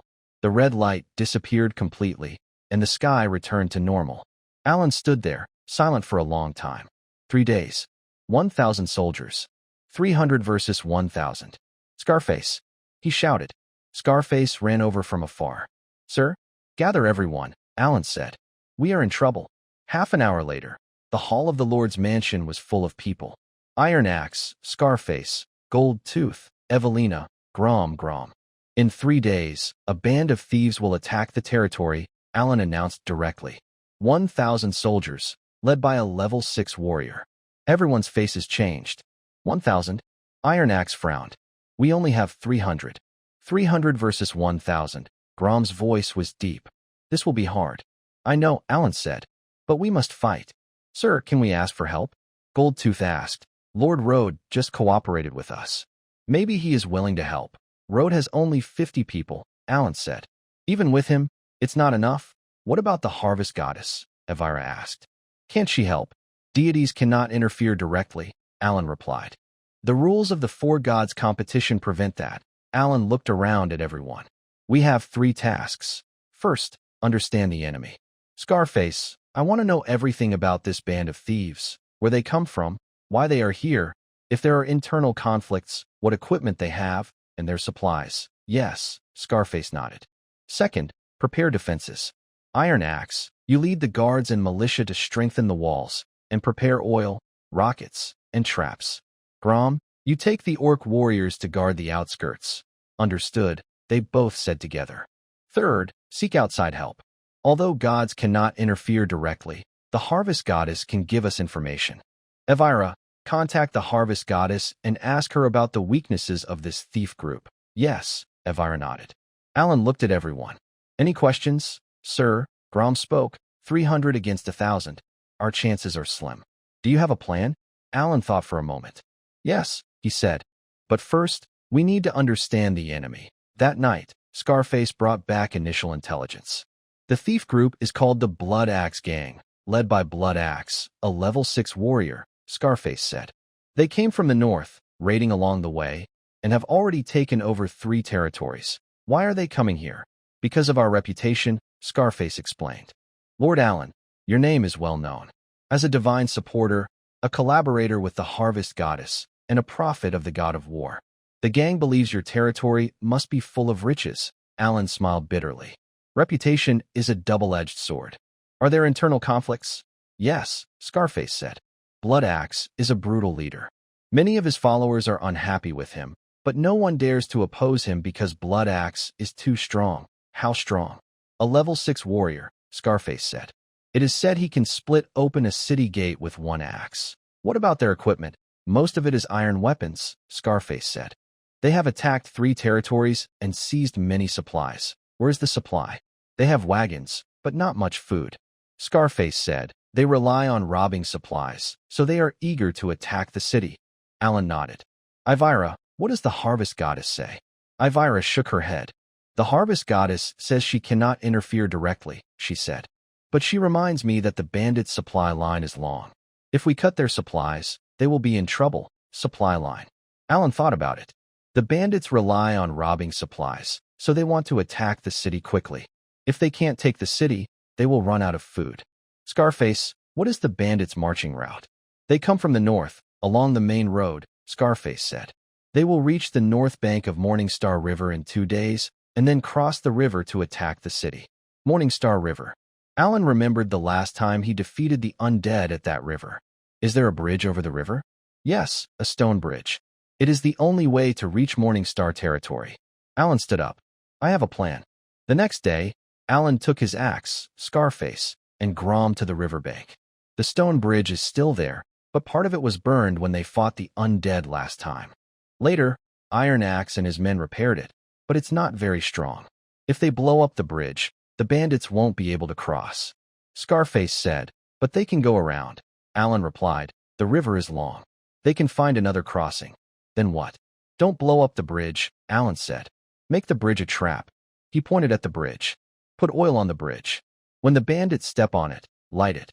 Iron Axe said, we used this trick against the undead last time. Do you think they will be prepared? They will be, Alan said. So we need to improve it. He looked across the river. Scarface, is there a forest on the other side? Yes, Scarface pointed to the distance. There is an oak forest over there. Tell the soldiers to cut down the trees, Alan said. Pile the logs on the other side of the river. If the bandits cross, we set fire and create a wall of flames to block them. And then, Alan pointed to the riverbank. Let Ivira set water magic here. If the bandits try to cross forcibly, let the water sweep them away. Grom listened nearby, his eyes shining brighter. Human, you are clever, he said. That's called strategy, Alan replied.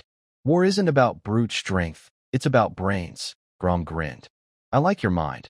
Alan ignored him and kept watching the terrain. One more thing, he said. Grom, what are your orc warriors good at? Close combat, Grom said. We are strong and not afraid of pain. Then you will guard the riverbank, Alan said. If the bandits cross the river, you will stop them. Understood. Alan looked around at the terrain again. Iron Axe, your guards and militia will shoot fire arrows. Scarface, your spies will watch for the bandits' movements. Yes, Alan nodded. Get ready. Everything must be prepared by tomorrow night. The next evening, everything was ready. 10 barrels of oil were buried on the bridge, and the trees on the opposite bank were cut down. The river water had risen by 1 meter, thanks to Ivira's magic. Alan sat on a high ground across the river, looking north. He lay on a simple lounge chair, eyes half closed. Sir, aren't you nervous? Scarface asked. What's the use of being nervous? Alan said. Everything that needs to be done is done. Now, we wait. Iron Axe frowned nearby. Sir, are you really planning to just lie down and command? Yes, Alan replied. I make the decisions, you carry them out. That's the easiest way. Iron Axe thought for a moment and nodded. Understood. As the sky darkened and stars appeared, Alan saw the torches. At first, just a few scattered lights, then more and more. The torches formed a line, winding from the north. They're coming, Scarface whispered. Alan said nothing, just watched quietly. The bandits drew closer. 1,000 or more. They carried torches, weapons, and shouted slogans, looking fierce. Blood axe, steal everything. Kill everyone. Attack Morningstar Keep. Alan listened to the shouts with a blank face. Ivira, he whispered. Are you ready? Ready. Ivira's hands glow with a blue light. Wait until they cross the bridge. The band of thieves continues forward. The front warrior has already stepped onto the stone bridge, making heavy footsteps. 10 people, 50 people, 100 people. Blood axe. A voice calls from behind. Let me go first. A tall man pushes to the front. He is taller than the others, nearly 2 meters, muscular, covered in scars. He holds a large iron axe and has a knife at his waist. Blood axe. Brothers. He raises his axe. Charge forward. Steal everything. The thieves cheer and rush onto the bridge. 200 people, 300 people. Now, says Alan. Ivira's light erupts, and the river suddenly rises, waves crashing against the bridge. At the same time, Iron Axe ignites the oil buried under the bridge. Boom! Flames shoot up high, engulfing the thieves on the bridge instantly. Screams, explosions, and water sounds blend together. Rocket! Alan orders. Iron Axe swings his hand, and 50 militia members shoot rockets at once. The rockets land on a pile of wood across the river, and the flames spread quickly, forming a wall of fire. The band of thieves is blocked by the firewall and cannot advance. They instinctively retreat, but those behind keep pushing forward, causing chaos. Keep shooting, Alan says. The rockets keep falling, and the fire grows stronger. The thieves struggle in the flames, float in the water, but cannot reach the riverbank. Blood axe. A voice calls from behind. Don't panic. Find another way across. It's Blood axe. He emerges from the chaos, covered in blood but with a fierce look in his eyes. Find another route. He shouts. Cross the river elsewhere. The thieves start to scatter, moving upstream and downstream. Scarface. Alan says. They are trying to find a different crossing. I've already sent people to watch. Scarface replies. There are shallow areas upstream and downstream where they can cross. Elvira, can you control the water both upstream and downstream at the same time? No. Elvira shakes her head. My magic is limited. I can only control one point. Alan thinks for a moment. Grom. I'm here. Grom steps forward. Take your orc warriors and go upstream. Alan said. If the thieves cross the river upstream, you are responsible for stopping them. Understood. Iron Axe, take the guards downstream. Alan said. If the thieves cross the river downstream, you are responsible for stopping them. Yes. Alan looked at the battlefield. The thief group was spreading out, trying to cross the river from multiple directions. Their numerical advantage was starting to show. 300 versus 1,000. Even with the terrain advantage, it was hard to win. He needed more options. Alan closed his eyes and sensed the power of faith within him. 85 points. He could feel that energy flowing inside him like a warm river. He could unleash his faith to boost the morale of his army. He could create a shield to protect key people. He could shift space to send people to safety. But that wasn't enough. He needed a power that could change the course of the battle. Space shifting. Could he move the enemies away? Alan remembered the last time in the temple, where the goddess of harvest said that the use of faith depends on imagination. What if he moved the enemies into dangerous places? Fire, deep water, cliffs. In that case, shifting wouldn't just be moving, it would be an attack. And it would use less energy. Alan thought to himself, 85 points of faith could move over 30 ordinary enemies into danger zones. But Blood Axe was a level 6 warrior with higher resistance, so it would cost more energy, probably around 200 points. He had 85 points. That was enough. Wait until Blood Axe gets close, Alan whispered. On the battlefield, the thief group was crossing the river from multiple directions.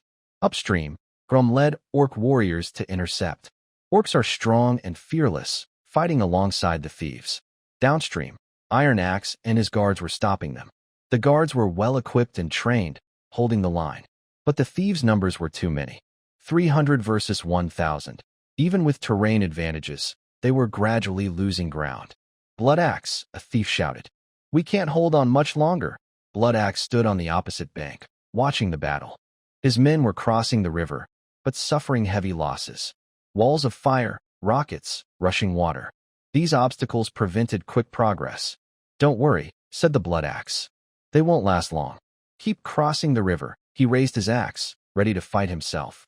I'm going to cut off that lord's head. He rushed toward the stone bridge. The Blood Axe moved. First step.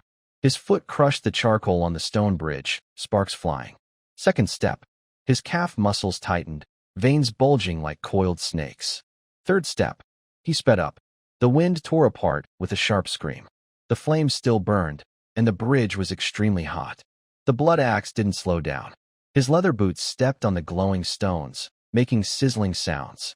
The smell of burning filled the air. But he didn't care. As a level 6 warrior, these flames couldn't hurt him. He ran through the fire. A wave of heat hit his face, making his eyebrows curl and his skin turn red. He jumped into the river. Water splashed everywhere. Cold water wrapped around him, steam rising. He swam against the current. The water pushed against him, but he was strong and kept his balance. He moved toward the riverbank, getting closer and closer. Alan lay on a lounge chair, watching the Blood Axe. 50 meters. The Blood Axe's shoulder was above the water, water flowing over his muscles. 30 meters. The Blood Axe raised his axe, the blade reflecting the firelight like a fierce eye. 10 meters. The Blood Axe's lips curled back, showing yellow teeth, a deep growl in his throat. Alan closed his eyes. He sensed the power of faith inside him, guiding it toward the Blood Axe. 200 points. That was enough. Shift, he whispered. The Blood Axe disappeared. In the last moment, he was in the river, axe raised, ready to strike the bank. In the next moment, he appeared in the middle of the flames. The heat wave, burning, suffocating. His pupils suddenly contracted, the moisture on his eyeballs evaporated instantly, turning his vision into a sea of red. What? He opened his mouth, flames pouring into his throat. His vocal cords burned, unable to produce sound. He swung his axe, trying to cut through the flames. But the flames had no physical form. The axe passed through the fire, hitting nothing. His skin began to blister, flesh turning black, and bones cracking. Ah! A scream forced its way from his throat, like the screech of a broken wind instrument. All the bandits froze in place. Their leader, the invincible Blood Axe, the one who could split a city gate with a single blow, suddenly appeared in the flames, crying out in pain. Blood Axe, one bandit shouted.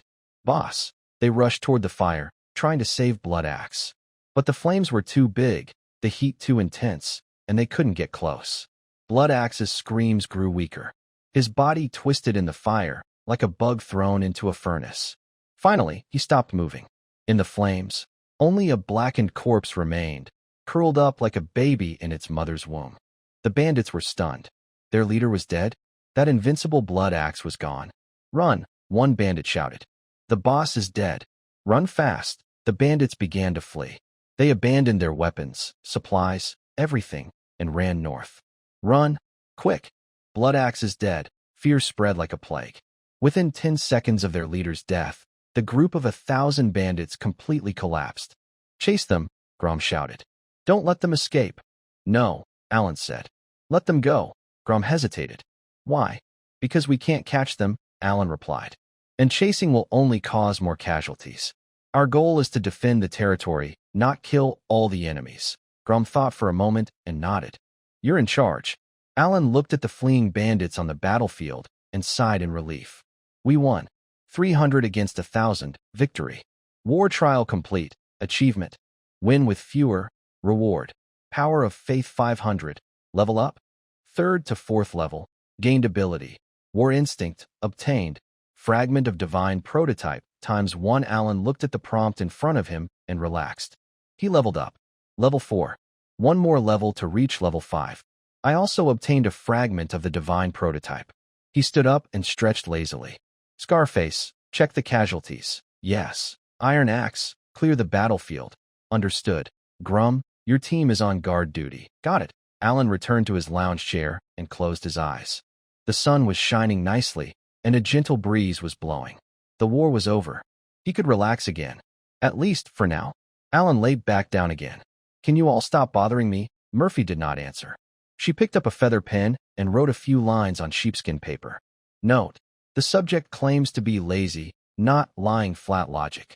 This may be humility or a bias in self-awareness. Alan watched her write, and his head started to hurt. What are you doing? Recording, Murphy said. The goddess asked me to keep detailed notes on everything you say and do. Everything? Yes. Including your daily routines, conversations, how you handle tasks, and your reactions to problems. Alan stood up. Stop. Murphy paused her writing and looked at him. Do you have any instructions? I can't let you follow me, Alan said. It's too annoying. This is the goddess's order, Murphy replied. I can't disobey, then don't follow me, Alan said, heading toward the Lord's residence. I'll hide from you, Murphy followed. The goddess said you might try to hide, so I am authorized to use tracking magic. Alan stopped. Tracking magic? Yes. Murphy raised her hand, and a blue glow appeared in her palm. As long as you're within the territory, I can find you. Alan looked at the light, silent for a long time. Do you gods not have a sense of boundaries? Boundaries? Murphy tilted her head. What's that? Alan sighed. Forget it. If you want to follow, then follow. Just don't disturb my sleep. I will try to be quiet, Murphy said. Alan continued toward the Lord's residence, with Murphy behind him, writing on the sheepskin paper as they walked. Note: the subject shows clear impatience with being studied. But he does not refuse, perhaps because he thinks refusal is pointless. This lazy-to-refuse attitude is one of the core features of lying flat logic. Alan heard this, but was too lazy to argue. Arguing is tiring. In the next few days, Murphy became Alan's shadow. While Alan ate, she recorded. While Alan slept, she observed. While Alan sunbathed, she took notes. The most ridiculous thing is that Alan has to follow her to the bathroom. Stop, Alan said, standing at the bathroom door. This is not okay. The goddess said all actions and words must be recorded, Morpheus replied. Using the bathroom is not an action or word, Alan said. It's a basic need. Basic needs are also part of the research, Morpheus said. The goddess wants to understand everything about you. Alan took a deep breath. Morpheus, I have a question for you. Please ask. Is the wisdom goddess a little bit strange? Morpheus paused for a moment. Strange, yes. Strange, Alan said. Researching everything about a mortal, including going to the bathroom? Isn't that a bit odd? Morpheus was silent for a while. The goddess only seeks knowledge, she said. To her, all unknown things are worth studying. Then why doesn't she study herself going to the bathroom? The goddess doesn't need to go to the bathroom, Morpheus explained. Deities don't have physical needs. Alan looked at her and suddenly felt very tired. Forget it. Just record whatever you want. He went into the bathroom and closed the door. Outside, the sound of writing could be heard. Record. The subject shows strong resistance to being observed while using the bathroom. But he eventually agrees, probably because he feels resisting is pointless. This lazy acceptance again shows the typical trait of the lying flat attitude. Alan leaned against the door and closed his eyes. He wanted to lie flat. But lying flat also needs peace and quiet. This woman is too annoying. 3 days later, Alan finally couldn't hold it anymore. Morpheus, yes, Lord Alan, I need to go out. Where to? To a place you can't find. Morpheus frowned. Are you trying to avoid the research? Yes, Alan said. I need some peace. I can go with you. No, Alan replied. This time, I want to go alone. But the goddess said, Morpheus. Alan interrupted her. I've endured for 3 days. 3 days of you following me while I eat, sleep, and use the bathroom. Do you know how annoying that is? Murphy fell silent. I understand your dissatisfaction, she said. But it is the goddess's order. I cannot disobey. Then disobey me, Alan replied. I am your rival. Aren't you trying to win me over? If you keep bothering me, I will like the goddess of wisdom less. Murphy hesitated for a moment. You will dislike the goddess because of this. Yes, Alan said. I am starting to dislike her now. Murphy's face changed. Please wait, she said. I need to ask the goddess for permission. She closed her eyes, as if praying. After a moment, she opened her eyes. The goddess understands your feelings. She agrees to stop close-up observation and switch to long-distance observation. Long-distance observation? Yes, Murphy said. I won't follow you, but I will stay in the territory and observe you with magic. Alan thought for a moment. Can you not watch me when I go to the bathroom? Yes, Murphy nodded. The goddess agrees to exclude bathroom visits from observation. Alan sighed in relief. All right, let's do that. Murphy picked up her pen and wrote on parchment. Record. The research subject's favorability towards the goddess of wisdom is decreasing because the observation method is too invasive. It is recommended to adjust the observation strategy and give the subject more private space. Alan watched her write and sighed. Can you not write in front of me, okay? Murphy said, putting away the parchment. I will go back and organize everything. She turned and left. Alan watched her back and finally relaxed. It was quiet, but the quiet only lasted half a day. In the evening, Scarface arrived. Master, there is a situation. Speak. Murphy is spreading news in the territory, Scarface said. She told the followers that the goddess of wisdom is studying you and wants to understand your way of thinking. And then, the followers are very excited, Scarface said. They believe this is a sign of the goddess's approval of you, which makes them more determined to follow you. Alan frowned. What's the problem with that? The problem is, Murphy is still collecting feedback from the followers, Scarface said. She has the followers fill out questionnaires to evaluate your various behaviors. Questionnaires? Yes. Scarface took out a piece of sheepskin parchment. This is a sample of the questionnaire she sent out. Alan took it and looked at it. The questionnaire read, please rate the following traits of Lord Alan. 1. Laziness level, 1 to 10, 2. Frequency of lying flat, 1 to 10, 3. Attitude towards the gods, 1 to 10, 4. Ability to handle affairs, 1 to 10, 5. What do you think Lord Alan is most worth learning from? Alan looked at the questionnaire, and his head started to hurt again. What is she doing? She says it's group observation, Scarface explained. to better understand you through follower feedback. Alan returned the questionnaire to Scarface. Let her continue. Master, aren't you going to stop her? What's the use of stopping her? Alan replied. She has the support of the goddess of wisdom. If I stop her, she'll just find another way. Scarface was silent for a moment. Master, are you too passive? Passive? Alan looked at him.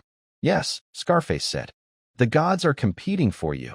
The evil gods are watching you, and the followers are following you. But you've been reacting passively, not taking the initiative. Alan thought for a moment. What do you mean? Scarface took a deep breath. You should take control. How do I take control? Use them, Scarface said. The gods want you. The followers follow you. That's resources. You can use these resources to expand your territory and strengthen your power. Alan looked at Scarface and was silent for a long time. Scarface, you've changed. Changed? Scarface was surprised. Before, you only reported information, Alan said. Now you're giving me ideas. Scarface's face turned red. Master, I just think you're too tired. Tired? Alan smiled. I'm not tired. I just don't want to move. Then you. But you're right. Alan stood up. Reacting passively is really annoying. I should be more proactive. He looked at Scarface. Scarface, go call Morpheus. Yes. A moment later, Morpheus arrived. Lord Alan, you wanted to see me? Yes, Alan said. I want to talk to you. Please, go ahead. The goddess of wisdom wants to study me, right? Yes. Can I make a condition? Morpheus paused. A condition? Yes, Alan said.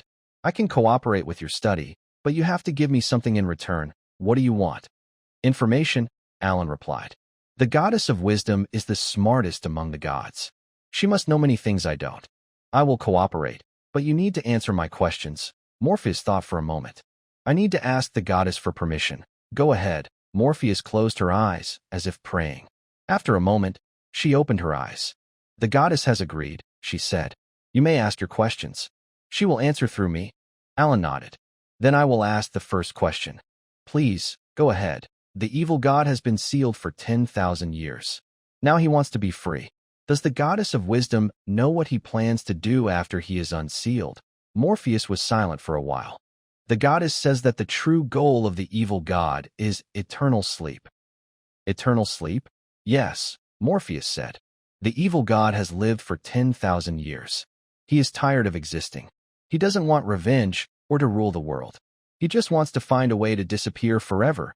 Alan was stunned. Does he want to commit suicide? That's one way to put it, Morpheus replied. But gods can't commit suicide. Their existence depends on faith. As long as they have followers, they won't disappear. The evil god wants to break his connection to faith and then sleep forever. Alan was silent for a long time. And me? Why did he come to me? Because your faith is very special, Morpheus said. The goddess says your faith is different from that of ordinary people. It is purer, stronger, and might help the evil god cut his ties to faith. Alan looked at Morpheus with a complex feeling in his heart.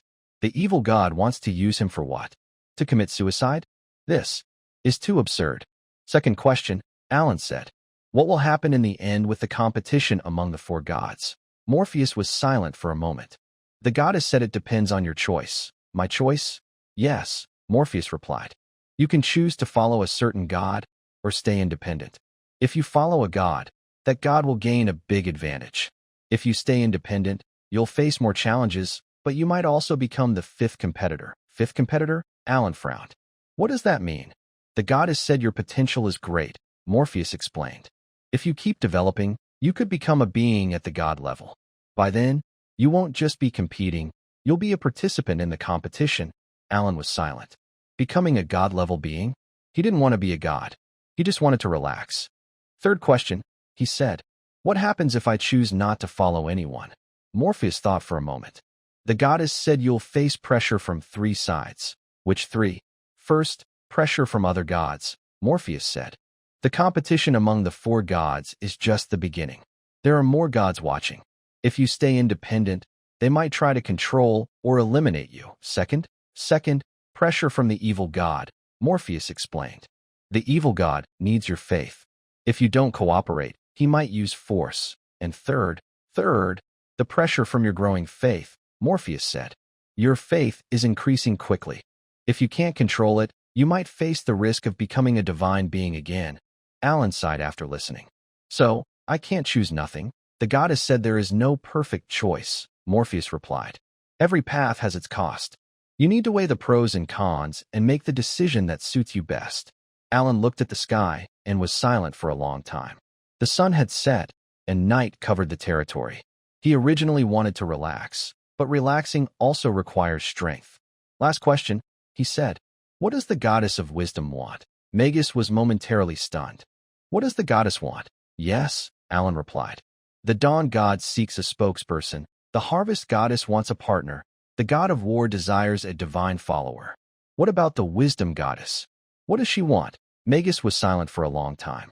The night wind blew, bringing distant insect sounds. The goddess says she wants an answer. An answer? Yes, Magus's voice softened. The goddess has lived for 50,000 years. She has seen countless mortals, gods, and civilizations. Dynasties rise and fall, empires grow and collapse, heroes and villains, wise and foolish. She has seen it all. Alan listened quietly. But she still has one question that remains unanswered. What question?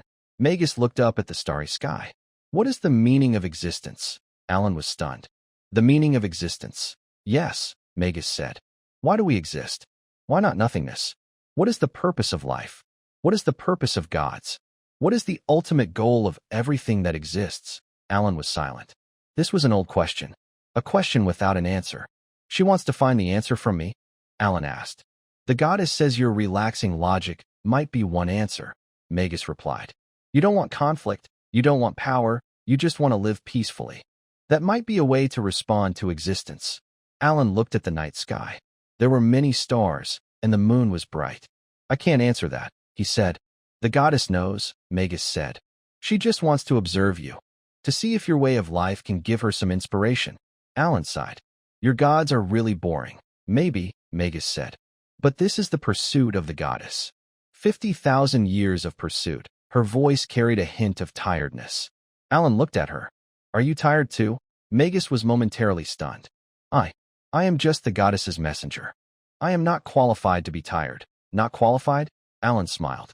Not even the qualification to be tired? Your gods really are. He didn't finish. Magus fell silent. The night breeze blew, bringing the distant sound of dogs barking. Alan stood up. That's all for today's talk. You can keep observing, but don't bother me too much. I'll be careful, Murphy said. She turned and left. Alan stood there, looking at the night sky. There were many stars, and the moon was bright. He wanted to lie down, but even lying down meant facing these problems. Gods, faith, the meaning of existence. He sighed. Annoying. He turned and headed toward the Lord's mansion. Tomorrow, there would be more things waiting for him. The next day, Alan gathered everyone. I have a few announcements, he said. Everyone looked at him. First, the population of the territory has exceeded 1,000. We need to expand housing, farmland, and infrastructure. Grom, this is your task. Yes, sir, Grom nodded. Second, the issue with the followers. They won't leave, so we need to manage them. Scarface, you are in charge of setting up a management system, registering follower information, and maintaining order. Understood. Third, security. The territory is becoming more noticeable, and trouble might come. Iron Axe, you are responsible for training the guards and militia. Grom, you will train the orc warriors. We need stronger fighting power. Yes. Fourth, information. I need to know everything happening outside. Scarface, expand your intelligence network to cover nearby territories and towns. Understood. Fifth, magic. Ivira, go to the Magic Academy to learn. See if there are any spells that can help the territory. Yes, sir, Ivira nodded. Sixth, economy. Goldtooth, you are responsible for establishing trade with outsiders, selling our potatoes to get what we need. Understood. Alan looked around at everyone. Any questions, sir? Iron Axe asked. How do you plan to deal with the gods? Alan was silent for a moment. I will handle it myself, he said. You just focus on your own tasks. Yes. Everyone dispersed. Alan returned to his lounge chair and closed his eyes. The sunlight was nice, and the breeze was gentle. The territory is developing, the subordinates are working hard, and everything is moving in a good direction. But he knows this is just calm before the storm. Alan closed his eyes, feeling the power of faith flowing inside him. 1,350 points. That's 200 more than before. He remembered his conversation with Morpheus about the meaning of existence. The meaning of existence is to relax. He chuckled at himself. Maybe that is his answer. He has obtained another fragment of the divine form. Now he has 2 fragments, but he still needs 1 more. He still needs 200 acres of farmland. Scarface, he called. Scarface ran over from a distance. Sir, contact Count Eileen of Green Valley, Alan said. I heard from the harvest goddess that her territory is fertile but sparsely populated. I want to discuss cooperation with her. Yes. Alan returned to his lounge chair and closed his eyes. The sun was shining nicely, and a gentle breeze was blowing. Everything was moving in a good direction. Although many problems still needed solving, he had taken the first step. The divine form fragment. That is his goal. To relax, he needs the divine form fragment. To get the divine form fragment, he must keep working hard. Relax, he muttered, but strength is also needed.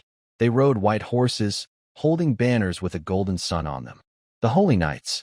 Alan stood up from his lounge chair and looked at the group. Scarface, who are they? The Holy Knights of the Dawn God, Scarface replied. Their leader is Captain Leon. What are they here for? To protect you, he said. Protect? Alan frowned. Let them come in. A moment later, the Holy Knights entered the territory. Leading them was a tall man, about 30 years old, with blonde hair and blue eyes, handsome in appearance. He wore silver armor and carried a long sword at his waist, looking serious. Lord Alan, he said, bowing slightly. I am Captain Leon of the Holy Knights of the Dawn God. By the goddess's order, I am here to protect you. Protect? Alan looked at him. Do I need protection? The goddess is worried about your safety, Leon explained. The competition among the 4 gods is getting more intense, and the evil gods are paying attention to you. The goddess believes you need more protection. I don't need it, Alan said. You can go back, Leon was surprised. Lord Alan, this is the goddess's command. I don't trust the Dawn God, Alan said. What does it mean that you're here to protect me? The goddess said you are a chosen one, Leon replied. Protecting the chosen is the duty of the Holy Knights. I'm not a chosen one, Alan said. You're mistaken. Leon paused for a moment. Lord Alan, I understand your concerns, he said. But I cannot disobey the goddess's order. Please allow us to stay outside the territory to keep watch. Alan thought for a moment. If he refused outright, he might offend the Dawn God. Fine, he said. You can stay outside. But you are not allowed to enter the territory or disturb the residents. Understood, Leon bowed. Alan turned and headed toward the Lord's mansion. Scarface, keep an eye on them. Yes. In the following days, the Holy Knights stayed outside the territory. They patrolled daily and prayed regularly, appearing very disciplined. But Alan always felt something was wrong. Scarface, is there anything unusual with the Holy Knights? Not for now, Scarface replied. They patrol 3 times a day, pray twice, and haven't entered the territory. That's good. But Alan still felt uneasy. He ordered Scarface to keep watch on every move of the Holy Knights. On the 5th night, Scarface brought some news. Sir, I found something strange. Go on. There's someone in the Holy Knights who often goes out late at night, Scarface said. His name is Marcus, and he's the deputy captain. Going out late? Where does he go? I don't know, Scarface said. I sent people to follow him, but he lost them. He seems to have a way to escape tracking. Alan frowned. Keep watching him. Yes. On the 7th night, Scarface brought more news. Sir, I found out Marcus's purpose. Tell me. He's been in contact with the spirits, Scarface said. My people saw him near the Spirit Valley, talking to the spirits there. Spirits? Alan's face changed. Spirit Valley is the domain of the evil god. The deputy captain of the Holy Knights in contact with spirits? Are you sure? Yes, Scarface said. My men saw it with their own eyes. Alan was silent. The God of Dawn sent the Holy Knights to protect him, but now there might be a traitor among them? What does this mean?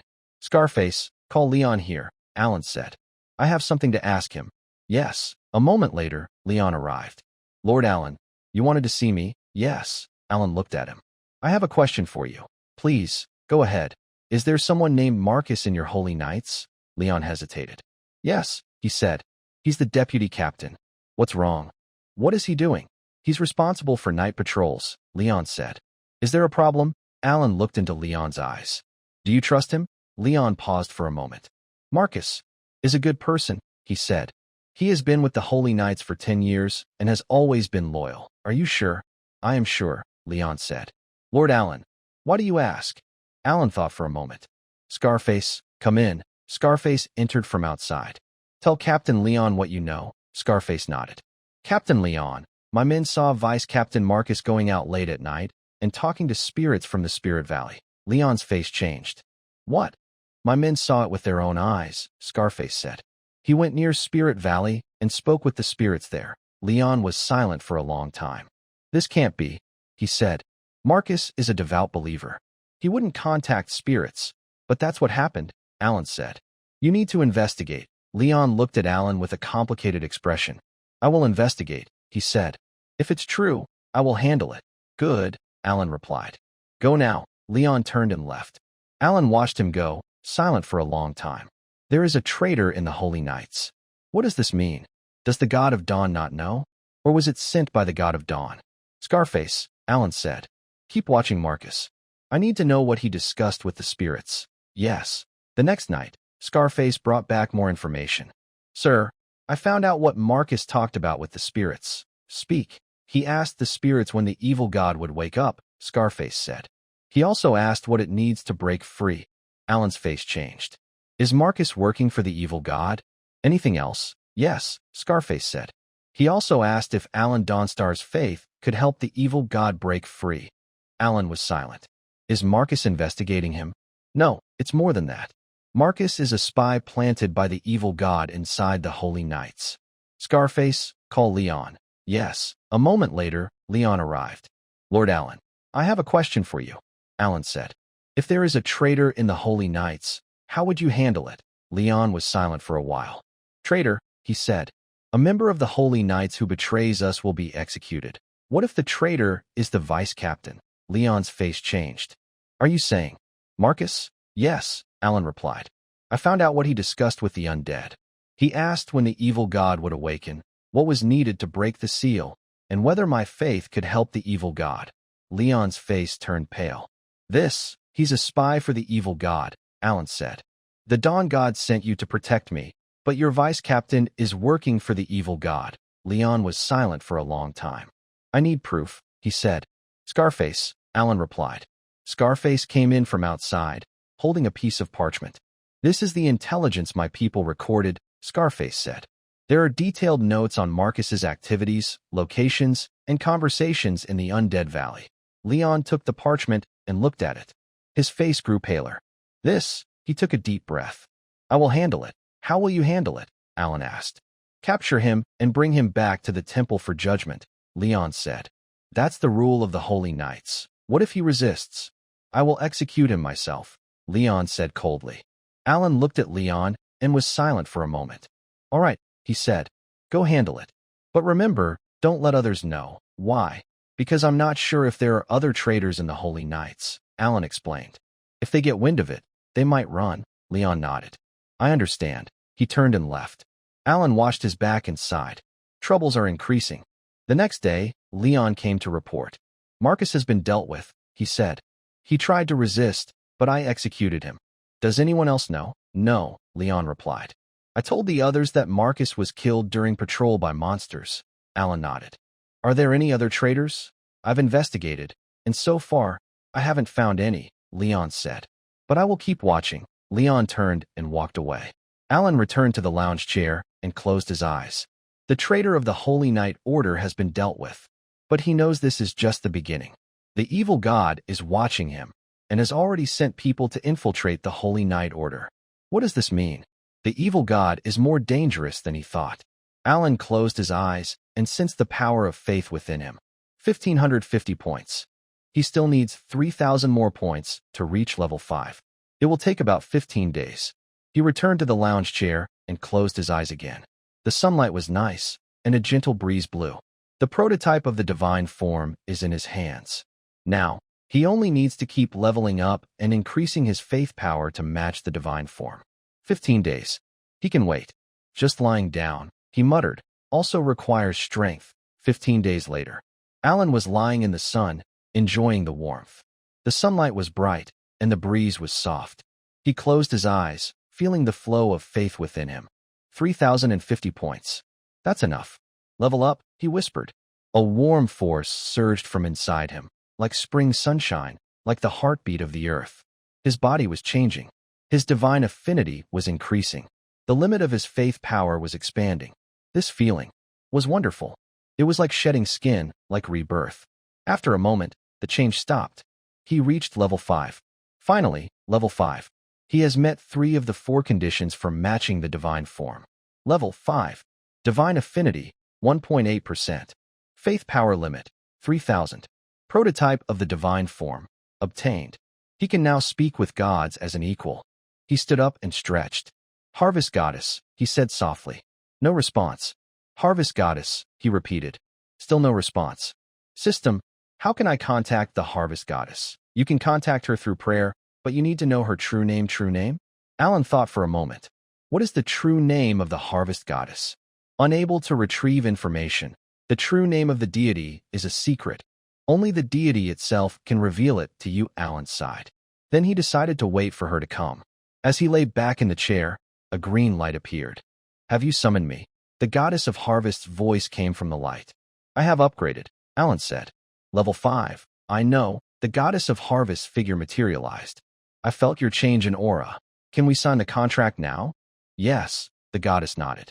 But before we do, I have a few things to tell you. Go ahead. First, an equal contract means we are on equal terms, the goddess said. I won't give you commands, and you don't need to pray to me. We respect each other and don't interfere, okay? Second, an equal contract doesn't mean I will protect you, she said. If you are in danger, I won't step in unless you ask, and I think it's necessary. Understood. Third, either of us can end the contract at any time, she said. If you feel the partnership isn't right, you can stop it whenever you want. I can do the same, all right. The goddess of harvest looked at Alan with a hint of surprise in her eyes. Do you have any questions? No, Alan replied. These terms are fair. Fair? She smiled. You're the first person to say that. Why? Because most mortals want the protection of gods, she explained. They're willing to give up their freedom for safety. But you're different. You don't want protection, you just want equality. Because protection means owing favors, Alan said. Owing favors is troublesome. Working together equally without debts is simpler. The goddess looked at him silently for a moment. You are very special, she said. Thank you, Alan replied. So, how do we sign the contract? The goddess of harvest extended her hand, a green light gathering in her palm. Put your hand on mine, she said. We will form a mental link to confirm the contract. Alan reached out and placed his hand on hers. The light enveloped them. Alan felt a warm energy enter his body, merging with his faith power. Then, a message appeared in his mind. Equal contract, Party A, Goddess of Harvest, Party B. Alan, contents, 1. Both parties cooperate equally, without subordination, 2. The Goddess of Harvest provides help with agriculture, 3. Alan allows the goddess to build a temple within his territory, 4. Either party can end the contract at any time. Do you confirm? Confirm, Alan said. I also confirm, the Goddess of Harvest replied. The light faded away. The contract was signed. He and the Goddess of Harvest are now equal partners. A warm power flowed into his body. The power of harvest. It can control plant growth and help crops grow better. His faith power increased from 50 to 500 points. His divine affinity rose from 1.8% to 2.5%. Congratulations, the Goddess of Harvest said with a smile. You are now my main god. Thank you, Alan replied. From now on, we will work as equals. Yes, the goddess said. If you need help, call my name. I will do my best to assist you. I won't need anything, Alan said. The Goddess of Harvest smiled. You always say that, because I don't want to trouble others. This is not trouble, she said. It's cooperation. Her figure began to fade away. I will keep watching over your territory. I hope you can achieve your dream of relaxing. Thank you. The green light disappeared completely. Alan stood there, feeling the changes inside him. Level 5. Divine rank equal. The right to speak with gods as equals. He finally had the leverage to negotiate with divine beings. At that moment, Alan sensed something changing inside him. A new power was awakening. Faith power. And perhaps more advanced uses? He closed his eyes, sensing this new strength. Faith Shield uses faith power to create a divine shield. Faith Burst uses faith power to temporarily boost combat ability. Perception of Faith, sensing the state of nearby believers. Faith Transfer, transferring faith power to others. And Divine Creation. Alan's eyes lit up. Divine Creation? By using a large amount of faith power, one can create their own divine essence. Having a divine essence means becoming a true god, no longer dependent on any deity, no need to serve anyone else. To create a divine essence, you need 10,000 points of faith power, over 5% divine affinity, already have a divine prototype, and more than 5,000 followers. Right now, he only has 500 points of faith, 2.5% divine affinity, and about 1,500 followers. He is still far from his goal. But this is a path to independence. He returned to the lounge chair and closed his eyes. The sunlight was nice, and the breeze was gentle. Everything was moving in a good direction. Although many problems still needed solving, he had found his own way. Create a divine essence. Become a god. And then relax. That is his goal. To relax, he needs to become a god. To become a god, he needs to create a divine essence. To create a divine essence, he must keep working hard. Relaxing, he muttered, also requires strength. The next day, Alan gathered everyone. I have a few announcements, he said. Everyone looked at him. First, I have signed an equal contract with the harvest goddess, Alan said. From now on, the land's agriculture will develop faster. Grom, you are responsible for coordinating with the harvest goddess's temple to ensure planting and harvesting. Yes, sir, Grom nodded. Second, the population of the territory needs to grow, Alan said. Scarface, you are in charge of recruiting more followers. The goal is to reach 5,000 followers in 3 months. 5,000? Scarface paused. Sir, is that too fast? No, not too fast, Alan replied. The territory is developing, and we need more people. Plus, the more followers we have, the more stable the territory becomes. Understood. Third, security issues, Alan said. Evil gods are watching us, and there are traitors in the Holy Knights. We need to strengthen our defenses. Iron Axe, you are responsible for training more guards. Grom, you are in charge of training orc warriors. Yes. Fourth, the economic issue. Alan said, Gold Tooth, you are responsible for establishing more trade relations with outside merchants. We need more resources. Understood. Fifth, the magic problem. Alan said, Ivira, continue studying at the Magic Academy. I need you to master more magic. Yes, my lord. Alan looked around at everyone. Are there any questions? Lord, Iron Axe asked, what are your plans to deal with the gods? Alan thought for a moment. I have already signed an equal contract with the harvest goddess. He said, I will handle the other gods myself. Yes. Everyone dispersed. Alan returned to his lounge chair and closed his eyes. The sunlight was nice, and the breeze was gentle. Everything was moving in a good direction. Although there were still many problems to solve, he had found his path. Create divine beings. Become a god. Then relax. That was his goal. For this goal, he needed to keep working hard. Relaxing. He muttered to himself, but strength is also needed. 3 nights later, Alan was lying on his lounge chair, watching the stars. The night was beautiful, and the breeze was gentle. The territory was quiet, with only distant dog barks. Everything was peaceful, until that black light appeared. A voice came from the darkness, saying, You did well. You signed an equal contract with the gods. You are the first. Alan was not surprised. He had known the evil god would come. What are you here for? He asked. I come to congratulate you. The evil god's figure gathered in the light. I see you have leveled up, signed a contract, and your strength has greatly increased. I am very pleased. Pleased? Alan looked at him. What are you happy about? Because you are getting closer to the conditions I need, the evil god smiled. What conditions? Alan asked. The conditions to help me lift my seal, the evil god said. Your faith power is now strong enough to help me cut off my connection to faith. Alan frowned. I won't help you. Why? The evil god asked. I have told you before, my goal is not revenge or ruling the world. I just want to sleep forever. That's your business, Alan said. I don't want to get involved.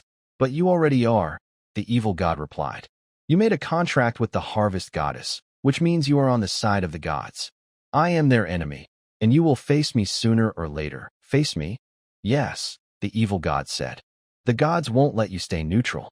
They will force you to choose a side. If you choose them, you become my enemy. If you choose me, you become their enemy. Alan was silent. I'm not here to threaten you, the evil god said. I'm here to tell you that you have a third choice. What choice? Independence, the evil god said. You can choose not to pick any side and stay independent. But this requires strength, enough strength to make the gods afraid to force you. How strong? At least level 7, the evil god said. A level 7 being can fight against gods. By then, the gods will respect your choice and won't force you. Level 7. Alan was only at level 5 now. I can help you, the evil god said. If you help me break my seal, I can give you power to level up quickly. What's the cost? Your faith power, the evil god said.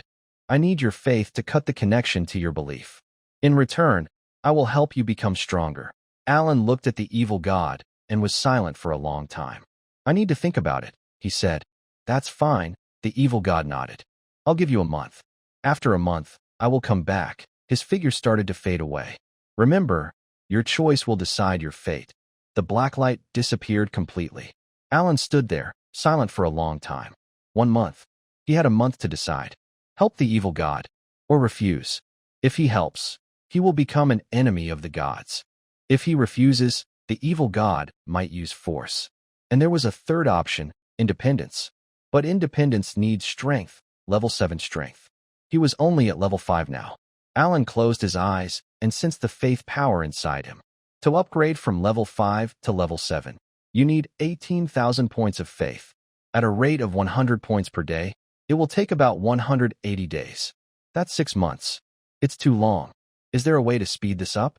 Increasing the number of followers. He is working on that. Completing divine tasks. He can try that. Defeating stronger enemies. Too dangerous. Receiving blessings from the gods. Only if the gods are willing. Alan thought for a moment. Maybe he should first understand the true purpose of the evil god. The goddess of wisdom said that the evil god wants to sleep forever. But does the evil god really just want to sleep? Scarface, he called out. Scarface ran over from a distance. Master, go call Memphis. Yes. A moment later, Memphis arrived. Master Alan, you wanted to see me? Yes, Alan said.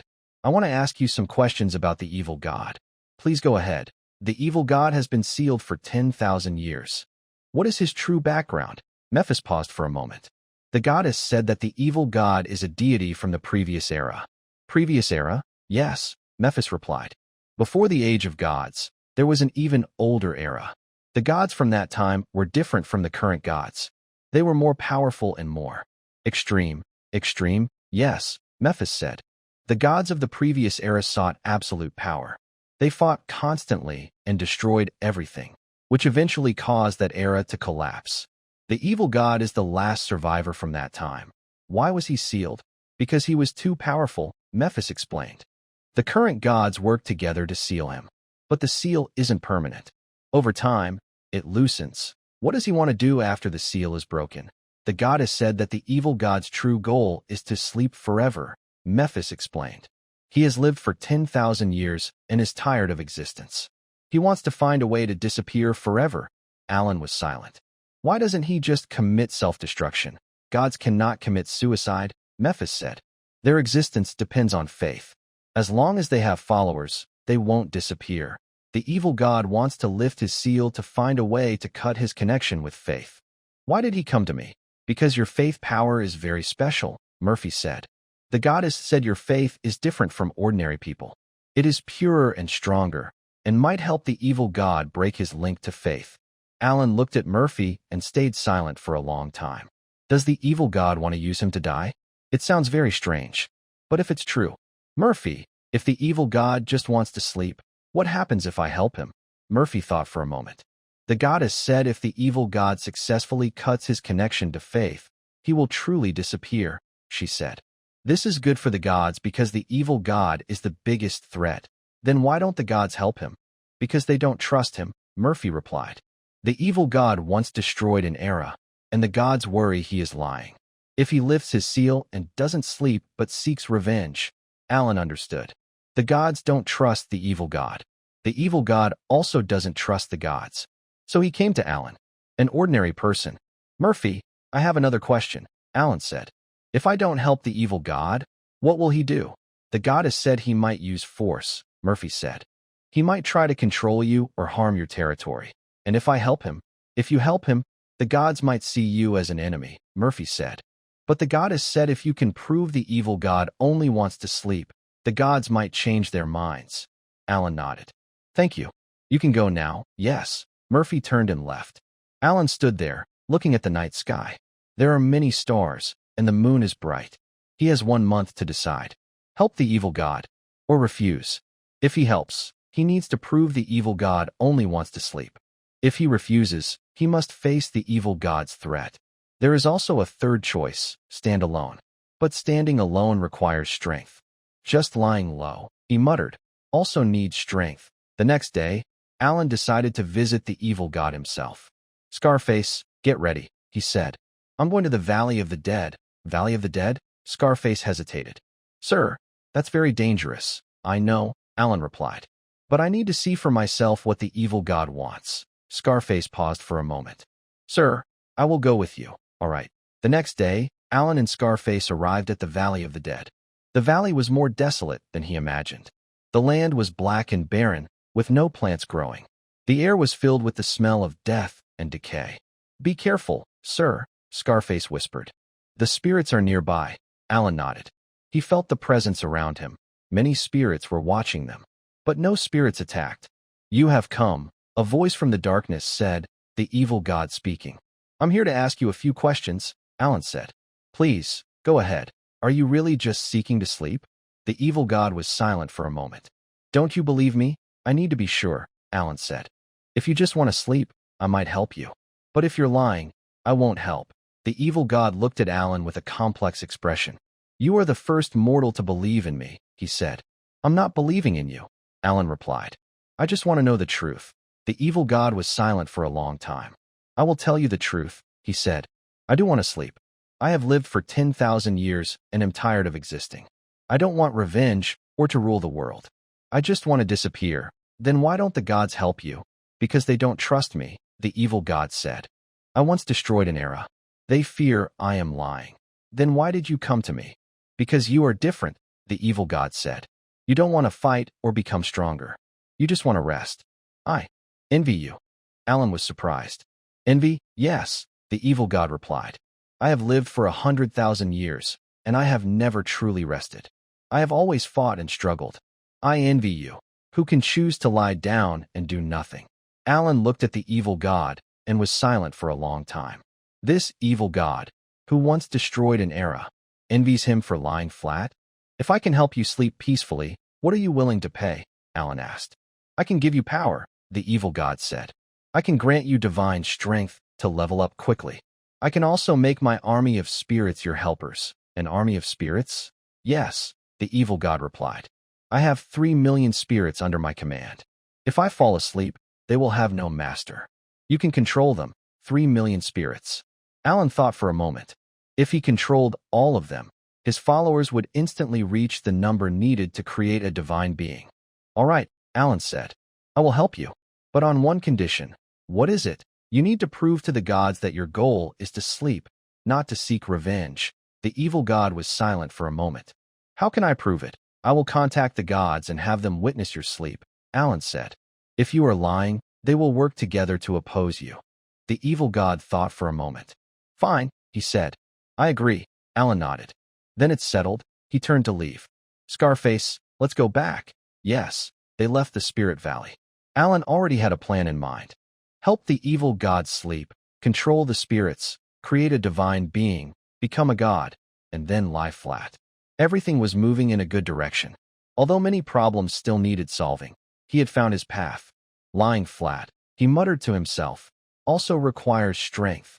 3 days after returning from Spirit Valley, Alan was lying on a deck chair, basking in the sun, thinking about his next steps.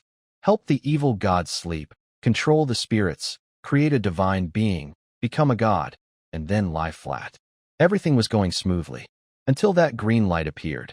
You have returned. The harvest goddess's voice came from the light. I heard you went to Spirit Valley. Yes, Alan said. I met with the evil god. The figure of the harvest goddess materialized, her expression complicated. You made a deal with the evil god? Yes, Alan said. I agree to help him sleep. The harvest goddess was silent for a long time.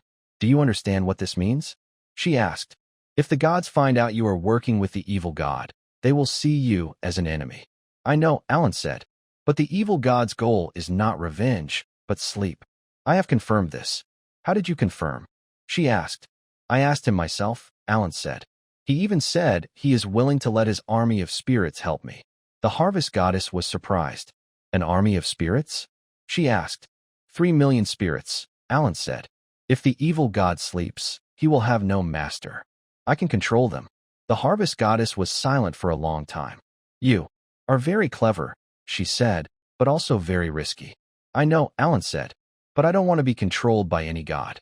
I need strength to protect my choices. The harvest goddess looked at him with a complex expression. I understand your idea, she said, but I must warn you. The gods won't accept your choice easily. I will make them accept, Alan said. I have a plan. The harvest goddess was silent for a moment. I have a proposal, she said. What proposal? Alan asked. A divine contract. Alan was surprised. A divine contract?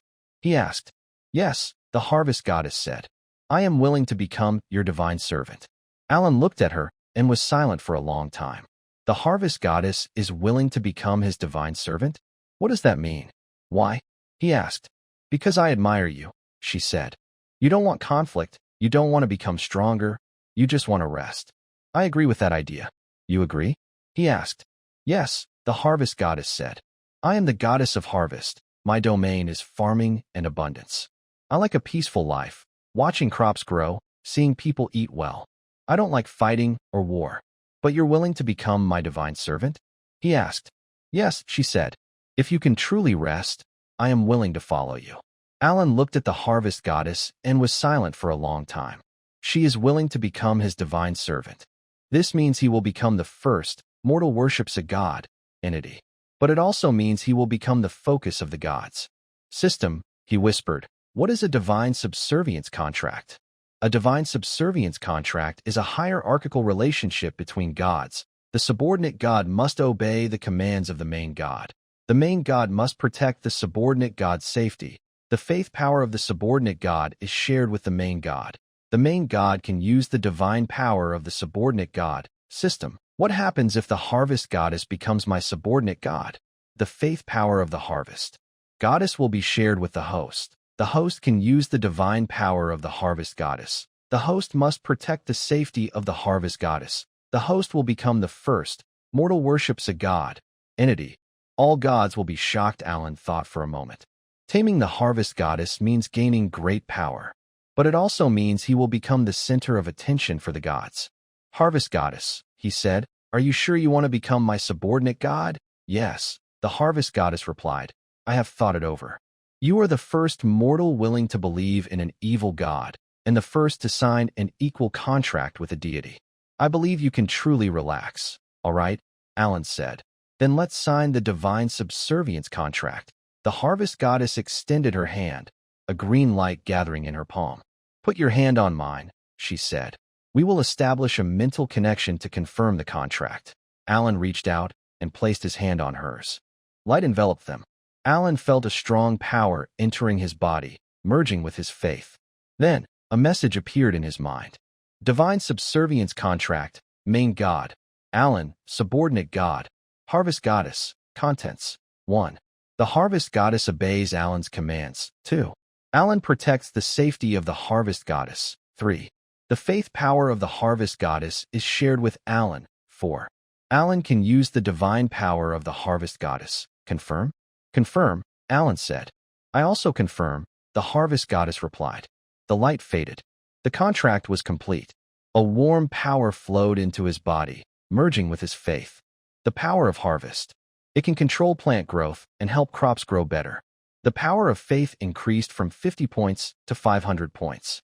The divine affinity rose from 1.8% to 2.5%. He is the first mortal to become a divine master. Congratulations, said the goddess of harvest with a smile. You are now my main god. Thank you, Alan replied. From now on, You will follow me. Yes, said the goddess of harvest. I will do my best to help you. Her figure began to fade away. I will keep watching over your land. If you need help, call on me. Okay. The green light disappeared completely. Alan stood there, feeling the changes inside him. He had successfully subdued the goddess of harvest. Now, he had his first divine partner. Next, he needed to continue gaining other gods and create divine ranks to become a true god. Just lying low, he muttered, also requires strength. At that moment, the sky suddenly brightened. Golden light poured in from all directions, carrying a sacred and solemn feeling. The goddess of dawn. Did you, her voice echoed from the light, subdue the goddess of harvest? Alan opened his eyes. The figure of the goddess of dawn formed in the light. Her expression was shocked, angry, and a little jealous. Yes, Alan said. The goddess of harvest agreed to become my divine partner. You, a mortal, have subdued a god. The goddess of dawn's voice trembled. That's impossible. It is true, Alan replied. You may not accept it, but it's real. The goddess of dawn was silent for a long time. Do you know what this means? She asked. You will become the focus of all gods. Every deity will watch you. Some will want to control you, others will want to destroy you. I know, Alan said. But I don't care. Don't care? The goddess of dawn paused. Aren't you afraid? What's the use of being afraid? Alan said. I just want to lie low. If the gods won't let me, I'll make them accept my choice. The goddess of dawn looked at Alan in silence for a long time. You are very special, she said. I understand why you were able to win over the harvest goddess. Thank you. But I will not give up, the dawn god said. I will keep trying to win you over. Do as you like, Alan replied. I will not become anyone's subordinate god. The dawn god was silent for a moment. I will remember your words, she said. Next time we meet, I will show you my sincerity. The golden light completely disappeared. Alan stood there, sighing. Troubles are increasing, but he is ready. Winning over the harvest goddess is just the first step. Next, he needs to keep getting stronger, win over other gods, create divine powers, and become a true god. Just relaxing, he muttered, also requires strength. The next day, news spread across the divine realm. Alan Morningstar, a mortal, has won over the harvest goddess as his subordinate. This is unprecedented. The gods were shocked. A mortal has won over a deity? Impossible. Is the harvest goddess crazy? Who exactly is Alan Morningstar? I want to see him. I do too. I want to win him over. I want to defeat him. Various voices echoed throughout the divine realm. The name Alan Morningstar became the focus of all gods' attention. Meanwhile, at the Morningstar Sanctuary, Alan was lying on a lounge chair, basking in the sun. The sun was warm, and a gentle breeze blew. Everything was heading in a good direction. Although troubles were increasing, he had already found his path. Win over gods, create divine powers, become a god, and then relax. That is his goal. For this goal, he must keep working hard. Just relaxing, he whispered, also needs strength. Another god questioned, why does she want to become a subordinate god of mortals? Who exactly is Alan Morningstar? I heard he's a traveler from another world. A traveler? Yes, from a different universe. His way of thinking is different from ours. Different? How so? He doesn't seek conflict or power. He just wants to. Relax. Relax? What's that? I'm not sure. But the harvest goddess seems to agree with this idea. The gods discussed among themselves. In the high hall of the divine council, three main gods listened silently. The god of dawn, the god of war, and the goddess of wisdom. The harvest goddess, the god of dawn's voice was cold. She has betrayed the dignity of the gods. Betrayed? The god of war laughed loudly. I don't think so. She simply chose a god she trusts. What are you saying? The god of dawn looked at him. Do you approve of this? I don't approve, but I understand, said the god of war. This Alan Morningstar, I've met him. He's truly special. Special? The goddess of wisdom spoke. You've met him? Yes, said the god of war. I gave him a trial of war. He passed. A trial of war? The god of dawn frowned. Why didn't you tell us? Because it's between him and me, said the god of war. But now, things have changed. He has taken control of the harvest goddess, which means he's no longer just an ordinary mortal. What do you plan to do? The goddess of wisdom asked. I'm going to challenge him. The god of war stood up. I want to see what right he has to control gods. A challenge? The god of dawn was surprised. You want to fight him? Yes, said the god of war. If he can beat me, I will accept him. If he loses what? Then he has no right to control gods. The figure of the god of war began to fade away. I'm going to send a challenge. The red light disappeared completely. The god of dawn and the goddess of wisdom looked at each other, both seeing the complexity in each other's eyes. This Alan Morningstar, the goddess of wisdom, softly said, he's becoming more interesting. Morningstar realm. Alan was lying on a lounge chair, enjoying the sunshine. The weather was nice, with a gentle breeze. Everything was peaceful, until a red glow appeared. You did well, said the god of war, his voice like thunder. You have taken the harvest goddess. I am surprised. Alan opened his eyes. Is there something you want? I come with a challenge, said the god of war. I want to fight you. Fight me? Alan frowned. I don't want to fight. This isn't a fight, said the god of war. It's a challenge. Since you have taken a god, you need to prove you are worthy. Why should I prove myself? Because gods won't accept an ordinary person who isn't qualified, said the god of war. If you can beat me, the gods will recognize you. If you lose, you must give up the harvest goddess. Alan was silent. Give up the harvest goddess? That's impossible. Fine, he said. I accept the challenge. Good. The god of war laughed loudly. I like your courage. In 3 days, I will meet you at the border. Wait, Alan said.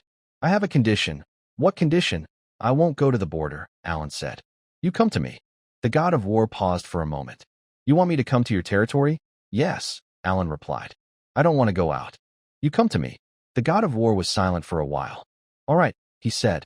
I accept your condition. In 3 days, I will come to your place. The red glow disappeared completely. Alan returned to his lounge chair and closed his eyes. He knew the god of war would come in 3 days. He needed to prepare. Scarface, he called. Scarface ran over from afar. Sir, gather everyone, Alan said. In 3 days, the god of war will challenge me. The god of war. Scarface looked worried. Sir, are you going to fight a god? It's not a fight, Alan said. It's a challenge. And I have a plan. 3 days later. The sky turned blood red, clouds burning like flames. The god of war arrived. He didn't come alone. He led his royal guard, 100 elite warriors, all of whom were level 4 or higher. Alan stood in the territory square, looking at the god of war. Are you ready? The god of war asked. Yes, I am, Alan replied. But I don't want to fight. Don't want to fight? The god of war frowned. Then how will you accept the challenge? I mean, I don't want to fight myself, Alan said. I'll lie here and let my subordinates fight you. The god of war was surprised. What? This is my condition, Alan explained. If you win against them, I will admit defeat. If they win against your royal guard, you lose. The god of war was silent for a long time. You are very special, he said, but I accept your condition. He turned to look at his royal guard. Attack. 100 royal guards charged toward Alan's territory. Alan lay on a lounge chair, waving his hand. Iron Axe, Grom, go. Iron Axe, with 30 guards, and Grom, with 180 orcs, moved to face the royal guard. The battle began. The royal guard was strong. They were all level 4 or higher, well-equipped and well-trained. But Iron Axe and Grom's teams were also formidable. Iron Axe was a level 5 warrior, and Grom was a level 6 orc. Their teams were made up of battle-hardened veterans. The two sides clashed loudly. Alan watched the fight from his lounge chair. Scarface, he said. Here, Scarface responded. Prepare the goddess of harvest. Yes. After a moment, a green glow appeared. God of the main, do you need me? The goddess of harvest's voice came. Yes, Alan said. Let the plants help us. Understood. The goddess of harvest used her divine power, causing the plants around the square to grow wildly. Vines burst from the ground, wrapping around the royal guard soldiers. What is this? One of the royal guards exclaimed. Nature's power, the goddess of harvest replied. The vines grew thicker and more numerous. The royal guard soldiers were trapped and unable to move. Iron Axe, Grom, now's your chance, Alan said. Iron Axe and Grom led their teams to attack the trapped royal guards. The battle ended quickly. The divine guard team was completely defeated. The god of war stood there, watching his divine guard be defeated, and remained silent for a long time. He looked at Alan. You won against me in this way? Yes, Alan replied. I was lying here doing nothing. My subordinates and the divine helpers helped me win. The god of war was silent for a long time. I lost, he said. I admit defeat, Alan nodded. Do you accept me now? Yes, the god of war said. You are qualified to control a god. He turned and left. I will remember this defeat. Next time we meet, I will show you my true strength. The red light disappeared completely. Alan returned to his lounge chair and closed his eyes. He had won. He lay there, winning the challenge from the god of war. Just lying down, he muttered, even that takes strength. 3 days after the god of war left, Alan was lying in his lounge chair, sunbathing. The sun was shining brightly, and a gentle breeze was blowing. Everything was peaceful, until the red light appeared again. You did well. The voice of the god of war sounded like thunder. Lying down and winning me. I respect that. Alan opened his eyes. What are you here for again? I come to talk about cooperation, the god of war said. Cooperation? Alan looked at him. What kind of cooperation? A divine contract, the god of war explained. I am willing to become your divine subordinate. Alan was surprised. The god of war was willing to become his divine subordinate? Why? He asked. Because you are qualified, the god of war said. You won against me while lying down, which is unprecedented. I admire your wisdom. Wisdom, yes, the god of war said. You know how to use resources, how to make your subordinates and divine helpers fight for you. That is true war wisdom. Alan looked at the god of war and was silent for a long time. You're willing to be my divine subordinate. What are the conditions? There is one condition, the god of war said. You must fight a real war. A real war? Yes, the god of war said. It's not about lying down and letting your subordinates fight, but about you leading and making decisions yourself. I want to see your true strength. Alan thought for a moment. Leading a war himself? He didn't want to fight, but if he could win over the god of war, his power would greatly increase. When? In 1 month, the god of war replied. The undead in the ghostly valley will surge out in large numbers, threatening the continent. You need to lead your army to defeat them. Undead? Alan remembered the evil god's promise. If the evil god was sleeping, the undead would belong to him. But if the evil god was not sleeping, the undead might go out of control. Okay, Alan said. I accept your condition. Good. The god of war laughed loudly. I look forward to your performance. His figure began to fade away. Remember, in 1 month, I will come to witness your war. The red light disappeared completely. Alan returned to his lounge chair and closed his eyes. In 1 month, he would face a real war. His opponent was the undead. He needed to prepare. Scarface, he called. Scarface ran over from afar. Sir, gather everyone, Alan said. In 1 month, we will fight a big battle. A big battle? Scarface paused. Against whom? Undead, Alan replied. The undead in Ghostly Valley will surge out in large numbers. We need to be ready. Undead? Scarface's face changed. Sir, how many undead are there? I know, Alan said. There could be tens of thousands, even hundreds of thousands. Scarface was silent. Sir, we only have a few hundred people, so we need to prepare, Alan said. Iron Axe, Gloom, train more fighters. Scarface, gather more intelligence. Gold Tooth, buy more equipment. Ivira, learn more magic. Yes, everyone dispersed. Alan returned to his lounge chair and closed his eyes. In 1 month, he would face a real war. This was the condition to win over the god of war.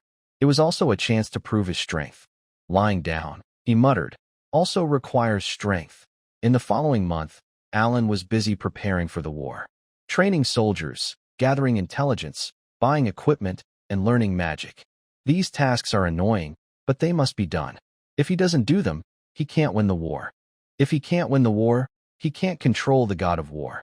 If he can't control the god of war, he can't become stronger. If he can't become stronger, he can't relax. So he must do these things. Sir, Scarface said, approaching, the intelligence gathering is complete. Speak. The number of spirits in the Ghost Valley is about 100,000, Scarface said. Most are ordinary spirits and not very strong. There are about 1,000 elite spirits, comparable to level 3 warriors, and 10 spirit generals, comparable to level 5 warriors. And the leader? No sign of a leader, Scarface replied. It seems the evil god isn't giving direct orders, Alan nodded. Since the evil god isn't giving direct orders, the spirits might be out of control. Or maybe, this is a test from the evil god? The harvest goddess, Alan whispered. A green light appeared. Great goddess, do you need me? Yes, Alan said. Can you sense what's happening in the Ghost Valley? Yes, the harvest goddess replied. My domain is agriculture and harvest, but I can also sense life and death. Then tell me, what's the situation in the Ghost Valley? The harvest goddess closed her eyes, seeming to sense. After a moment, she opened her eyes. Great God, the spirits in the Ghost Valley are indeed restless, she said. But I don't feel the will of the evil god. No will of the evil god. Yes, she said. The spirits seem to be emerging spontaneously, without unified command. Alan thought for a moment. Spirits emerging spontaneously? What does that mean? Harvest goddess, can you contact the evil god? I can try, she said. But I am not sure if he will respond. Try. The harvest goddess closed her eyes again, as if praying. After a moment, she opened her eyes. The evil god responded, she said. He says this is his test for you. A test? Yes, she said. He wants to see if you have the ability to control his army of spirits. Alan understood. The evil god was testing him. If he won, the evil god would admit he was worthy of controlling the undead. If he lost, the evil god might reconsider. Okay, Alan said. I will win. 1 month later. Dead Spirit Valley. Alan stood across the Morning Star River, looking toward Dead Spirit Valley. The sky was gray, and the air was filled with the smell of death and decay. Sir, the undead are coming, Scarface whispered. Alan looked over. A black wave surged out of Dead Spirit Valley, like a giant tsunami, sweeping forward. The undead. 100,000 undead. Alan took a deep breath. Everyone, get ready to fight. The Iron Axe led the guards. Grom led the Orc warriors. Ivira brought the mages, and Scarface brought the spies. Total troops, 500. 500 against 100,000. The ratio is 1 to 200. But Alan had a plan. Goddess of Harvest, he whispered. Here, let the plants help us. Understood. The Goddess of Harvest used her magic, causing the plants around the riverbank to grow wildly. Vines, thorns, and trees formed a natural barrier. Ivira, here, raise the river water. Understood. Ivira cast her spell, and the water level of the Morning Star River rose, creating a water wall. Iron Axe, Grom, here, hold the riverbank. Don't let the undead cross. Understood. Alan lay on a lounge chair, watching the battlefield. The undead army surged forward, crashing into the plant barrier and water wall. The battle began. The undead arrived. A black wave. Endless black. The front line of undead hit the vine wall. Vines wrapped around, thorns pierced through. But the undead felt no pain. They kept pushing forward, filling the gaps in the vines with their bodies. The undead behind stepped on the bodies in front, climbing upward. 1 layer, 2 layers, 3 layers. The vine wall started to shake. Goddess of Harvest, strengthen the barrier. Understood. More plants sprouted, reinforcing the barrier. But there are too many spirits. They are like ants, dense and endless. The vine wall was broken down. Avila, let the river wash them away. Understood. Avila raised her hands. A blue glow gathered. The river suddenly rose, forming a 3-meter-high wall of water. Release. The water wall poured down. Boom. Thousands of spirits were swept away, tumbling like dry leaves in the water. But more spirits kept coming. They stepped over their fallen comrades and kept moving forward. Alan looked at the battlefield and frowned. If this continues, it won't last long. He needs more power. Alan closed his eyes and felt his connection to the Harvest Goddess. She was his divine protector. He could borrow her strength. Harvest Goddess, he whispered, lend me your power. Understood. The Harvest Goddess's voice echoed in his mind. Then, a surge of power flowed into him. Warmth. Vigor. Like spring sunshine, like the heartbeat of the earth. He stood up. The ground beneath him began to shake. He stretched out his hand, palm facing down. Plants, obey my command. The earth split open. Green light burst from the cracks. Then, plants grew rapidly. Not ordinary growth. It was explosive, wild, and destructive.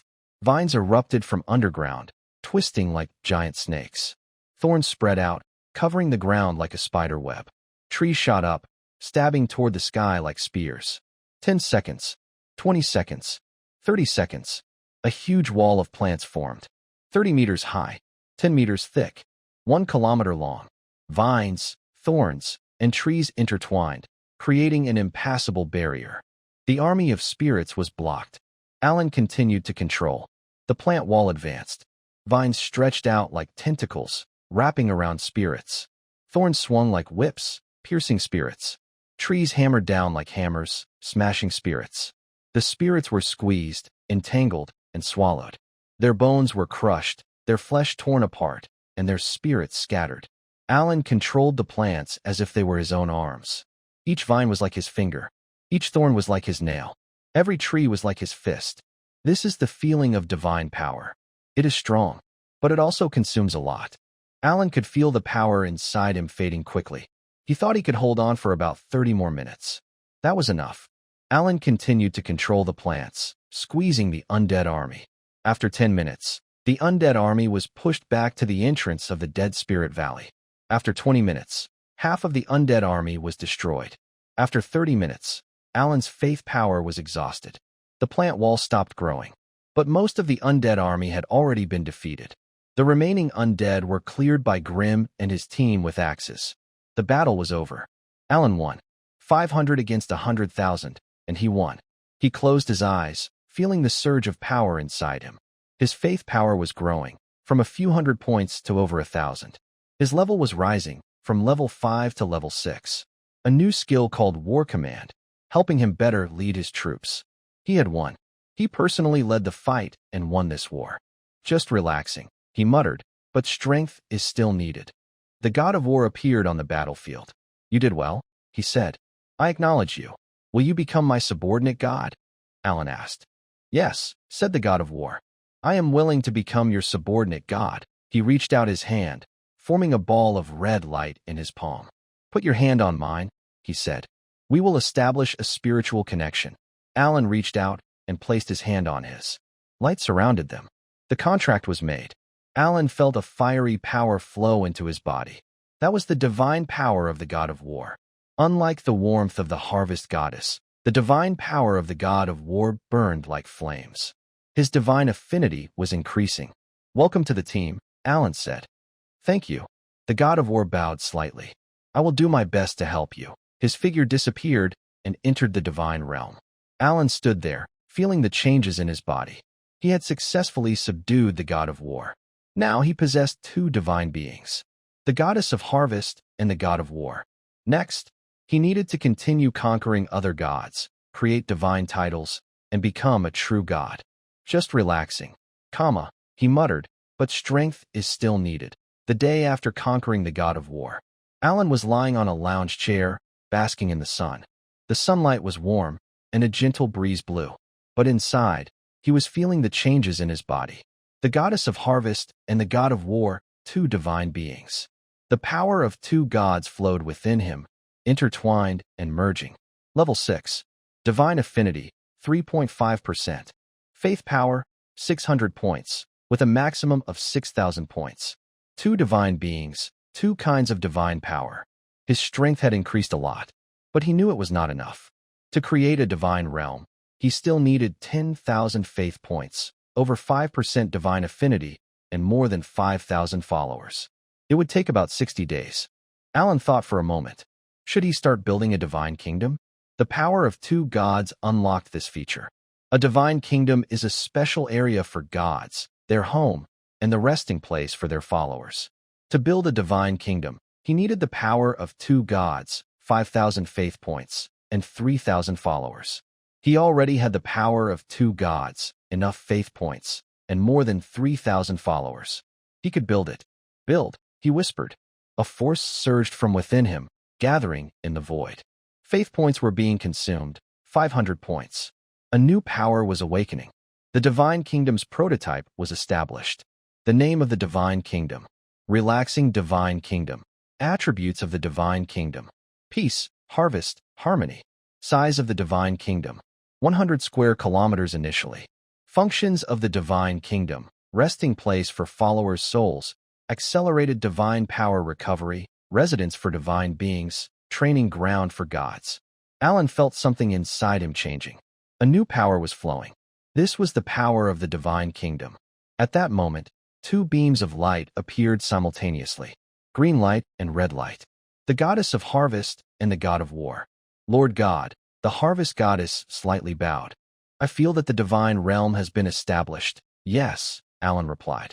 I have created a prototype of the divine realm. Congratulations, Lord God. The god of war laughed loudly. You are getting closer to becoming a true deity. Thank you, Alan said. You can live in the divine realm in the future. Divine realm? The harvest goddess's eyes lit up. Can I live there? Yes, Alan answered. The divine realm has residences for gods. You can rest there. That's wonderful. The harvest goddess smiled. I've always wanted a quiet place to rest. Me too, the god of war said. I've fought for a long time and also want to rest. Alan looked at the two gods and nodded. They also want to rest, just like him. Then you can live in the divine realm from now on, Alan said. I'll call you if I need anything. Yes, the two gods said in unison.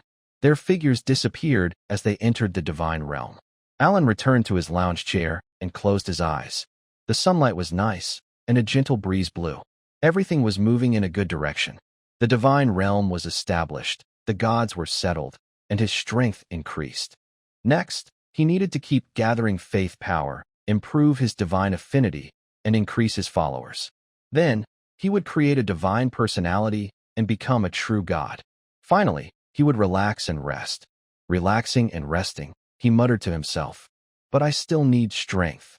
In the following days, Alan continued to develop his territory, expanding farmland, increasing population, training soldiers, and developing the economy. These tasks were annoying, but necessary. If he didn't do them, he couldn't become stronger. If he couldn't become stronger, he couldn't relax. Master, the scar-faced man approached. I have some news. Speak. The wisdom goddess sent an envoy, the scar-faced man said. She wants to see you. The wisdom goddess? Alan thought for a moment. She had always been interested in him. She sent Morpheus to study his relaxation logic. Now, she was personally sending an envoy? Let her in, Alan said. A moment later, Morpheus arrived. Lord Alan, she slightly bowed and said, Goddess, I was sent here to ask you a question. What is the question? The goddess wants to know what the lying down divine realm you built means. Lying down divine realm? Alan smiled. It's just the literal meaning, he said. A divine realm where you can lie down. Lying down? Morpheus frowned. The goddess still doesn't quite understand this idea. Then let her ask me directly, Alan said. I can explain it myself. Morpheus paused for a moment. You're willing to speak directly with the goddess? Yes, Alan replied. I now have the same divine status, so I can talk to gods directly. Morpheus nodded. I will tell the goddess. She turned and left. Alan returned to his lounge chair and closed his eyes. Goddess of wisdom. Will she be the next deity? 3 days later, the goddess of wisdom came in person. She didn't appear as a shining light, but as a real person. A woman in a gray robe, about 40 years old, with an ordinary face but deep eyes. Alan, she said, I am the goddess of wisdom. I know, Alan replied. Sit down. The goddess of wisdom sat on a stone bench nearby. I looked at your divine realm, she said. Peaceful, abundant, and calm. Is this what you want? Yes, Alan said. This is what I want. Why? Because I don't want to fight, Alan said. I don't want to become stronger, gain power, or rule the world. I just want to live quietly. The goddess of wisdom looked at him and was silent for a long time. Is this lying down? Yes, Alan said. Lying down means not wanting to fight, just wanting to live peacefully. The goddess of wisdom was silent again for a long time. I have lived 50,000 years, she said, and I have never seen anyone like you, because I am strange, because you showed me another possibility, the goddess of wisdom said. I have always sought knowledge and answers, but you made me realize that maybe the answer isn't in pursuit, but in giving up. Giving up? Yes, the goddess of wisdom said. Let go of fighting, let go of chasing, let go of everything.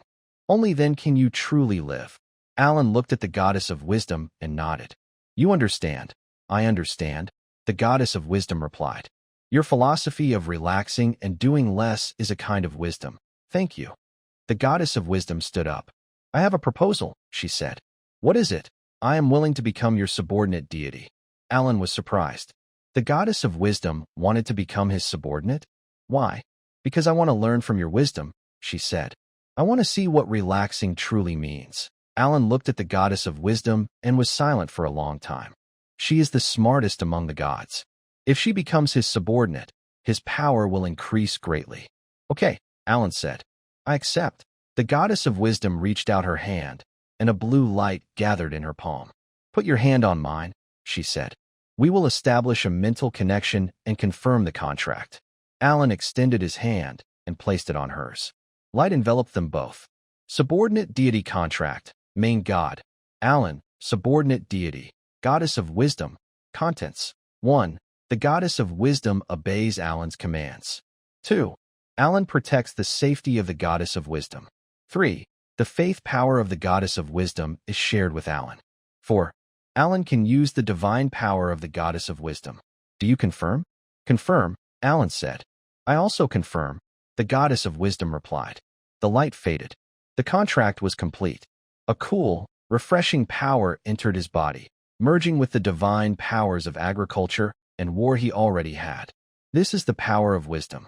It allows sensing knowledge, speeding up learning, and improving thinking skills. The faith power increased from 100 points to 800 points. His divine affinity rose from 3.5% to 4.5%. He was the first mortal to control 3 gods. Welcome to the team, Alan said. Thank you. The goddess of wisdom bowed slightly. I will do my best to help you. Her figure disappeared, entering the divine realm. Alan returned to his lounge chair and closed his eyes. The sunlight is nice, and the breeze is gentle. Everything is moving in a good direction. There are 3 gods, 3 kinds of divine power, and the beginning of a divine kingdom. Next, he needs to keep gathering energy, then create a divine form to become a true god. Finally, he plans to relax and rest. Relaxing, he murmured, but I still need strength. After the 3 gods returned to their places, the power of the divine kingdom grew stronger. Alan felt something inside him changing. The divine kingdom can now build more facilities. The temple, speeding up the faith energy collection. The garden, speeding up divine power recovery. The library, enhancing the effects of wisdom. The training ground, improving the effects of combat strength. The farmland, boosts the harvest power. Build, he said softly. He used 300 faith points. The facilities were completed. Faith energy collection increased by 50%. Divine power recovery increased by 50%. All divine powers effects increased by 50%. Alan felt the changes in the divine kingdom. A new power was flowing through it. This is the power of the divine kingdom. He closed his eyes, feeling everything. The sunlight is nice, and the breeze is gentle. Everything is moving in a good direction. 3 gods, 3 divine powers, the beginning of a divine kingdom and its facilities. Next, he needs to keep gathering energy, then create a divine form to become a true god. Finally, he plans to relax and rest. Relaxing, he murmured, but I still need strength. There are 3 days left in the 1-month deadline. Alan lay on a lounge chair, looking at the sky. The sunlight is nice, and the breeze is gentle. But inside, he was thinking about the upcoming choice. The Abyss, another half of the evil god, said it wanted to work with him to help unlock the inner seal and gain level 9 power. Level 9 can rival the king of gods, but he wasn't sure if he should trust the Abyss. Scarface, he called. Scarface ran over from afar. Master, any news about the Abyss? Scarface paused for a moment. Master, I found some information, he said, but it's a bit strange. Strange? Yes, Scarface said. According to ancient texts, the Abyss is the other half of the evil god. When the evil god was sealed 1,000 years ago, his consciousness was split into 2 parts. One is the evil god, representing his power. The other is the Abyss, representing his will. So, the Abyss is his will. That's one way to put it, Scarface replied. But the Abyss and the evil god are separate beings. They share a common goal, to break the seal, but their reasons might be different. Different reasons? Yes, Scarface said. The evil god wants to sleep forever, but the Abyss, what does the Abyss want? The Abyss, Scarface hesitated. Revenge, Alden's face changed. Revenge, yes, Scarface said. The Abyss is the will of the evil god. It remembers the shame of being sealed 1,000 years ago. It wants revenge to destroy the gods. Then why is it working with me? Because it needs your help, Scarface explained. The inner seal is more complex than the outer one and requires special faith to break. Your unique faith can help him unlock the seal. Alden thought for a moment. If I help him, what will he do? He will seek revenge, Scarface said. He will destroy the gods and the world. Alden was silent. The evil god wants to sleep, and the abyss wants revenge. Two different goals, but both need his help to break the seal. Scarface, what do you think I should do? Scarface paused for a moment. Sir, I am not you, so I cannot decide for you, he said. But I can tell you, the abyss is very dangerous. It is not as gentle as the evil god. It will do anything to get revenge. And what about the evil god? How is he now? The evil god, Scarface thought. According to my investigation, he has gone to sleep. But his power remains. His consciousness is just trapped inside the inner seal. No consciousness. Yes, Scarface said. After the outer seal was broken, the evil god's power was released, but his mind is still inside the inner seal. So now he is just an empty shell. Alden frowned. So, the abyss wants me to unlock the inner seal, so the evil god's consciousness can wake up. Yes, Scarface said. The purpose of the abyss is not to wake the evil god, but to use the evil god's power for revenge. What will the evil god do after waking up? Someone asked. I don't know, Scarface replied. The evil god's consciousness has been sealed for 10,000 years, and it might be twisted now. Alan sighed. Problems kept piling up. Scarface, contact the harvest goddess and the god of war, he said. I need to discuss with them. Yes. Half an hour later, the hall of the Lord's mansion was full of people. The harvest goddess and the god of war sat opposite Alan. The abyss came to see me, Alan said directly. Both gods looked surprised. The abyss, the harvest goddess frowned. The other half of the evil god? Yes, Alan nodded. He said he wants to work with me to help me reach level 9. Level 9? The god of war's eyes lit up. That's the level that can rival the king of gods. But the price is helping him lift the inner seal, Alan explained. And the abyss's goal is revenge. The harvest goddess looked serious. Lord God, what do you plan to do? She asked. I haven't decided yet, Alan said. That's why I want to hear your opinions. The harvest goddess thought for a moment. I believe we shouldn't help the abyss, she said. His goal is very dangerous. If he succeeds in revenge, the whole world could fall into chaos. And what about the god of war? Someone asked. The god of war was silent for a moment. I think, he said, it depends on what the Lord God decides. Depends on me, Alan asked. Yes, the god of war replied. I am your servant, God. I serve you. Whatever you decide, I will do. Even if my decision might lead to the world's destruction, even then, the god of war nodded. I am your servant, God, not the protector of the world. Alan looked at him and was silent for a moment. And the harvest goddess? He asked. The harvest goddess sighed. She hesitated. I also serve you. But I hope you consider the consequences. Consequences? Alan asked. Yes, the harvest goddess said. If the abyss succeeds in revenge, the gods will fall, and the world will become chaotic. Your divine realm will also be affected. Alan thought for a moment. Is there any way to stop the abyss? Yes, the harvest goddess replied. By not helping it break free, but it might use force. Then we must deal with it before it acts, the god of war said. Deal with it. Yes, the god of war said. Although the abyss is the will of the evil god, it has no physical form. As long as you don't give it faith, it can't break free. Alan nodded. That's settled then, he said. I won't help the abyss, but what if it uses force? The harvest goddess asked. Let it try, Alan replied. I have my divine realm, 2 divine servants, and enough faith. I'm not afraid. The 2 gods nodded. Anything else? Alan asked. Yes, Scarface ran in from outside. Master, the Ghost Valley is acting up again, Alan frowned. What's happening? This time, not just a few thousand, Scarface said. It's tens of thousands. Tens of thousands? Yes, Scarface said. Scouts estimate at least 30,000 undead are moving toward Morningstar. 30,000 undead. Alan stood up. When will they arrive? In 5 days, Scarface said. They're moving faster than before. 5 days. Alan thought for a moment. Gather, everyone. The hall in the Lord's mansion was once again full of people. Iron Axe, Scarface, Gold Tooth, Ivira, Grom, Gloom, along with the harvest goddess and the god of war. In 5 days, 30,000 undead will attack our territory, Alan said. This is an unprecedented crisis.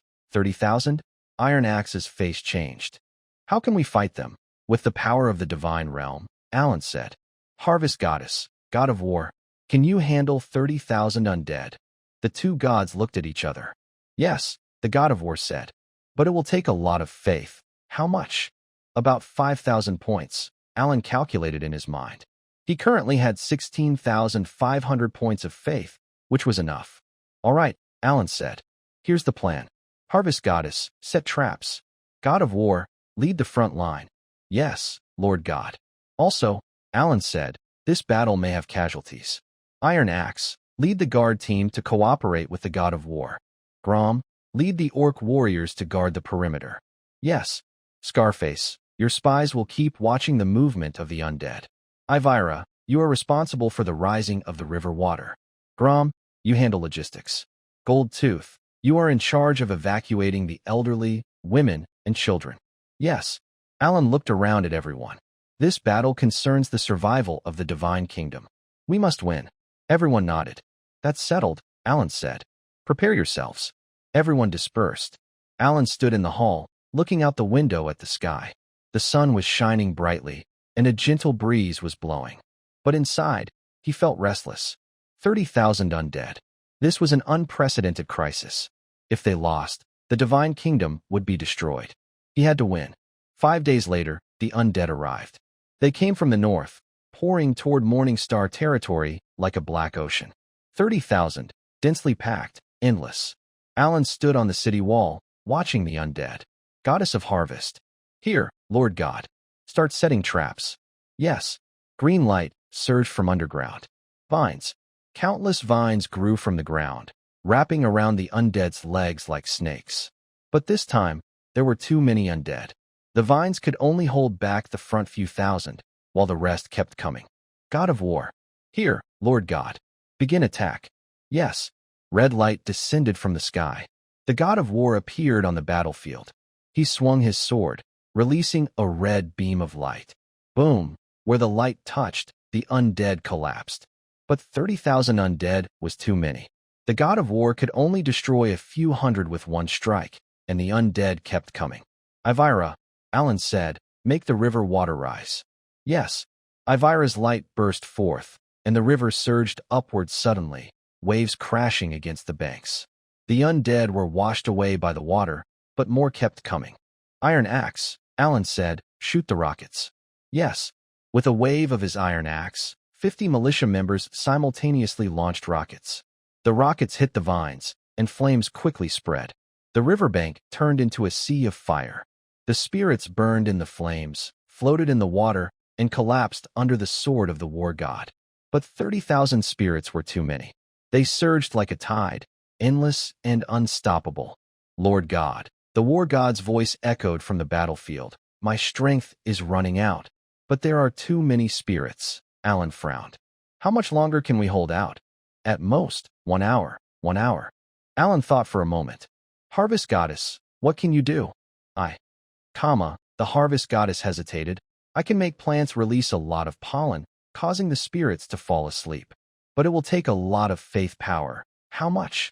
About 3,000 points. Then do it. Yes. The harvest goddess closed her eyes, and green light radiated from her. A faint floral scent filled the air. Pollen. The spirits inhaled the pollen and began to slow down. War god, Alan said. Now is the time. Attack with all your might. Understood. The war god swung his sword, and a huge red light cut through the air. Boom! Where the light passed, thousands of spirits collapsed. He kept swinging his sword, each strike taking hundreds of spirits. The pollen made the spirits sluggish, making the war god's attacks more effective. The battle lasted 3 hours. Finally, the spirits' attack started to weaken. Are they retreating? Iron Axe said in surprise. No, Alan replied. They are dying out. In 3 hours of fighting, 30,000 spirits had been wiped out. Casualty report? Alan asked. Our side.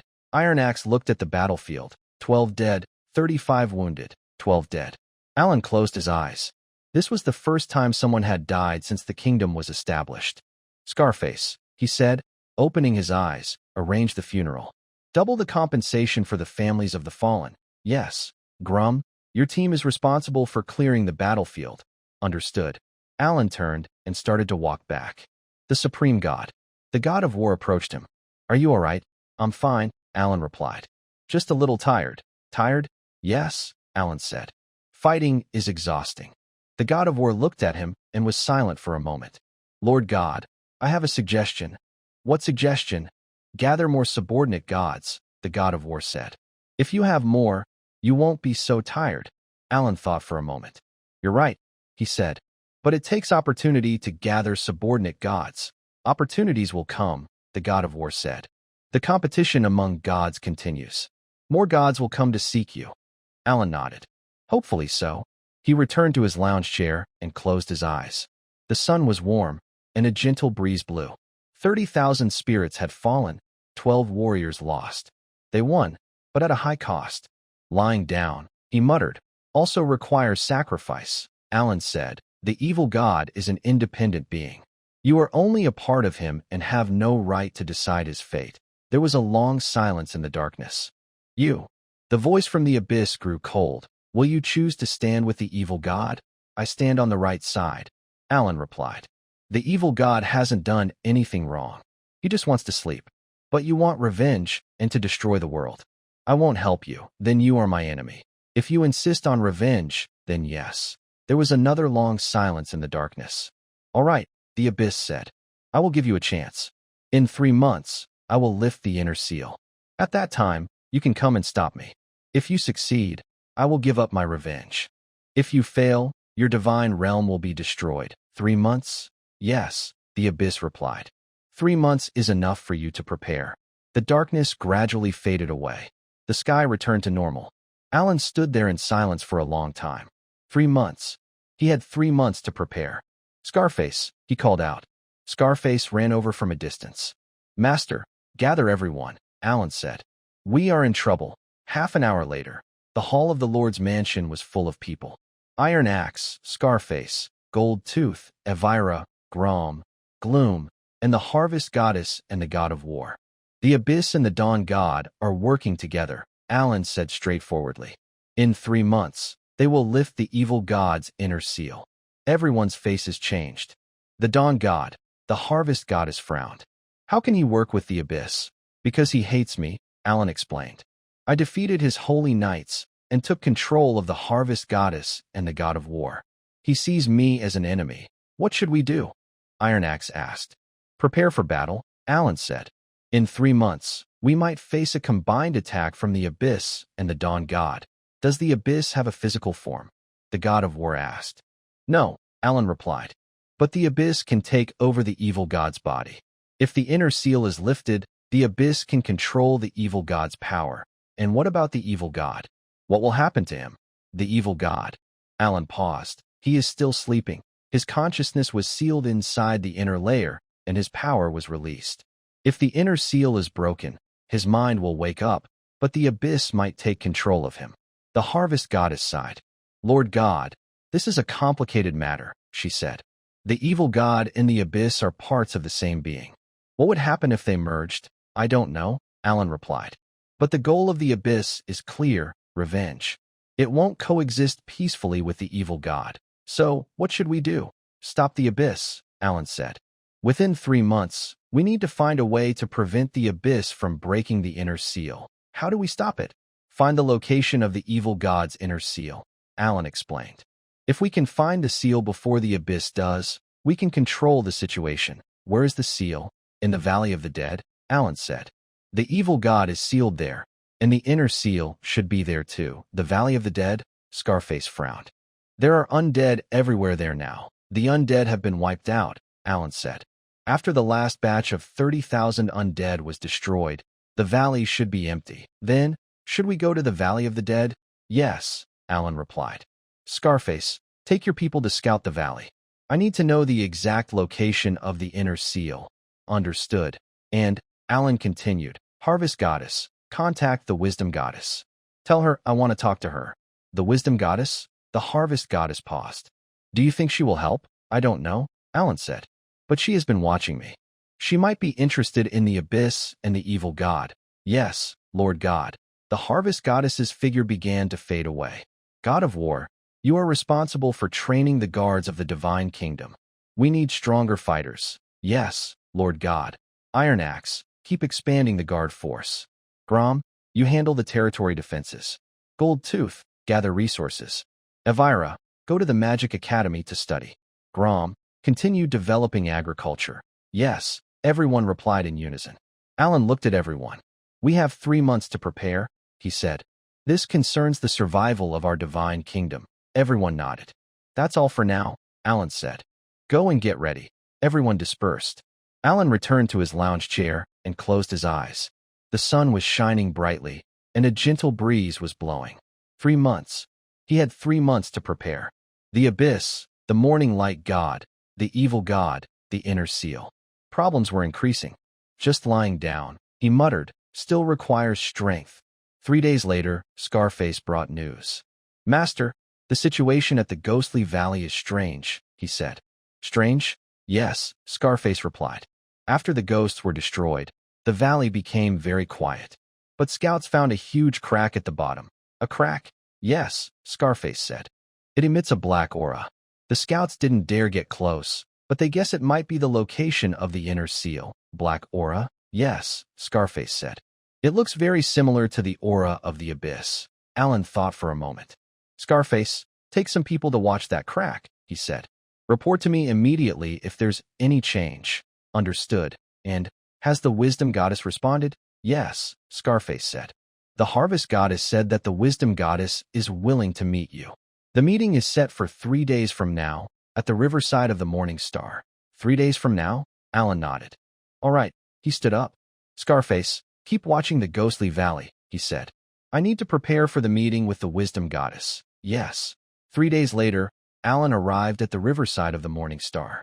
The water sparkled in the sunlight, and remnants of the last battle still lingered on the shore.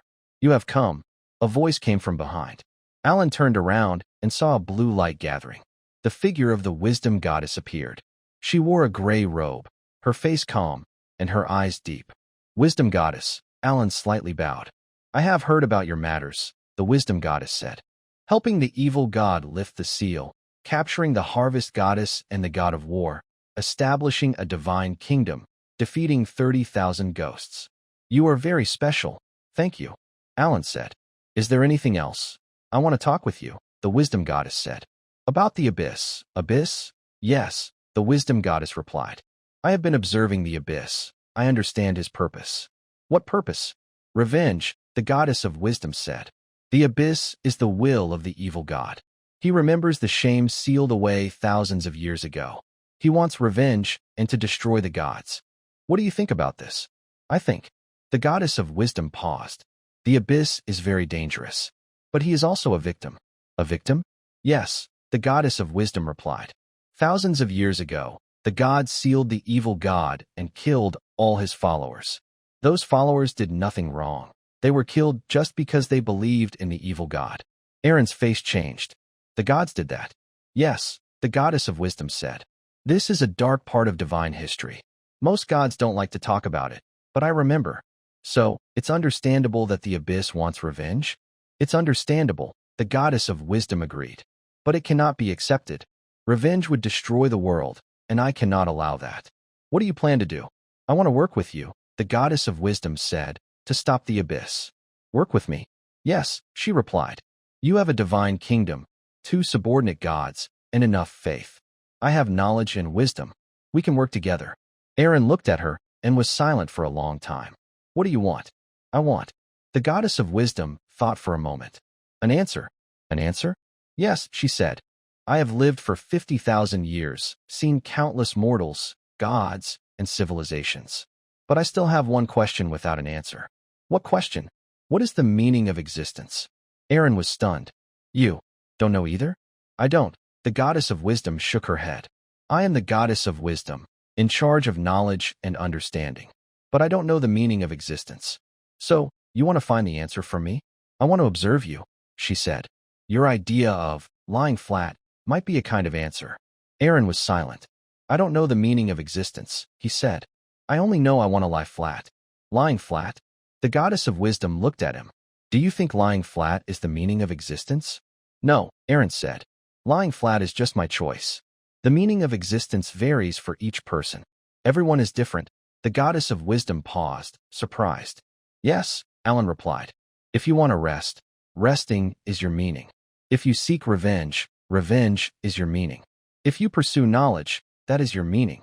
The meaning of existence depends on you. The goddess of wisdom looked at him and was silent for a long time. Are you saying, her voice trembled slightly, that the meaning of existence is defined by oneself? Yes, Alan said. No one can tell you what the meaning of your life is.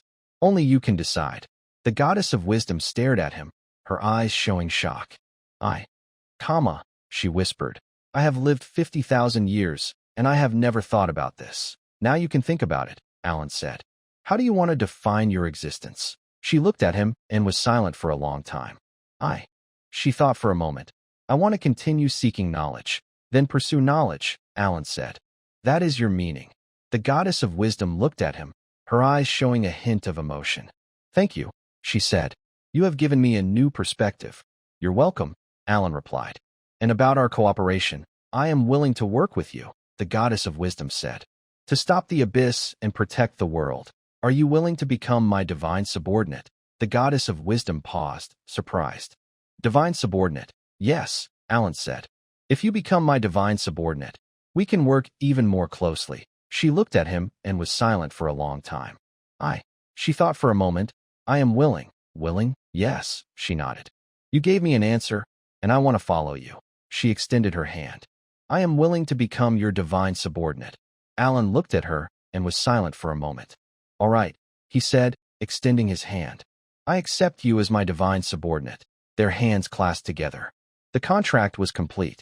A cool, refreshing power entered his body, merging with the divine powers of agriculture and war he already possessed. The power of wisdom. It allowed him to sense important events in both the divine realm and the mortal world. The power of faith increased from 16,500 points to 20,000 points. The divine affinity increased from 15% to 20%. Welcome to join, Alan said. After the wisdom goddess became Alan's divine patron, the power of the divine realm grew stronger. There are 3 divine patrons, the harvest goddess, the war god, and the wisdom goddess. Alan stood on the balcony of the Lord's mansion, looking at his land below. The sun was shining brightly, and a gentle breeze blew. The power of the divine realm covered the entire territory, making him feel safe. Lord God. The harvest goddess's voice came from behind. Alan turned around and saw the 3 divine patrons walking toward him together. Is there something you want to discuss? We want to talk about the development of the divine realm, said the harvest goddess. Development? Yes, said the war god. The divine realm needs more followers, more faith. The current 3,000 followers are not enough to support the long-term operation of the divine realm. How many are needed? At least 10,000, said the wisdom goddess. 10,000 followers are needed to keep the divine realm stable. 10,000 followers. Alan thought for a moment. How can we increase them? There are 3 ways, said the wisdom goddess. First, expand the territory to attract more residents. Second, spread the faith so more people believe in you. Third, conquer other gods and have them bring followers. Conquer other gods? Alan frowned. Who else can be conquered? The dawn god, said the war god. The dawn god? Alan paused. Isn't he my enemy? He used to be, said the war god. But things are changing. What has changed? The dawn god collaborated with the abyss because he hated you, said the war god. But now he should realize that the abyss's goal isn't to destroy you, but to wipe out all gods. Destroy all gods? Yes, said the wisdom goddess. The abyss seeks revenge. It wants to destroy all divine beings. The dawn god is also a god, and he could be destroyed by the abyss, so the dawn god might change his stance. Maybe, said the wisdom goddess. If he realizes the threat of the abyss, he might seek to cooperate with you. Alan thought for a moment. What should I do? Wait, said the wisdom goddess. The dawn god will come to find you. Are you looking for me? Yes, said the goddess of wisdom. My all-knowing sight perceives that the dawn god is wavering. He will come to negotiate with you soon. Alan nodded. Then I will wait. 3 days later, the dawn god arrived. Golden light descended from the sky, forming the outline of a man. He wore golden armor, with a serious face and sharp eyes. but in his eyes, there was a hint of tiredness. Alan Morningstar, his voice was deep. Alan stood at the gate of the Lord's mansion, watching him. Dawn God, he slightly bowed. What is the matter? The Dawn God hesitated. I want to talk with you. About what? About the abyss. Alan looked at him and was silent for a moment. Come inside. They entered the hall of the Lord's mansion. 3 subordinate gods were already waiting there. Dawn God, the goddess of harvest, slightly bowed. Harvest goddess, the Dawn God nodded, then looked at the god of war and the goddess of wisdom. God of war, goddess of wisdom, Dawn God, both gods nodded. They sat down. Speak, Alan said. What do you want to talk about? The Dawn God was silent for a moment. He took a deep breath. I want to cut off cooperation with the abyss. Alan looked at him. Why? Because I found out that the abyss's goal is not to destroy you, the Dawn God said. His purpose is to destroy all gods. Didn't you know this before? The Dawn God hesitated. I knew. But I thought he would first eliminate you, then deal with other gods. I didn't expect him to want to destroy all gods at once. So you're afraid now? I'm not afraid, the Dawn God said. I'm awake. I realize that the abyss is not my ally, but my enemy. Alan looked at him and was silent for a long time. Then he asked, so you came to me. What do you want to do? The Dawn God hesitated. I want to cooperate with you. Cooperate? Yes, said the Dawn God. I want to work with you to stop the abyss. Alan looked at him. You sent the Holy Knight order to fight me before, and now you want to work with me? The Dawn God lowered his head. I admit I was wrong before. I underestimated you, and I underestimated the abyss. So, what do you want to do now? The Dawn God took a deep breath. I want to become your subordinate god. Alan was stunned. What? I want to become your subordinate god, the Dawn God said. I am willing to serve you, follow you, and help you stop the abyss. The harvest goddess, the god of war, and the goddess of wisdom all looked surprised. The Dawn God, one of the gods, wants to become Alan's subordinate god? Why? Alan asked. Because, the Dawn God hesitated, because I am tired. Tired? Yes, the Dawn God replied. I have lived for 30,000 years, constantly fighting. Fighting other gods, fighting the abyss, fighting you. I am tired. So you want to find a place to rest? That's right, the Dawn God said. I heard about your lying flat idea. I think, following you, I can also find peace. Alan looked at him and was silent for a long time. Are you sure? Yes, the Dawn God nodded. I have thought it through, but I have conditions. What conditions? First, after you become my subordinate god, you cannot force me to do anything. Agreed, the Dawn God nodded. Second, after you become my subordinate god, you must help me protect the divine realm. Yes. Third, Alan thought for a moment. You need to bring your followers to my divine realm. Bring followers? The Dawn God was surprised. Yes, Alan said. The divine realm needs followers. After you become my subordinate god, your followers must also believe in me. The Dawn God was silent for a while. I have millions of followers, he said. They won't change their faith easily. Then take your time, Alan said. I'm not in a hurry. The Dawn God thought for a moment. All right, he nodded. I agree. He extended his hand. I am willing to become your subordinate god. Alan looked at him and was silent for a moment. Good. He reached out his hand and said, I accept you as my divine master. Their hands clasped together. The agreement was complete. A warm energy flowed into his body, merging with the 3 previous divine powers. It was the power of light. Within the divine realm, all allied units gained the protection of light, increasing their defense by 50%. His faith points increased from 20,000 to 30,000. His divine affinity rose from 20% to 25%. He was the first mortal to conquer 4 gods. Welcome to the team, Alan said. On the last day of the 3-month deadline, Alan led the 4 divine beings to the ghostly valley. The valley was empty and desolate. Black rocks, withered trees, and a smell of decay filled the air. That's the place. The scar-faced man pointed to a crack in the valley floor. The crack was large, about 10 meters wide, and emitted a black aura. Is that the inner seal? Alan asked. Yes, said the goddess of wisdom. I can sense a strong consciousness inside the seal. An evil god's consciousness? Probably, said the goddess of wisdom. But there's another presence. The abyss? Yes, she nodded. The abyss is already there. Alan frowned. Did it come early? It seems so, said the god of war. It wants to break the seal before you. What should we do? Go straight down, said the god of war. Stop it, Alan nodded. Let's go. They headed toward the valley floor. Deep inside the crack, darkness covered everything. Alan stood at the edge of the crack, looking down. It was bottomless. I'll go down, he said. You stay above and support me, Lord God. It's too dangerous, said the goddess of harvest. I know, Alan replied. But the abyss's target is me. I need to go down to lure it out. The four divine beings looked at each other. I will go with you, said the god of war.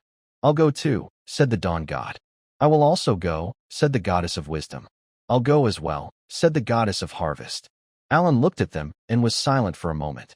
Okay, he said. Let's go together. They jumped into the crack. At the bottom of the crack, darkness. Alan stood in the dark, sensing everything around him. You have come. A deep voice from the abyss echoed in the darkness. We have waited for you for a long time. Alan looked up and saw a black figure forming. The abyss. It had no fixed shape, just a cloud of black mist. But within the mist, he could faintly see a face, a twisted, angry face. Abyss, Alan said. You arrived early. Yes, the abyss replied. I don't want to wait anymore. I want to break the seal now. Can't wait. We have waited 10,000 years. The abyss's voice turned cold. I don't want to wait any longer. He reached out his hand, and the black mist surged toward the depths of the crack. I want to break the seal, take the body of the evil god, and then I will seek revenge. I won't let you succeed. Alan raised his hand. For divine beings stood behind him. Goddess of harvest, god of war, goddess of wisdom, and god of dawn. Abyss, Alan said. You are alone. I have 4 divine beings. You can't win. Can't win? The abyss sneered. Do you think I am alone? Countless shadows emerged from the darkness. The undead. Not ordinary undead, but ones strengthened by the abyss's power. Skeleton warriors, zombie trolls, ghoul kings. At least 1,000. I have prepared for a long time, the abyss said. Did you think I would have no backup? Alan frowned. God of war, here. You're in charge of fighting the undead. Yes. The god of war charged at the undead horde, swinging his giant sword, releasing a red glow. Goddess of harvest, here. You're in charge of setting traps. Yes. The goddess of harvest closed her eyes, and green light surged from underground. Goddess of wisdom, here. You're in charge of watching the abyss's movements. Yes. The goddess of wisdom closed her eyes, and blue light covered the entire battlefield. God of dawn, here. You and I will fight the abyss together. Yes. Alan and the dawn god rush toward the abyss. The battle begins. The god of war charges through the undead horde, slashing with his sword, causing dozens of undead to collapse. The goddess of harvest makes vines grow from the ground, wrapping around the undead's legs. The goddess of wisdom uses her all-knowing vision to sense the battlefield and command the fight. Alan and the dawn god attack the abyss together. Sword of light, the dawn god shouts. A golden glow gathers into a huge sword, striking the abyss. The abyss dodges. Do you think light can hurt me? It sneers. I am the embodiment of darkness. Then what about this? Alan says. He raises his hand, and 4 types of divine power surge out simultaneously. Agricultural power, war power, wisdom power, and light power. These 4 forces merge into a big beam of light. For gods unite, Alan yells. The light shoots toward the abyss. Boom! The abyss is hit by the light, and some of the black mist disperses. The abyss's voice turns angry. How can you have such power? Because I have divine authority, Alan replies. And you only have yourself. He keeps attacking, sending out more beams of light. The abyss is pushed back step by step. Damn it! The abyss's voice darkens. I will not lose to you. Suddenly, it rushes into the deep crack. I will break the seal. Stop him, the goddess of wisdom shouts. Alan chases after him, but the abyss has already reached the deep part of the crack. There is a huge seal there. The seal is covered with runes and emits a golden glow. The abyss reaches out, black mist flowing toward the seal. I will break the seal, it yells. I will gain the body of the evil god. No, Alan rushes forward. But it's too late. The seal begins to crack.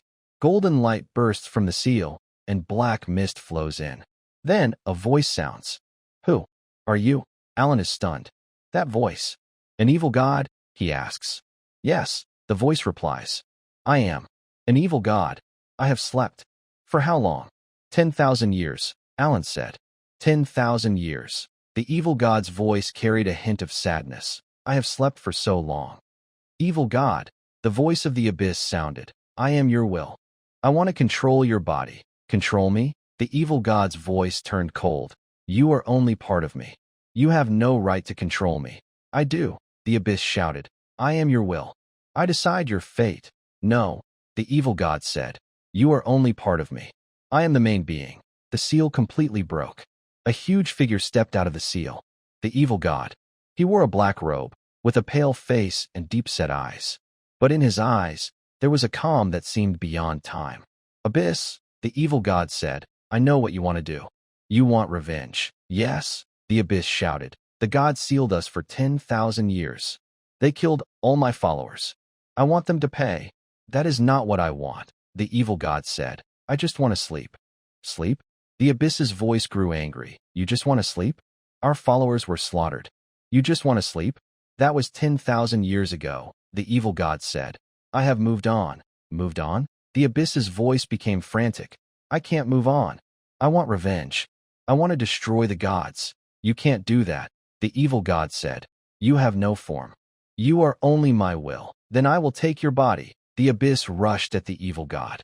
Black mist surged toward the evil god, trying to control his body. But the evil god raised his hand, blocking the black mist. You are too weak, the evil god said.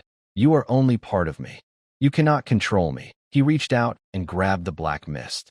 I will, the evil god said. Make you disappear. He clenched his hand tightly.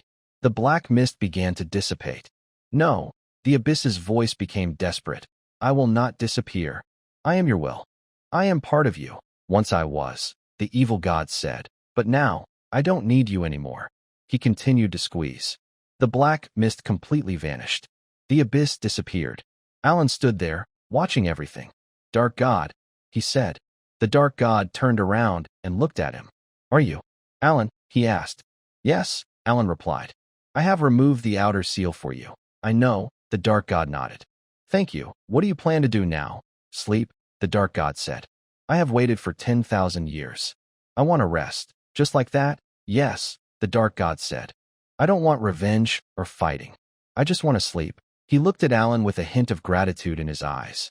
You helped me twice, he said. First, by removing the outer seal. Second, by helping me escape the abyss. You're welcome, Alan said. We are friends. Friends. The dark god smiled. I haven't had friends for a long time. His figure began to fade away. I want to find a quiet place and sleep forever, he said. If you need help, you can call my name. Will you wake up someday? Maybe, the dark god said.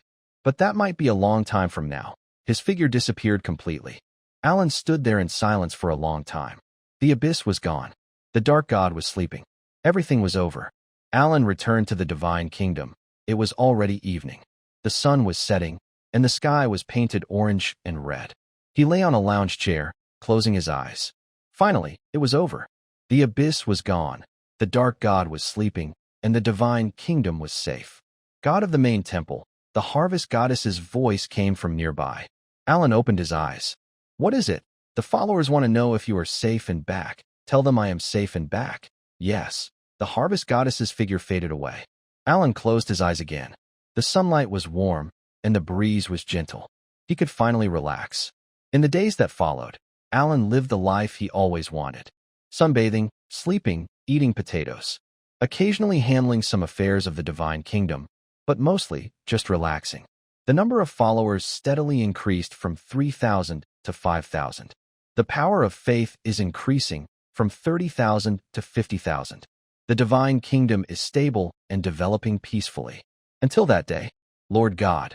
The voice of the wisdom goddess came from nearby. Alan opened his eyes. What's the matter? I sensed that. The wisdom goddess hesitated. The evil god has awakened. Alan was stunned. Awakened? Didn't he say he would sleep forever? I don't know why, the wisdom goddess said. But he has indeed awakened. And he is moving toward the divine kingdom. Moving toward the divine kingdom? Yes, the wisdom goddess replied. It seems he wants to see you. Alan stood up. Let him come. 3 days later, the evil god arrived at the divine kingdom. He wore a black robe, with a pale face, but his eyes held a calm expression. Alan, he said softly, bowing slightly. Evil god, Alan nodded. Didn't you say you would sleep forever? I originally intended to, the evil god replied. But I found I can't. Can't? Yes, the evil god said. I slept for a few days, but I can't fall asleep. Why? Because The evil god hesitated. I want to find someone to talk to. Alan looked at him and was silent for a moment. Who do you want to talk to? You, the evil god said. I have lived for 10,000 years, sealed for 10,000 years. I have no friends, no family, no one to talk to, so you came to find me? Yes, the evil god replied.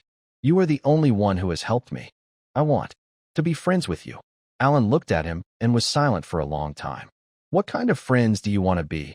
Ordinary friends, the evil god said. I won't disturb your peaceful life. I just want to talk to you sometimes. Alan thought for a moment. I have a better idea. What idea? You become my subordinate god. The evil god was stunned. Subordinate god? Yes, Alan said. You help me protect the divine kingdom, and I will give you a place to talk. This is an equal partnership. An equal partnership. The evil god's eyes showed a hint of doubt. A subordinate god and the Lord God. How can that be equal? Here is the improved and simplified version of your text. Here, I treat everyone equally, Alan said. I won't force you to do anything. You only need to help when the divine realm needs you. At other times, you can do whatever you want. The evil god looked at him and was silent for a long time.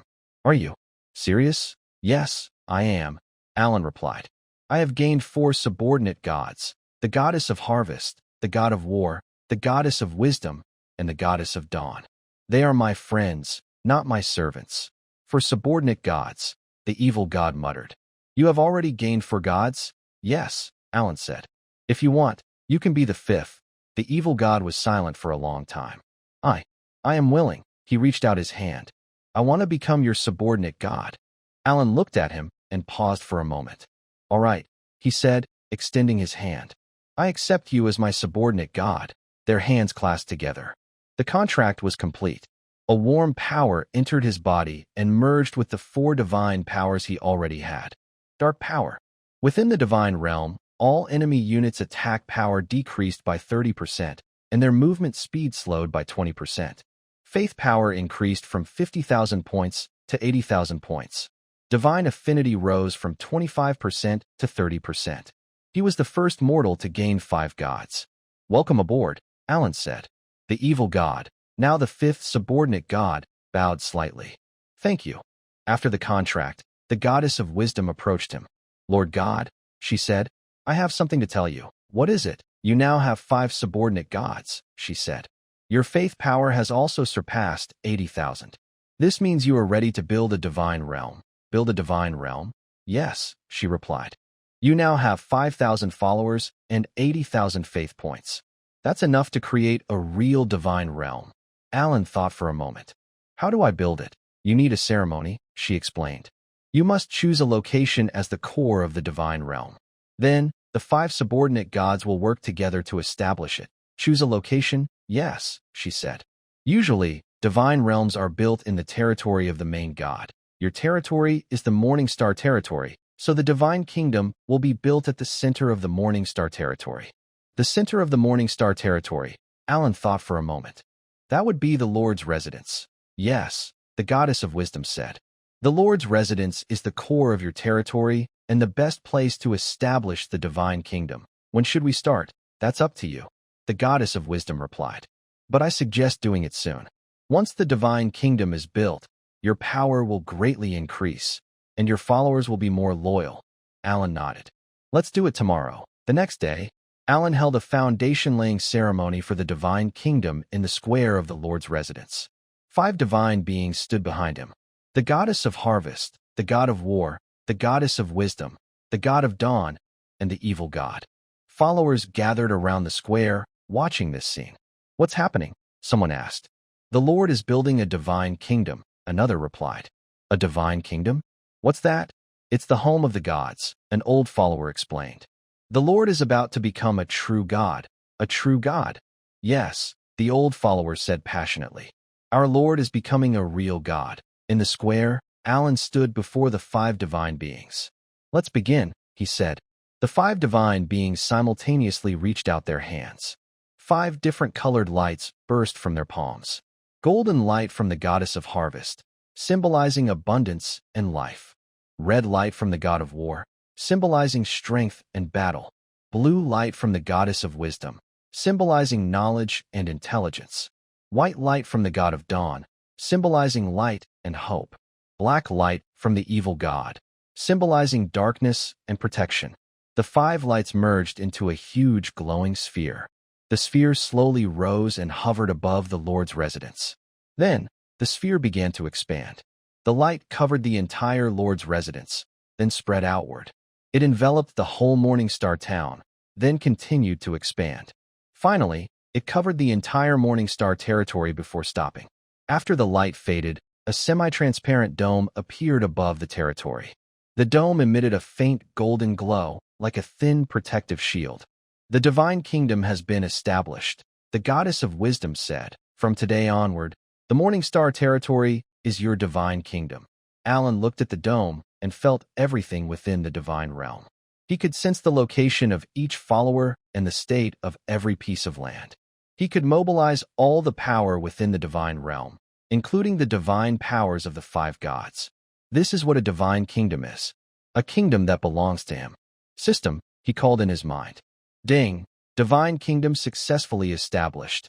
Name of the divine kingdom, Morningstar divine kingdom. Level of the divine kingdom, level 1. Scope of the divine kingdom, entire Morningstar territory. Followers of the divine kingdom, 5,000. Faith power of the divine kingdom, 80,000 points. Gods associated with the divine kingdom, 5. Ding, congratulations, host. You have completed the main task of the 2nd volume. Establishing a prototype of the divine kingdom. Reward. The process of divine transformation begins. Current progress of divine transformation, 0%. Conditions for divine transformation. Faith power reaches 100,000 points, and followers reach 10,000. Alan looked at the system panel, a slight smile appearing on his face. Divine transformation. This is his first step to becoming a true god. After the ceremony, the followers cheered happily. Divine kingdom. Divine kingdom. Long live the Lord. Long live the Morningstar divine kingdom. Alan stood on the balcony of the Lord's residence, watching the cheering crowd below. The sun was shining brightly, and a gentle breeze blew. The divine kingdom was established, the gods were subdued, and faith power was increasing. Everything was moving in a good direction. He could continue to relax now. Lord God. The harvest goddess's voice came from behind. Alan turned around. What's the matter? We would like to discuss the management of the divine kingdom with you, said the harvest goddess. The god of war will be responsible for military and defense. The goddess of wisdom will handle intelligence and research. The god of dawn will oversee faith and evangelism. The evil god will. She glanced at the evil god. I am responsible for infrastructure, said the evil god. I am good at building and repairing. Infrastructure? Alan was a bit surprised. Yes, the evil god said. I have been sealed for 10,000 years, but my building skills have not weakened. I can help you build temples, walls, roads. Anything you need. Alan looked at him and stayed silent for a moment. Are you willing to do these things? Yes, the evil god replied. I don't want to be idle. Doing something makes me feel useful. Alan nodded. Good. Then let's divide the work. The 5 gods slightly bowed. Yes, Lord God. They turned and left. Alan lay back in the chair and closed his eyes. The sun was nice, and the breeze was gentle. The divine realm was established, the gods were assigned tasks, and everything was taken care of. He could finally relax completely. In the divine realm, a space of emptiness floated with countless temples. Each temple represented a god. Some temples were grand and shining, radiating strong energy. Others were old and broken, no longer protected by their owners. This was the world of gods. A message was spreading among the divine beings. Have you heard? The evil god has been subdued. What? The evil god? The one sealed for 10,000 years? Yes. He was conquered by a mortal. A mortal? How is that possible? It's true. The mortal's name is Alan Morningstar, the Lord of Morningstar Territory. Morningstar Territory? That small land, Yes, that mortal built a divine kingdom and subdued 5 gods. The goddess of harvest, the god of war, the goddess of wisdom, the god of dawn, and the evil god. 5 gods. How is that possible? I don't know. But the news came from the goddess of wisdom, so it must be true. The divine realm was shaken. In the temple of life, the goddess of life sat on her throne, listening to the messenger's report. What did you say? Her voice was a little surprised. The evil god was subdued. Yes, my goddess, the messenger replied. That mortal named Alan Morningstar, he subdued 5 gods and built a divine kingdom. The goddess of life was silent for a moment. Harvest goddess. Has she become that mortal's divine servant? Yes. Is the god of war also? Yes. Are the goddess of wisdom and the dawn god also? Yes. The life goddess took a deep breath. And the evil god? Yes. She was silent for a long time. That mortal. What is his background? I don't know, the messenger said. He seems to be an ordinary lord, unknown 3 months ago. But in 3 months, he has built a divine kingdom and gained 5 gods. 3 months, the life goddess murmured. Can he do all that in just 3 months? Yes, she paused for a moment. Keep watching him, she said. I want to know everything about him. Yes, the messenger left. The life goddess sat on her throne, her expression complicated. She had lived for 100,000 years and seen many geniuses. But she had never seen someone like this. 3 months, from a mortal to the ruler of a divine kingdom. It's incredible. At the ocean temple, the ocean god stood by the sea, listening to the messenger's report. What did you say? His voice was a little angry. The dawn god has become that mortal's divine servant. Yes, my lord, the messenger replied. The dawn god offered to serve that mortal willingly. The ocean god clenched his fists. How could the dawn do this? I don't know, the messenger said. But apparently, that mortal gave the dawn god a condition. What condition? After becoming a divine servant, the dawn god can stay independent and doesn't have to obey completely. The ocean god was silent. Independent, he whispered. Can a divine servant be independent? It seems that mortal has a special ability, the messenger said. He can let his divine servants stay independent while still gaining their power. Special ability. The ocean god frowned. What kind of ability? I don't know, the messenger said. But the goddess of wisdom seems to be studying this. The ocean god paused. What is that mortal's name? Alan Morningstar. Alan Morningstar. The god of the ocean murmured. I remember him. He turned around and looked at the sea. Keep watching him, he said. I want to see everything he does. Yes. The messenger stepped back. The god of the ocean stood by the shore, his expression dark. The god of dawn was his old rival. They had fought for tens of thousands of years. It means that the mortal has become his enemy. The fire temple. The fire god sat in a sea of flames, listening to the report. What did you say? His voice was a little excited. The evil god was captured. Yes, my lord, the messenger replied. That mortal subdued the evil god and made him a divine protector. The fire god smiled. Interesting, he said. Very interesting, Lord. Are you worried? The messenger asked. That mortal has taken control of 5 gods. His power is very strong now. Worried? The fire god shook his head. Why should I worry? He might become our enemy. An enemy? The fire god laughed. I don't think he's an enemy. Why? Because I've heard about what he has done, the fire god said. He doesn't want to fight or conquer. He just wants to relax. Relax? Yes, the fire god said. He subdues gods not for power, but to be able to rest better. The messenger was stunned. How is that possible? I don't know, the fire god replied. But I find him very interesting. He stood up, flames burning around him. I want to meet him, he said. Meet him? The messenger was surprised. My lord, you want to go yourself? Yes, the fire god said. I want to see what kind of person can make an evil god become a divine protector. He walked toward the temple door. Get ready. I am going to the realm of the morning star. Yes. The messenger stepped back. The fire god stood at the door, looking at the distant sky. He had lived for 50,000 years and had seen countless gods and mortals. But I have never seen such a being. A ruler of a divine kingdom who only wants to relax. This is very interesting. The Earth Temple. The Earth God sits on his throne, listening to the messenger's report. What did you say? His voice is serious. That mortal built a divine kingdom. Yes, my lord, the messenger replies. He created the Morning Star Kingdom and has gained control over 5 gods. The Earth God is silent for a moment. 5 gods, he murmurs. Fertility, war, wisdom, dawn, and the evil god. Yes, each of these gods is very powerful, the Earth God says. The fertility goddess controls farming, the war god controls battles, the wisdom goddess oversees knowledge, the dawn god brings light, and the evil god. The evil god's power is more mysterious. Yes, the messenger agrees. That mortal now has the power of 5 gods. The Earth God frowns. 5 powers, he says. What does that mean? It means his strength has surpassed many gods, the messenger explains. He might be one of the strongest beings in the divine realm now, most powerful. The Earth God shakes his head. No, not the strongest. But he is very strong now. He pauses for a moment. That mortal, what does he want?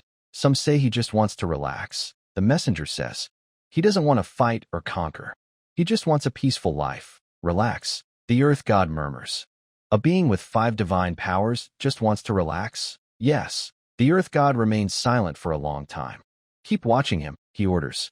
I want to know every move he makes. Yes. The messenger leaves. The Earth God sits on his throne, his expression complex.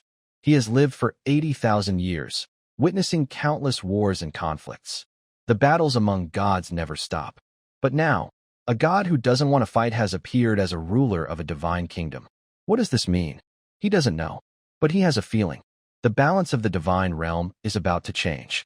At the edge of the divine realm, in a ruined temple, a figure sits in the darkness. His face is blurry, hard to see clearly, but in his eyes, there is a cold, dark light. Alan Morningstar, he muttered. He subdued 5 gods and built a divine kingdom. He smiled.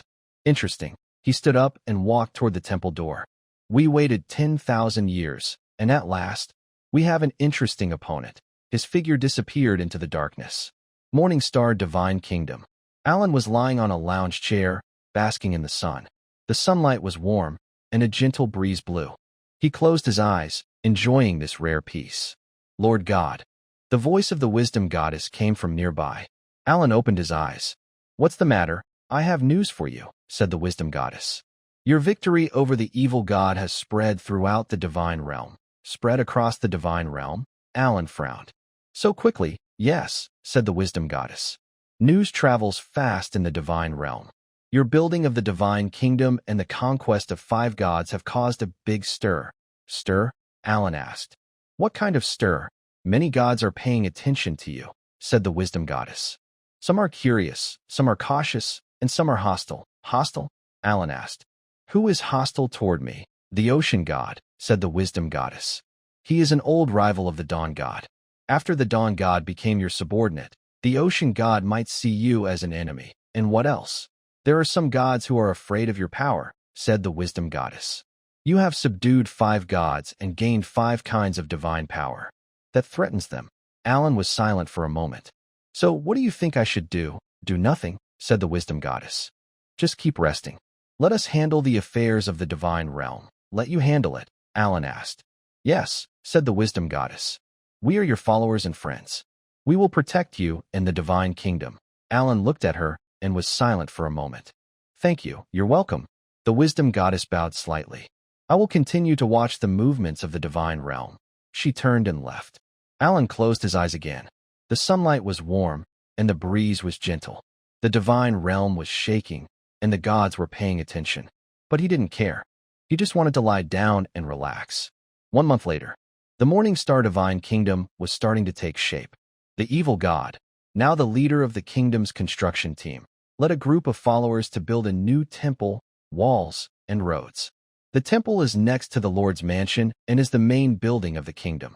It is 30 meters tall, made of white marble, with a golden dome shining in the sunlight. The walls surround the entire town, standing 10 meters high and 3 meters thick, built from strong granite. Watchtowers and arrow towers are on the walls to defend against enemies.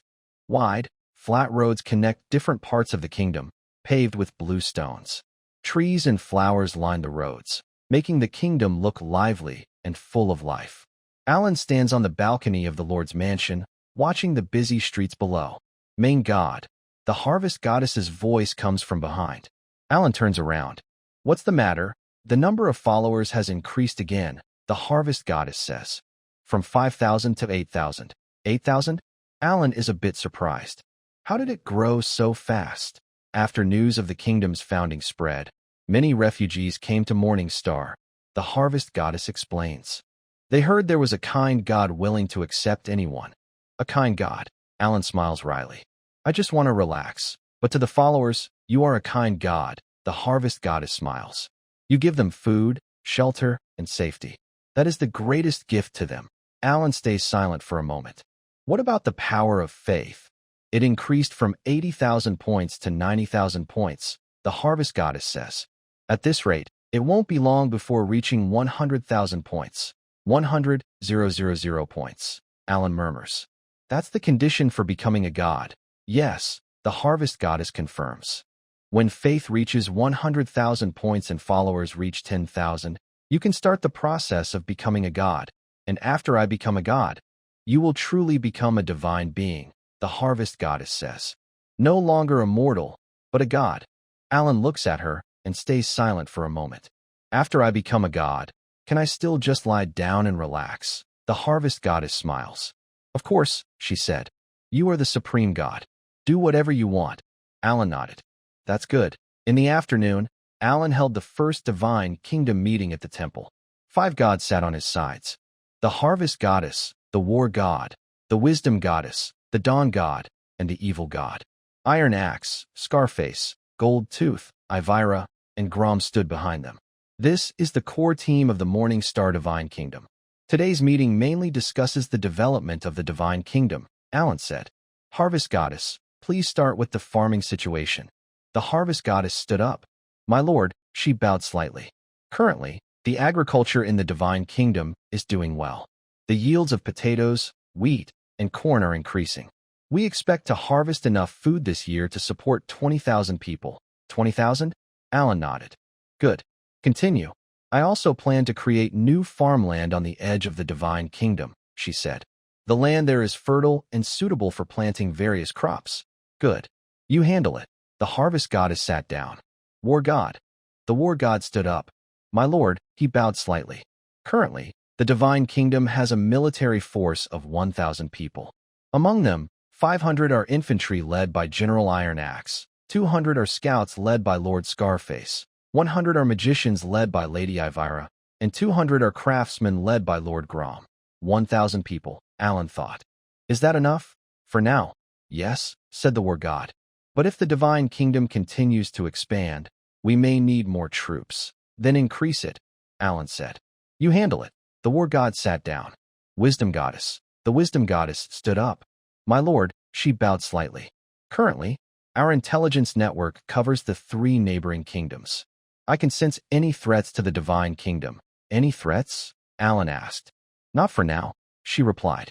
But the ocean god is hostile toward us. I suggest we strengthen our defenses. Good. Keep monitoring. She sat down. Dawn god. The dawn god stood up. My lord, he bowed slightly. Currently, the faith in the Divine Kingdom is spreading smoothly. The followers are very loyal to you, and their faith is steadily growing. Good. Keep going. The god of dawn sat down. The evil god. The evil god stood up. My lord, he slightly bowed. The first phase of the construction of the divine realm is complete. The temple, walls, and roads are built. Next, I plan to build more houses for the new followers. Good. You handle it. The evil god sat down. Alan looked at the 5 subordinate gods and was silent for a moment. Is there anything else? I have something to say, said the goddess of wisdom. Go ahead.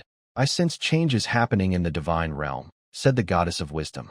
Some gods are becoming more active, as if preparing for something. Preparing for what? I don't know, said the goddess of wisdom. But I have a feeling that a divine war is coming. A divine war? Alan frowned. What is that? It's a war between gods, said the goddess of wisdom. Every 10,000 years, a large-scale war happens in the divine realm. The last divine war was 10,000 years ago. 10,000 years ago, Alan thought. Was that when the evil god was sealed? Yes, said the goddess of wisdom. During the last divine war, all the gods worked together to seal the evil god. Now, the evil god has become your subordinate god, and the layout of the divine realm has changed. So, other gods might be hostile toward me. Maybe, said the goddess of wisdom. But there could also be opportunities. The divine war is a chance to redraw the boundaries of the divine realm. If you win, you could become the ruler of the divine realm. Ruler of the divine realm. Alan shook his head. I don't want to be a ruler. I just want to live peacefully. But you might not have a choice, said the goddess of wisdom.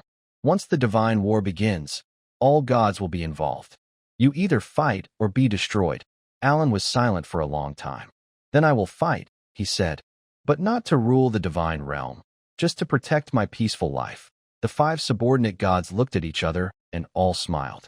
We understand, they said. After the meeting, Alan returned to the balcony of the Lord's mansion. The sun was setting, and the sky was painted orange and red. He lay on a lounge chair and closed his eyes. System, he called silently in his mind. Ding! Host has completed all main quests of the 2nd volume. Main Quest 1. Respond to the awakening of the gods. Completed. Main Quest 2. Build a faith system. Completed.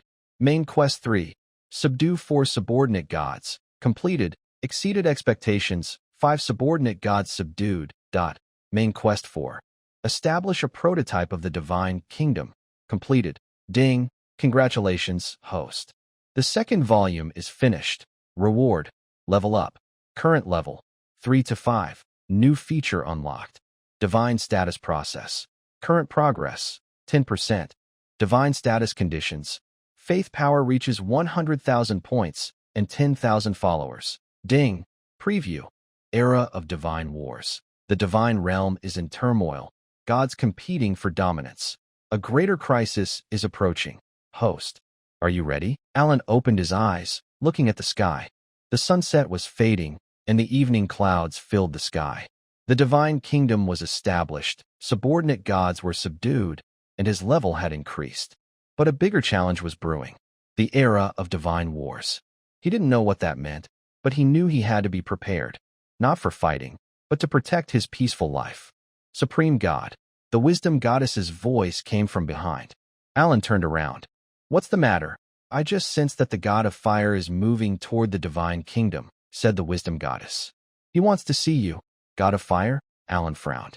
Is he an enemy or a friend? Not sure yet, said the wisdom goddess. But he seems curious about you.